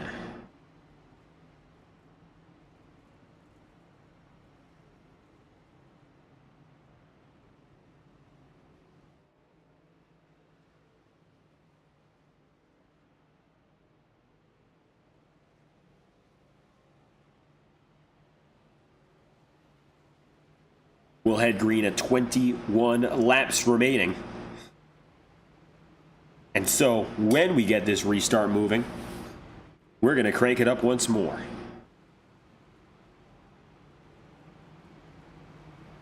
Thanks to our friends at Whiplash SimCams. There's no better place to go for iRacing cameras than Whiplash. Go to whiplash-media.com and you'll be able to check out their stuff. If you are a brand new user, you don't need any financial commitment, as a matter of fact. And that's what it comes down to. Check out their Discord server for free camera packs on popular circuits such as the Charlotte Motor Speedway. And you could find the opportunity of a lifetime for an iRacing broadcaster. Immersion like no else. Make sure to visit whiplash-media.com. Check out Whiplash SimCams. We'll crank it up with them next time by. Thank you again to Whiplash and the Pit Stop TV crew for getting the job done week after week, every week of every season. We thank them for bringing the action to you and bringing every angle. It's time to go once more.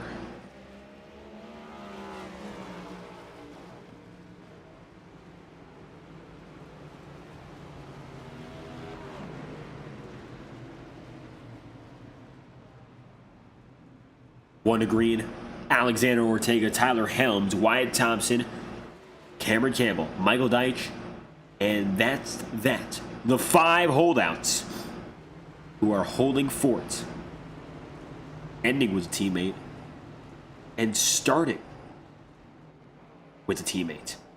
Aaron Kovnat is the first driver with new rubber, settling himself in, looking to take the lead.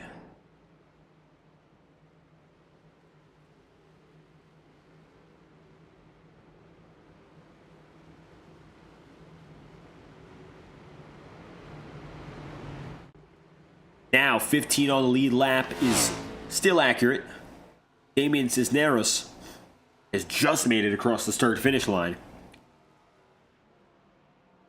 And as he does so, he will maintain that last status as lead lap driver.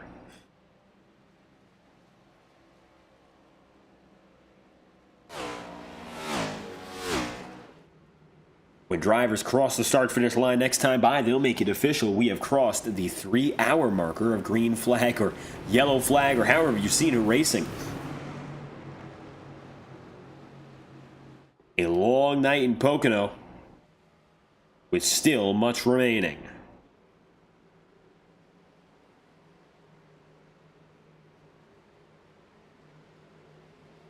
To the green flag this time by with 21 laps to go. We say hello. Let's crank it up once again from the Pocono Raceway. Brought to you by your friends at Whiplash SimCams.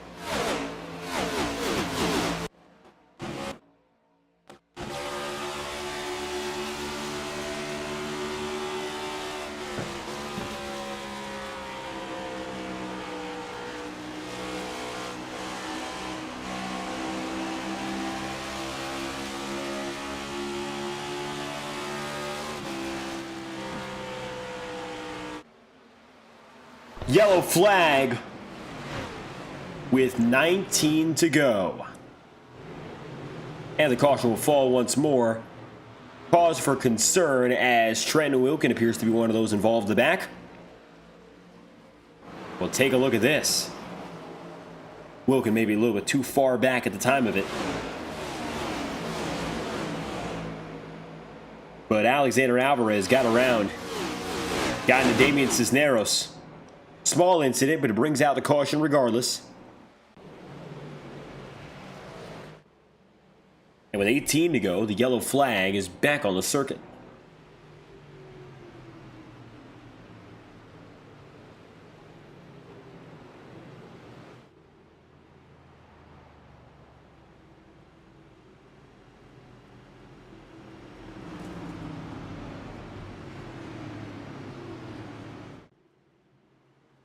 $18 laps to go.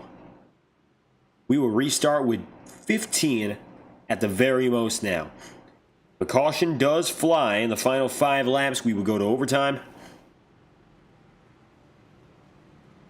And with what we've seen so far, that's very much possible.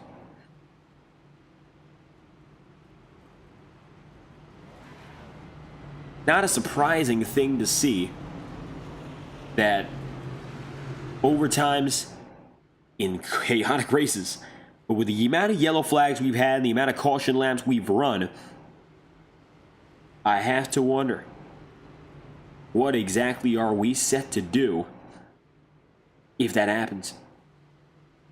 Yellow flags have been perhaps the core of this run.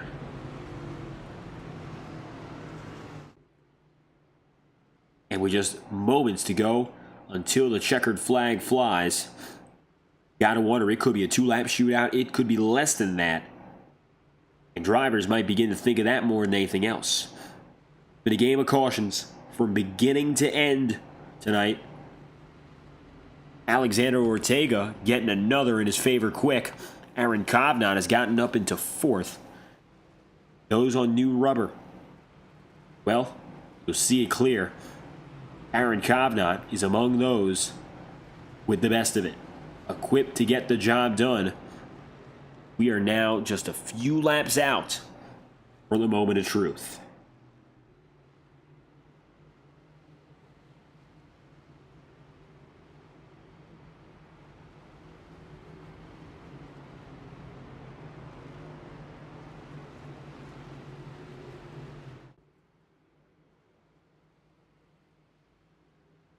Henry Kaloff, a little bit further behind than maybe he would like to be. You see him there in 9th place.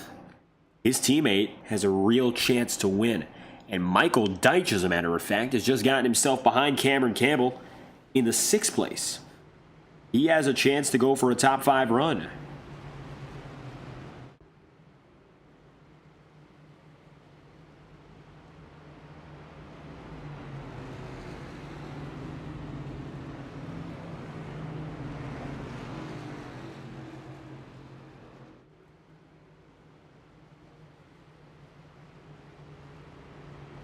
One to green next time around. Alexander Alvarez will be given the end-of-line penalty as a result of that incident.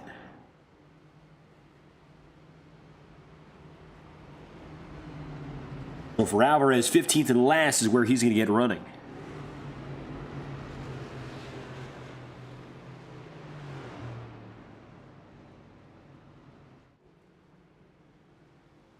Alvarez has gotten there. 1 to green this time by.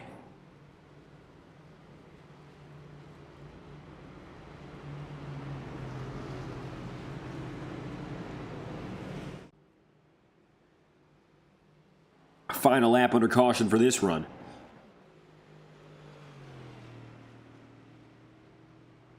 The iRacing pace car has seen its fair share of laps. Some of these drivers haven't had maybe a chance up in front. Tyler Helms, for one, finally on the front row. Others, like Alexander Ortega, have been used to it from the beginning. If you're Ortega, victory is closer to an expectation than it is a long shot dream. He has been that close. He won a stage and has been one of the fastest in the business. We'll see now with 15 laps to go what can be done.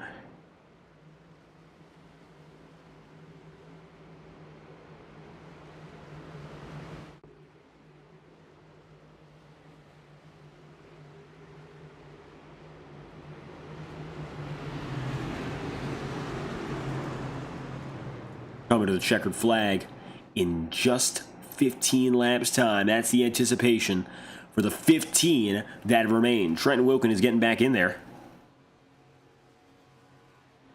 He's got himself a great chance here. At least catch up. Maybe steal a top 10. Alexander Alvarez, Damian Cisneros, some of these drivers have also been banged up as well. And it looks like really not one driver in this field really has himself a fully clean car.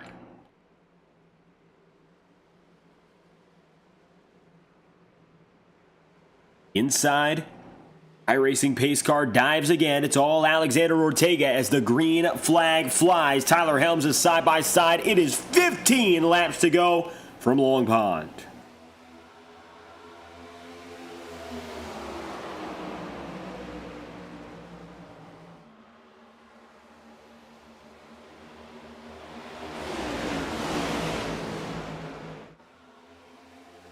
A little bit of contact as the field rolls out through the opening corners.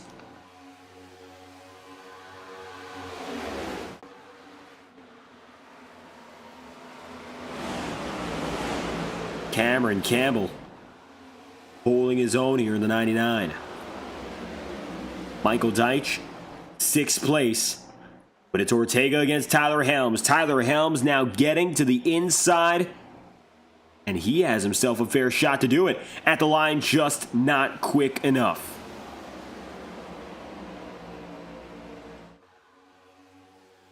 It's side by side once more with a little bit of help now from Wyatt Thompson. The inside line picks up some momentum. And into one he goes. A clear drive through. It's Tyler Helms, advantageous. Cameron Campbell still in 5th. Michael Deitch 6th, Jackson Brown 6th, Jason Hall 7th, and a train here with Henry Kaloff and Jackson Brown alongside one another. Travis Prather loose, slides, saves it. Yes, he will the first time, but he will cause the caution. 14 to go. And Travis Prather sees the yellow flag fly. Caution for cause after the 58 looked to have had it saved. That doesn't turn out to be the case.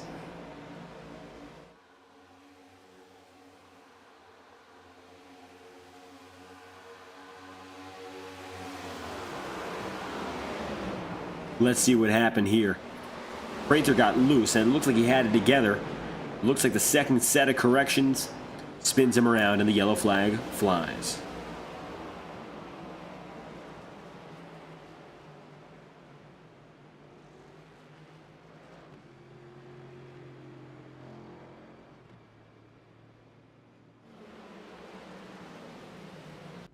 Field at a standstill once more.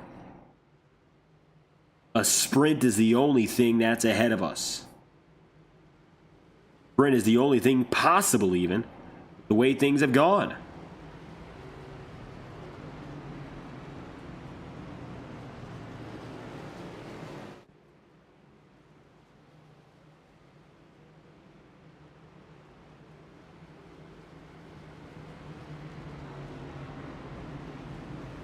A dozen to do it next time by. Looking to be 10 laps remaining on the return of the green flag.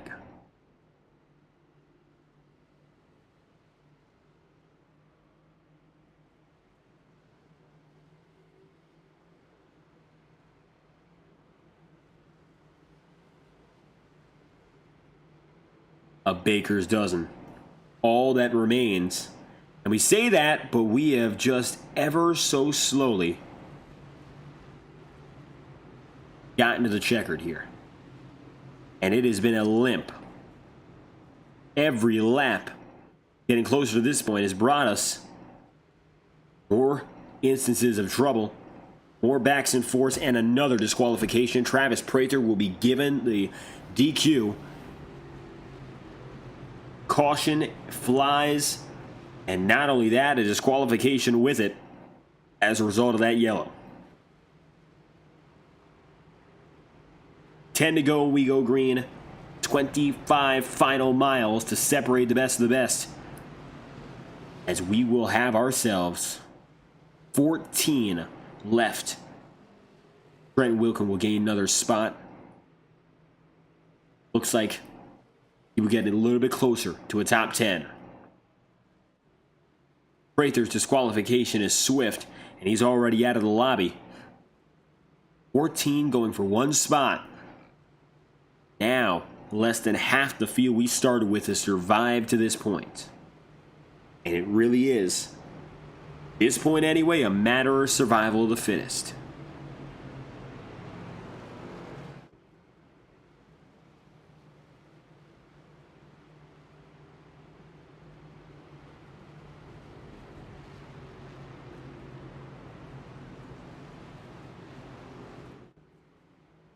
With 12 to go, biggest mover in the top 10 based on qualification is Henry Kaloff. He qualified 24th, runs in 7th.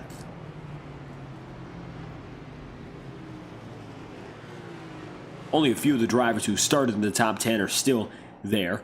Alexander Ortega second down to 4th, 9th up to 2nd Wyatt Thompson, and leader Tyler Helm started 7th, and here he is.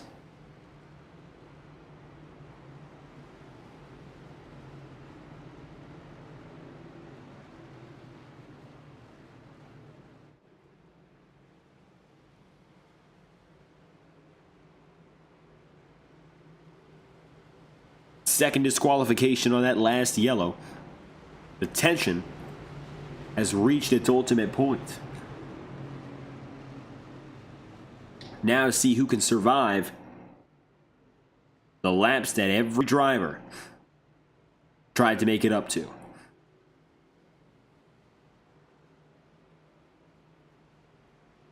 For all 28, it was a goal to get to this point, the 150s. Only 14 of them have arrived with a chance to make it meaningful. 10 to go when we go green. At the end of that stretch, one driver will be awarded that victory.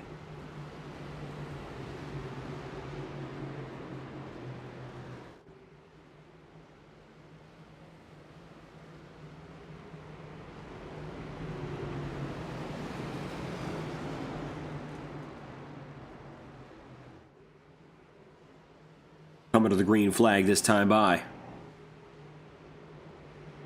Will it be the final restart? Is this the last opportunity to settle in, reload, or are we due for overtime? At this point, the only other direction this race can go is an overtime restart, which we aren't particularly far from. A caution within the next 5 laps, or after the next 5 laps, will take us to overtime racing. The final fight begins now. It's the home stretch every driver's been waiting for. 10 laps to go. Tyler Helms get the launch off the line. We are green again.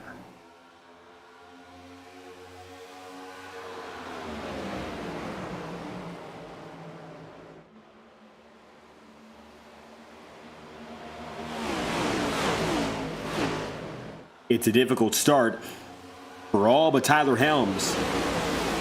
Very clearly, he settled himself in perfect.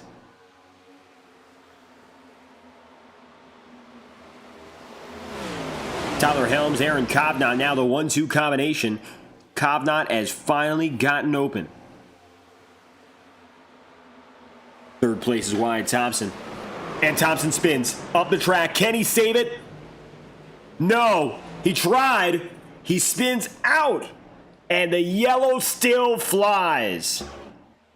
Here's a look back on that lap, but I'll tell you this much. He tried as hard as he could to get that one out of trouble. And even still, looks like problems arise.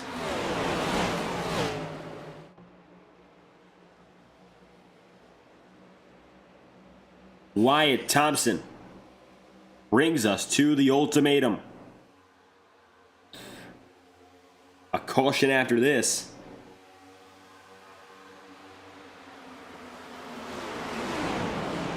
Will bring us to overtime, no matter what happens.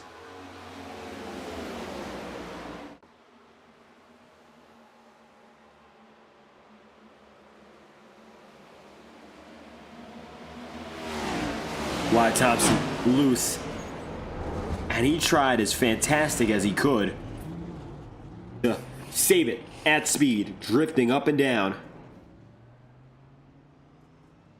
The disappointing moment, of course, for Wyatt to lose it there, but he gave it the effort. Spins out, nobody else involved, 9 to go. He will try again.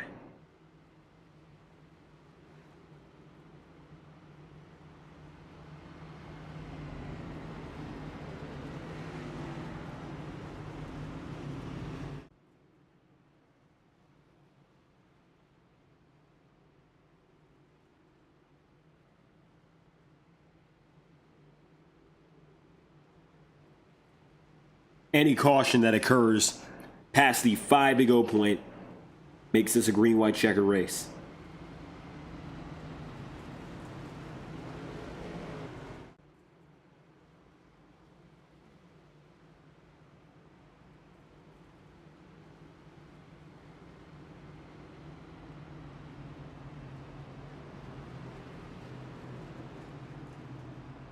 Eight to go. Aaron Kovnat finds himself half a second off, back in P2.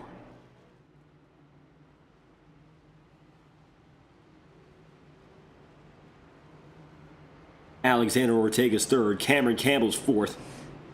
Alexander Alvarez, despite some incidents, has gotten through, back to P5. We'll restart with 6 to go, it appears, putting us right in the razor's edge of whether or not we can get to the checkered flag in one piece.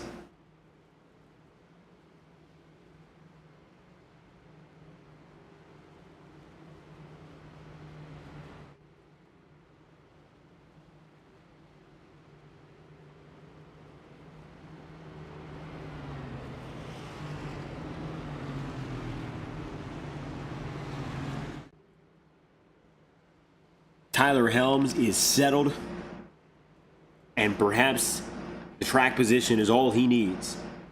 Cameron Campbell now rides just outside of the podium, watching Alexander Ortega and Aaron Kovnat give it one final shot.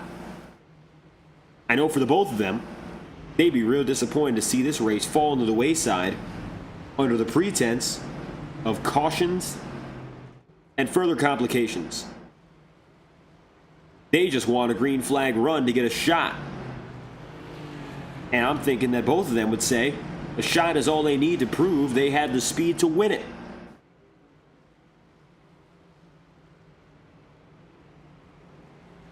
Seven to go.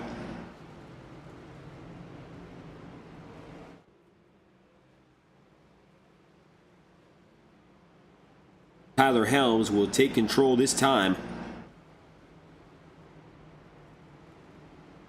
as the remaining field drives for victory.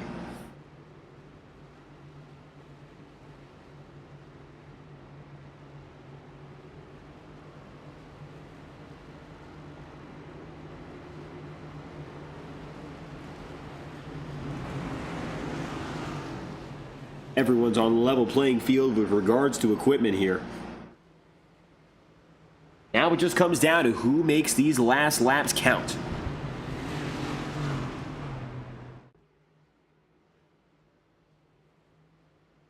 Green-white checkered attempts still exist in the case of a worst-case scenario, so the race will still go under green.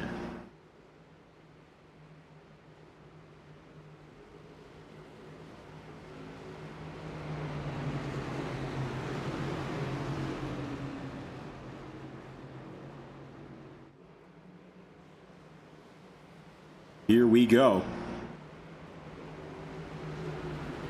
Tyler Helms and Aaron Kovnat will dance again with the sunlight now lost on the field because it truly is setting in the virtual Long Pond, Pennsylvania.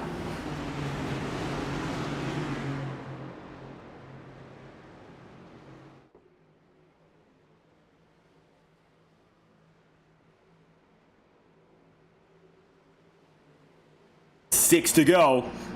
This time by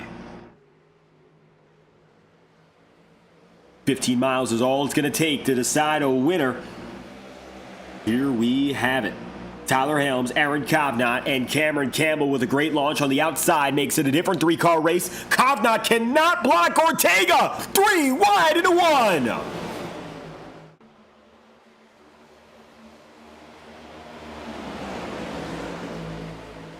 Tyler Helms has himself ahead. He's got 3-4 car lengths, ever expanding. Alexander Ortega was able to quickly take back second place, and as swift as he was, doesn't mean he's out of the mud. Cameron Campbell now goes side by side with Aaron Kovnat. Kovnat dives deep into Milwaukee. Turn 3, tries to use the low side to get a spot back.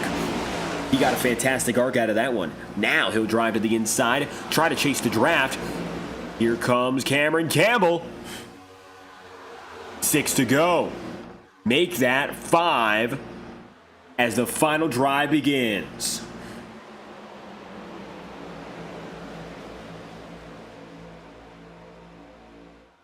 Jason Hall, for all the trials and tribulations he's had, he finds himself in the top 10. What a shock. And we say that in full sincerity. That might not come off as a serious comment, but he has been through more than most, and he spins, saves it, gets it going. We stay green. Jason Hall, again with the horribly short end of the stick. But he will not cause the caution. 5 drivers now separate.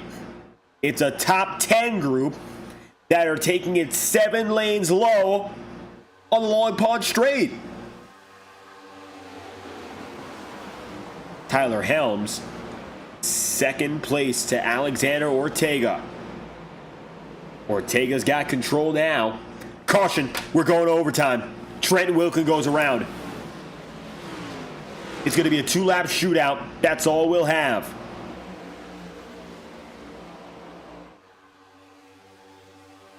Trenton Wilkin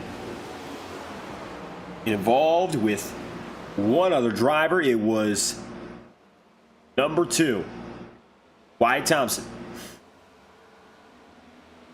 Caution flies. We are going to a 2-lap shootout to finish this race.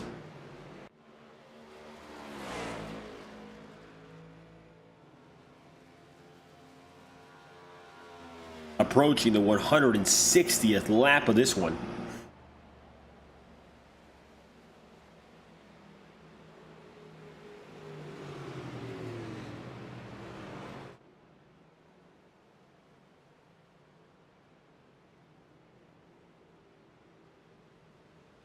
And now,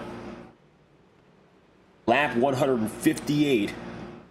We are going to just surpass the 160 lap marker, extend it slightly for a 5-mile shootout. Cameron Campbell, Aaron Kovnat, Tyler Helms, all of them getting a break. Alexander Ortega, not quite, and I can't imagine he's happy having to reload to do it again.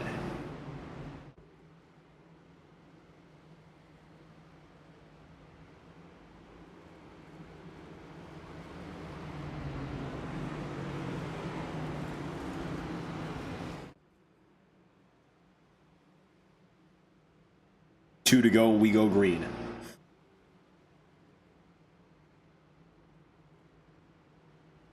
It'll be beyond the means of the 1 lap, or rather, the 160th lap, which was originally supposed to be our final run. We're going to go a little bit past that. And it'll be all about getting to the white flag.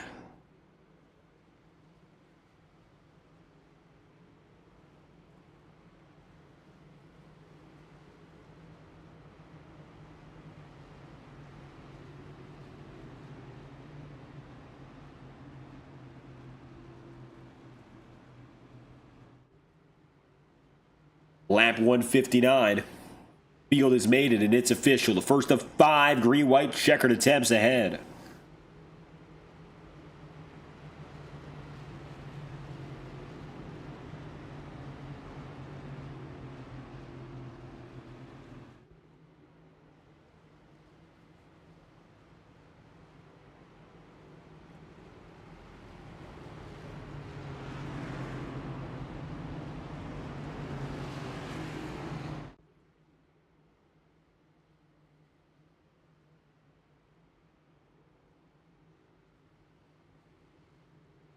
Alexander Ortega qualified second today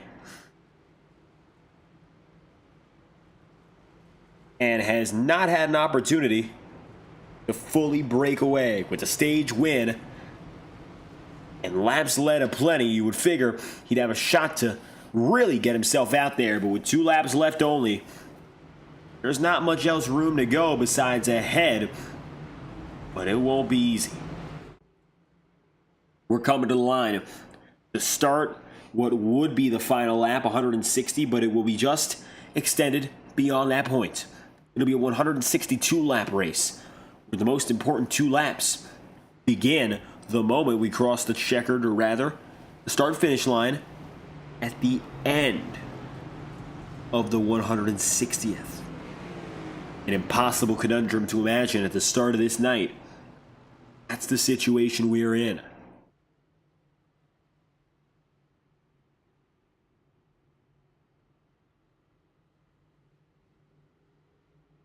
Alexander Ortega will go high. And at this race's 210th minute, he will start lap 160.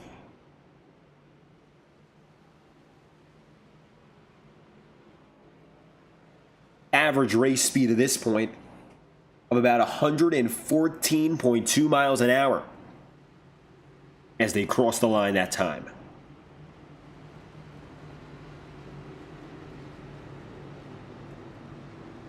With respect to the fastest qualifying time put down, that is nearly 60 miles an hour slower race pace versus qualifying pace.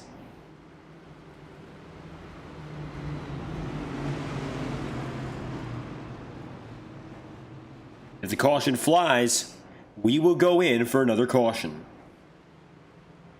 Obviously, but it won't be a race-ending caution. We'll extend the race further for another 2-lap shootout attempt.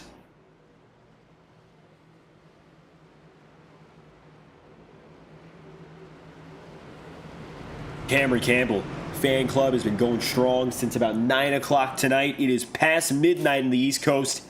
Cameron's got all the love in this field. Ortega's perhaps got the biggest advantage. Gotta wonder what that inside line is going to do. Aaron Cobnott wants that win. So does Tyler Helms. I think these guys are going to go scorched earth for it.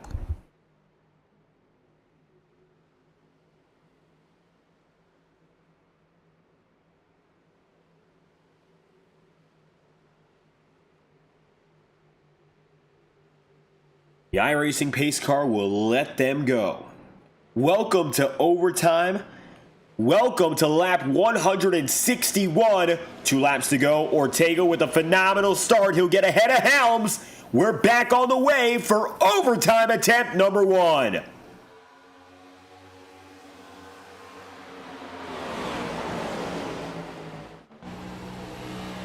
Aaron Cobnott trying to get a later apex out of that corner to drive well. The top 2 broke away, and they are the class of the field. Tyler Helms looks high, can't quite get there. It's going to be a 1-2 train going to the tunnel turn. Field is separate enough.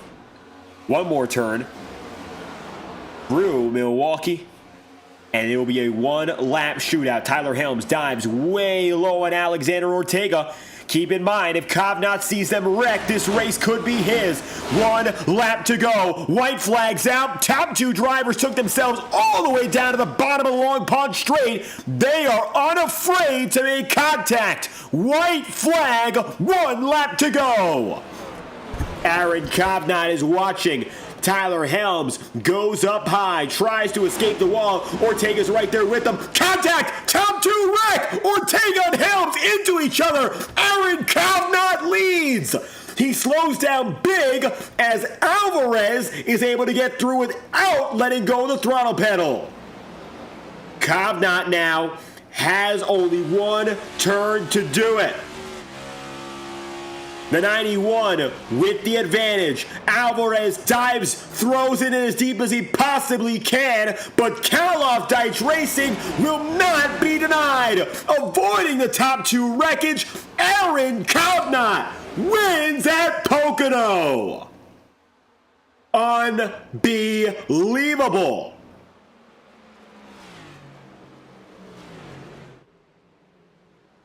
Shades of DJ Stagner. In the 18th season of the Highline Racing League, doing the same thing, the top two wrecked, and Kovnat comes through.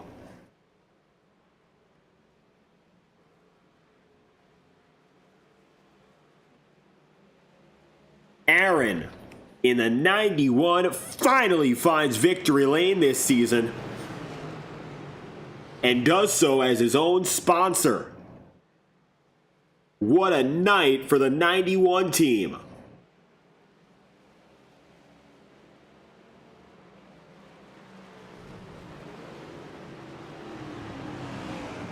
Now watch that white flag lap all over again. From our winner's perspective, this was as textbook as it gets. Helms and Ortega shot way high, and they got caught up in the moment. Simply put, that was as expected as they come. It's clean ahead, not so much behind. Helms gets away with 8th. Ortega, 14th and last on the lead lap. And back to your winning man as he burns it down on the start finish.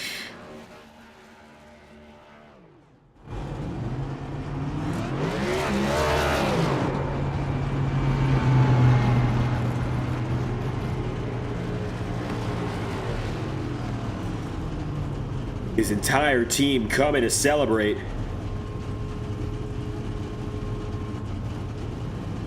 Cal Deitch Racing with a banner performance out of Aaron Kovnat. They'll collect a huge win.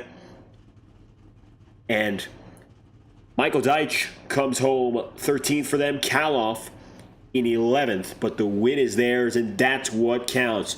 Post-race coverage, you'll hear from your top 3 right after this message from iRacing. You're watching the Universal iRacing Series. We'll continue after a word from our friends at iRacing. Racing isn't easy, but experiencing it is. iRacing puts you in the driver's seat with the industry's leading sim racing game. Drive on laser scan replicas of the greatest racing circuits from around the world. Go head-to-head against other drivers chosen by skill-based matchmaking to ensure competitive racing at every level. Compete across all your favorite series. In officially licensed cars, engineered to deliver the most accurate driving experience possible.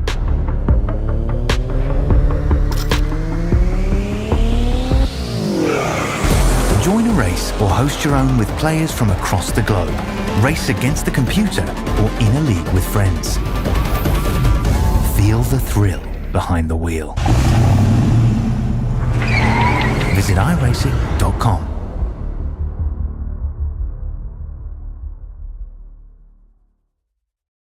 Opportunity is the difference maker for Aaron Kovnat as he wins for the Pocono Raceway. Alexander Alvarez takes 2nd, Connor Blasco 3rd. Cameron Campbell, P4. Jackson Brown, Wyatt Thompson, Jason Hall, Tyler Helms, Trenton Wilkin, Damian Cisneros wrap up the top 10. And from there, Henry Kaloff, Jacob Bright, Michael Deitch, Alexander Ortega, Jose Aguilar, Nicholas Rode, Nicholas Martinez, JJ Moore, and finally, Brady, Schreckengost, and Axel Smith make up the final drivers in the top 20. Most laps led, Alexander Ortega with 54 there, as you see. Finishing it off, Carmelo Echeverria, Xander McKinney, Kendorian Davis, Zach Trevino, Logan Brink, Travis Prather, Joseph Enright, and Chris Parker on a lineup of 28.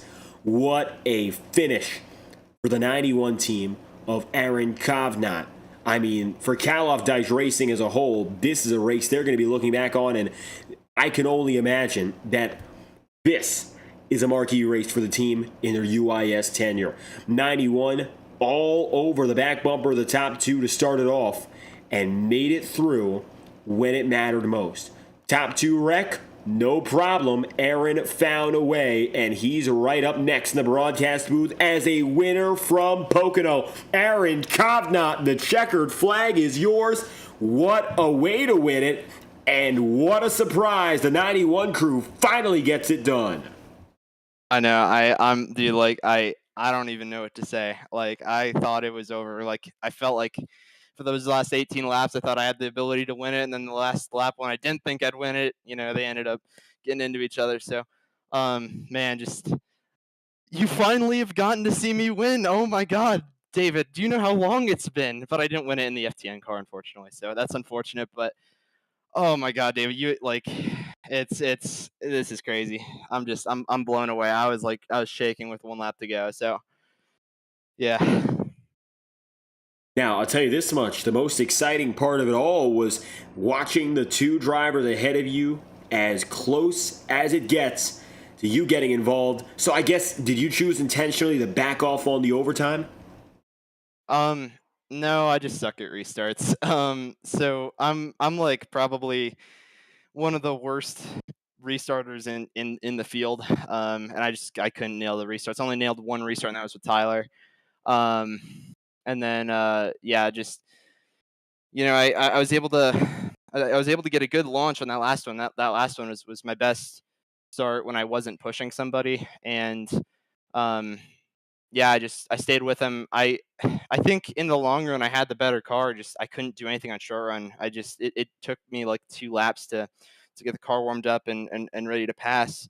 But yeah, just that last corner, I don't know how well you saw it. I smacked the wall pretty good, got myself some wheel damage, and steering wheel was not pointed straight. So I honestly really thought that was it. But maybe not the most didn't do a dramatic last lap pass on him, but I'm still happy with it nonetheless.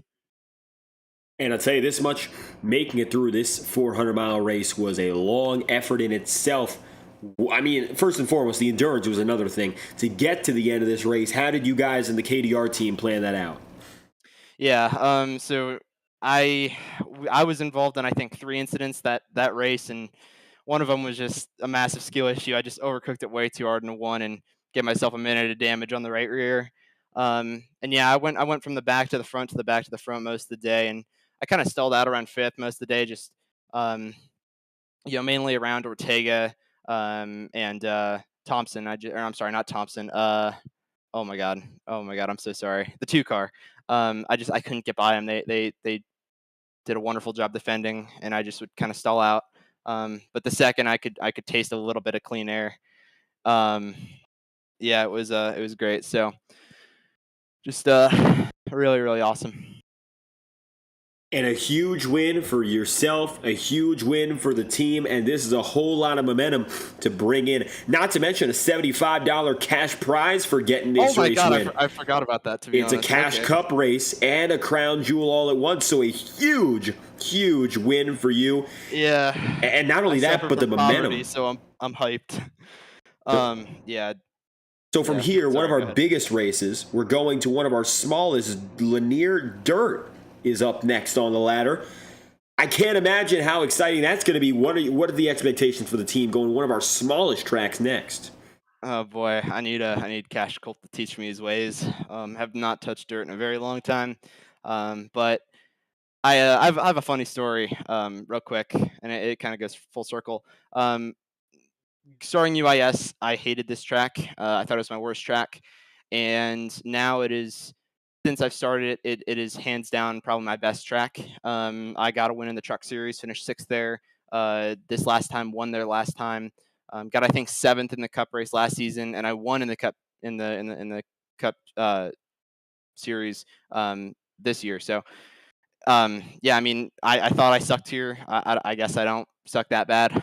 So you never know with Lanier. I'm definitely going to need to be taught some things. So yeah. Aaron Kovnat, a winner at Pocono. This one's been a long time coming for yourself and a long time coming for the team. Any final shout-outs you'd like to send? The floor is all yours. I don't know if we can. If we could bring Henry Caloff in here, he went crazy when we crossed the stripe. If not, that's fine. But Henry Caloff, I've known him forever. Him and I are such good buddies. You know, you've seen it. We work really well as teammates. You know, my parents, they were actually watching as well. And yeah, just you know, my personal design company, ADT Aaron's Design Thingy, Impacts Auto Glass. You, David Kreutz, we finally won with you on the car. 213 Simware, newest racing shop, P&E Tents and Events, and yeah, just everyone who, you know, is on these KDR cars week in, week out. Team owner Henry Kaloff is with us as well now.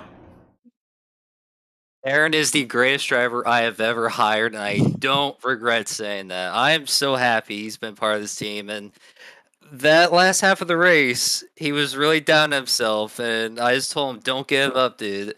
Anything can happen, especially on that last restart. He was saying, it's sold. It's not going to happen. And I told him, it's not over until it's over. I've been in that same position before where I've been in third and the two leaders dicked around and wrecked each other. I am so proud of Aaron, dude. That was awesome. Hell of a drive, Aaron. I'm so proud of you, dude. Thank you, man. Big win for KDR. You heard it from the team owner, and you've heard it from the driver. Aaron Kovnat for Henry Kaloff Racing is a winner from Pocono. Thank you for your time, guys. Thank you very much. Thank you. Now, you heard it from the winning team. Alexander Alvarez with a turbulent night at that, but he will make it stick, make do, and collect a top 2 finish. He'll finish second tonight. Here's a word from the number 77, Alexander Alvarez, making it to the middle step of the podium in a tumultuous circuit. Yeah, that was a hard one. Can't lie. A lot of cautions. Just honestly got lucky that a lot of people got wrecked out, I think. We had decent pace, but that doesn't happen often, so I'll take it. Thank the Traveler Whiskey. Thank Chris Stapleton. Thank Logan Brink, team owner. And yeah. Now, I guess the first question is, when it comes to the race pace, we've been to this track before, Pocono, but we had far more cautions than average, to put it lightly. I have to wonder, was there anything with regards to how it felt for the drivers? Did anything feel different that might have caused extra difficulties? I don't know. A lot of these guys, I don't know if the extra horsepower helped a lot of people. I think the setup was definitely not as stable as it could have been, but I don't know. I don't know what we got to clean up, but I think it's just people got to stop overdriving their cars, honestly, and we'll hopefully be better. Nevertheless, making it through P2, it was a tumultuous night in terms of escaping incidents for every driver. I mean, I'm looking at the screen right now. I don't think anyone had themselves a clean front nose. How were you able to rebound even after any incident you were in? I don't know, but we got a great crew on pit road, I guess. We got caught up about halfway through the race, had 13 seconds of damage. I guess I got to thank everyone for not being able to drive, because all those cautions let me repair the damage. But no, I think honestly, a lot of it was just the luck of having so many cautions. As much as I hate it, it played into my favor today. So, well, with that said, 77 team is heading next to Lanier. It's going to be a dirt track. It's going to be exciting. But until we see you there, any final comments or shout-outs you'd like to send? Shout out Logan Brink. He's a great guy, great team owner. And that's all I got. Alexander Alvarez, second place on the day here from a tricky race of the Tricky Triangle. Thank you for your time. Wait, I'm sorry. I also got to shout out James Cesar before I get fired. That's about it. Well, there we have it. Alexander Alvarez, thank you again for your time. Cheers. Thanks for the stream. You did a great job. Now, one final driver we got to hear from, Connor Blasco, has been on the up and up in terms of the points bubble race. He finds himself coming into this race just sitting above the cut line, but this was the night the 98 team, at least finishing position-wise, definitely needed. Qualified 25th because there was no qualifying lap for this team, and still coming from the back to take third, Connor. Yeah. Hey, man. First interview. How are you guys? Well, it's been a long one up here, but I can only imagine it was a real long race for you down in the cockpit. So I got to wonder, how was it like surviving out here? Well, that's what it was all about, survival tonight. Obviously, as you said, I didn't qualify. I've been on a little bit of an experimental thing here where I don't qualify, come from the back, survive the chaos, and just make it to the end. That was my goal tonight, and that's what we did. Came home P3. Very excited for the Canadian Motorsports boys. It was a double top five, actually. Me and P3, Jackson Brown and P5. Got to shout out Nick. He ran a great race today, but unfortunately got crashed out with like 30 to go. But yeah, for the CMS boys, P3 for me, P5 for Jackson. It was a great day for both of us. I just want to thank him. We joke around and we goof off in Discord during the race, but he's been nothing but good to me. So I don't think I would ever leave this team. We are a tight bunch. I think we are probably the tightest team in this league. So I don't think I would ever leave. As far as the race goes, yeah, it was fun.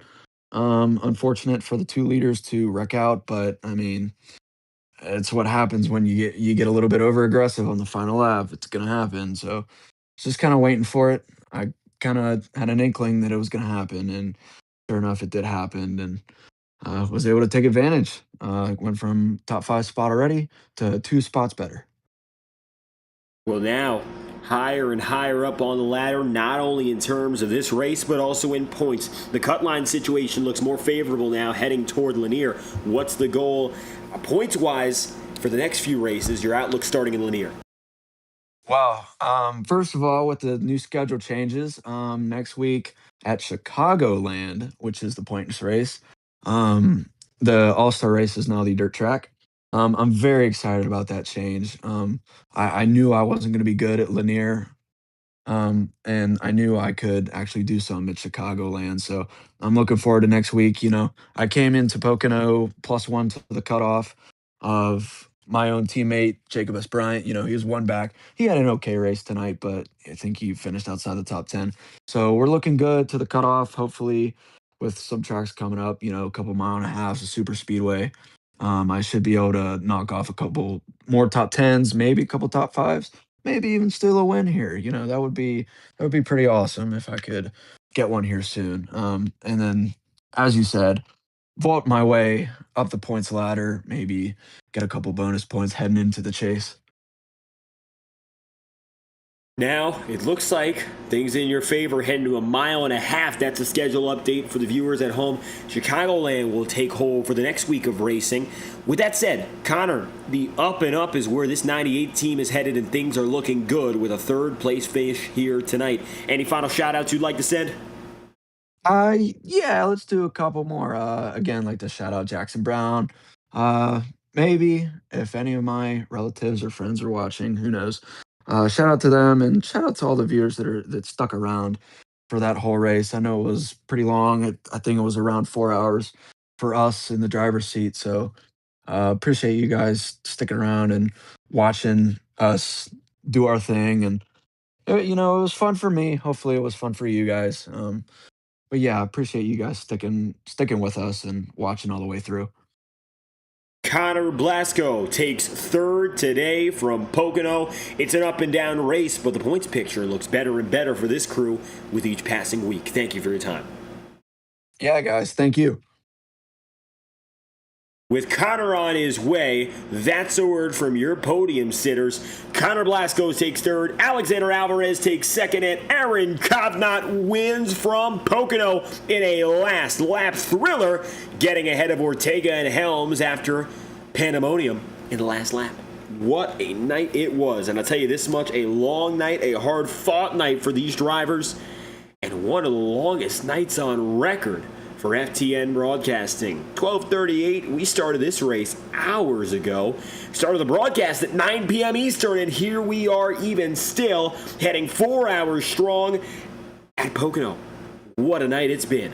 Thank you all for tuning in live on FTN Broadcasting. I've been your host, David Kreutz, commentating and producing. If you enjoyed tonight's coverage, make sure to leave a like on the stream and subscribe to the channel. Your support is always greatly appreciated.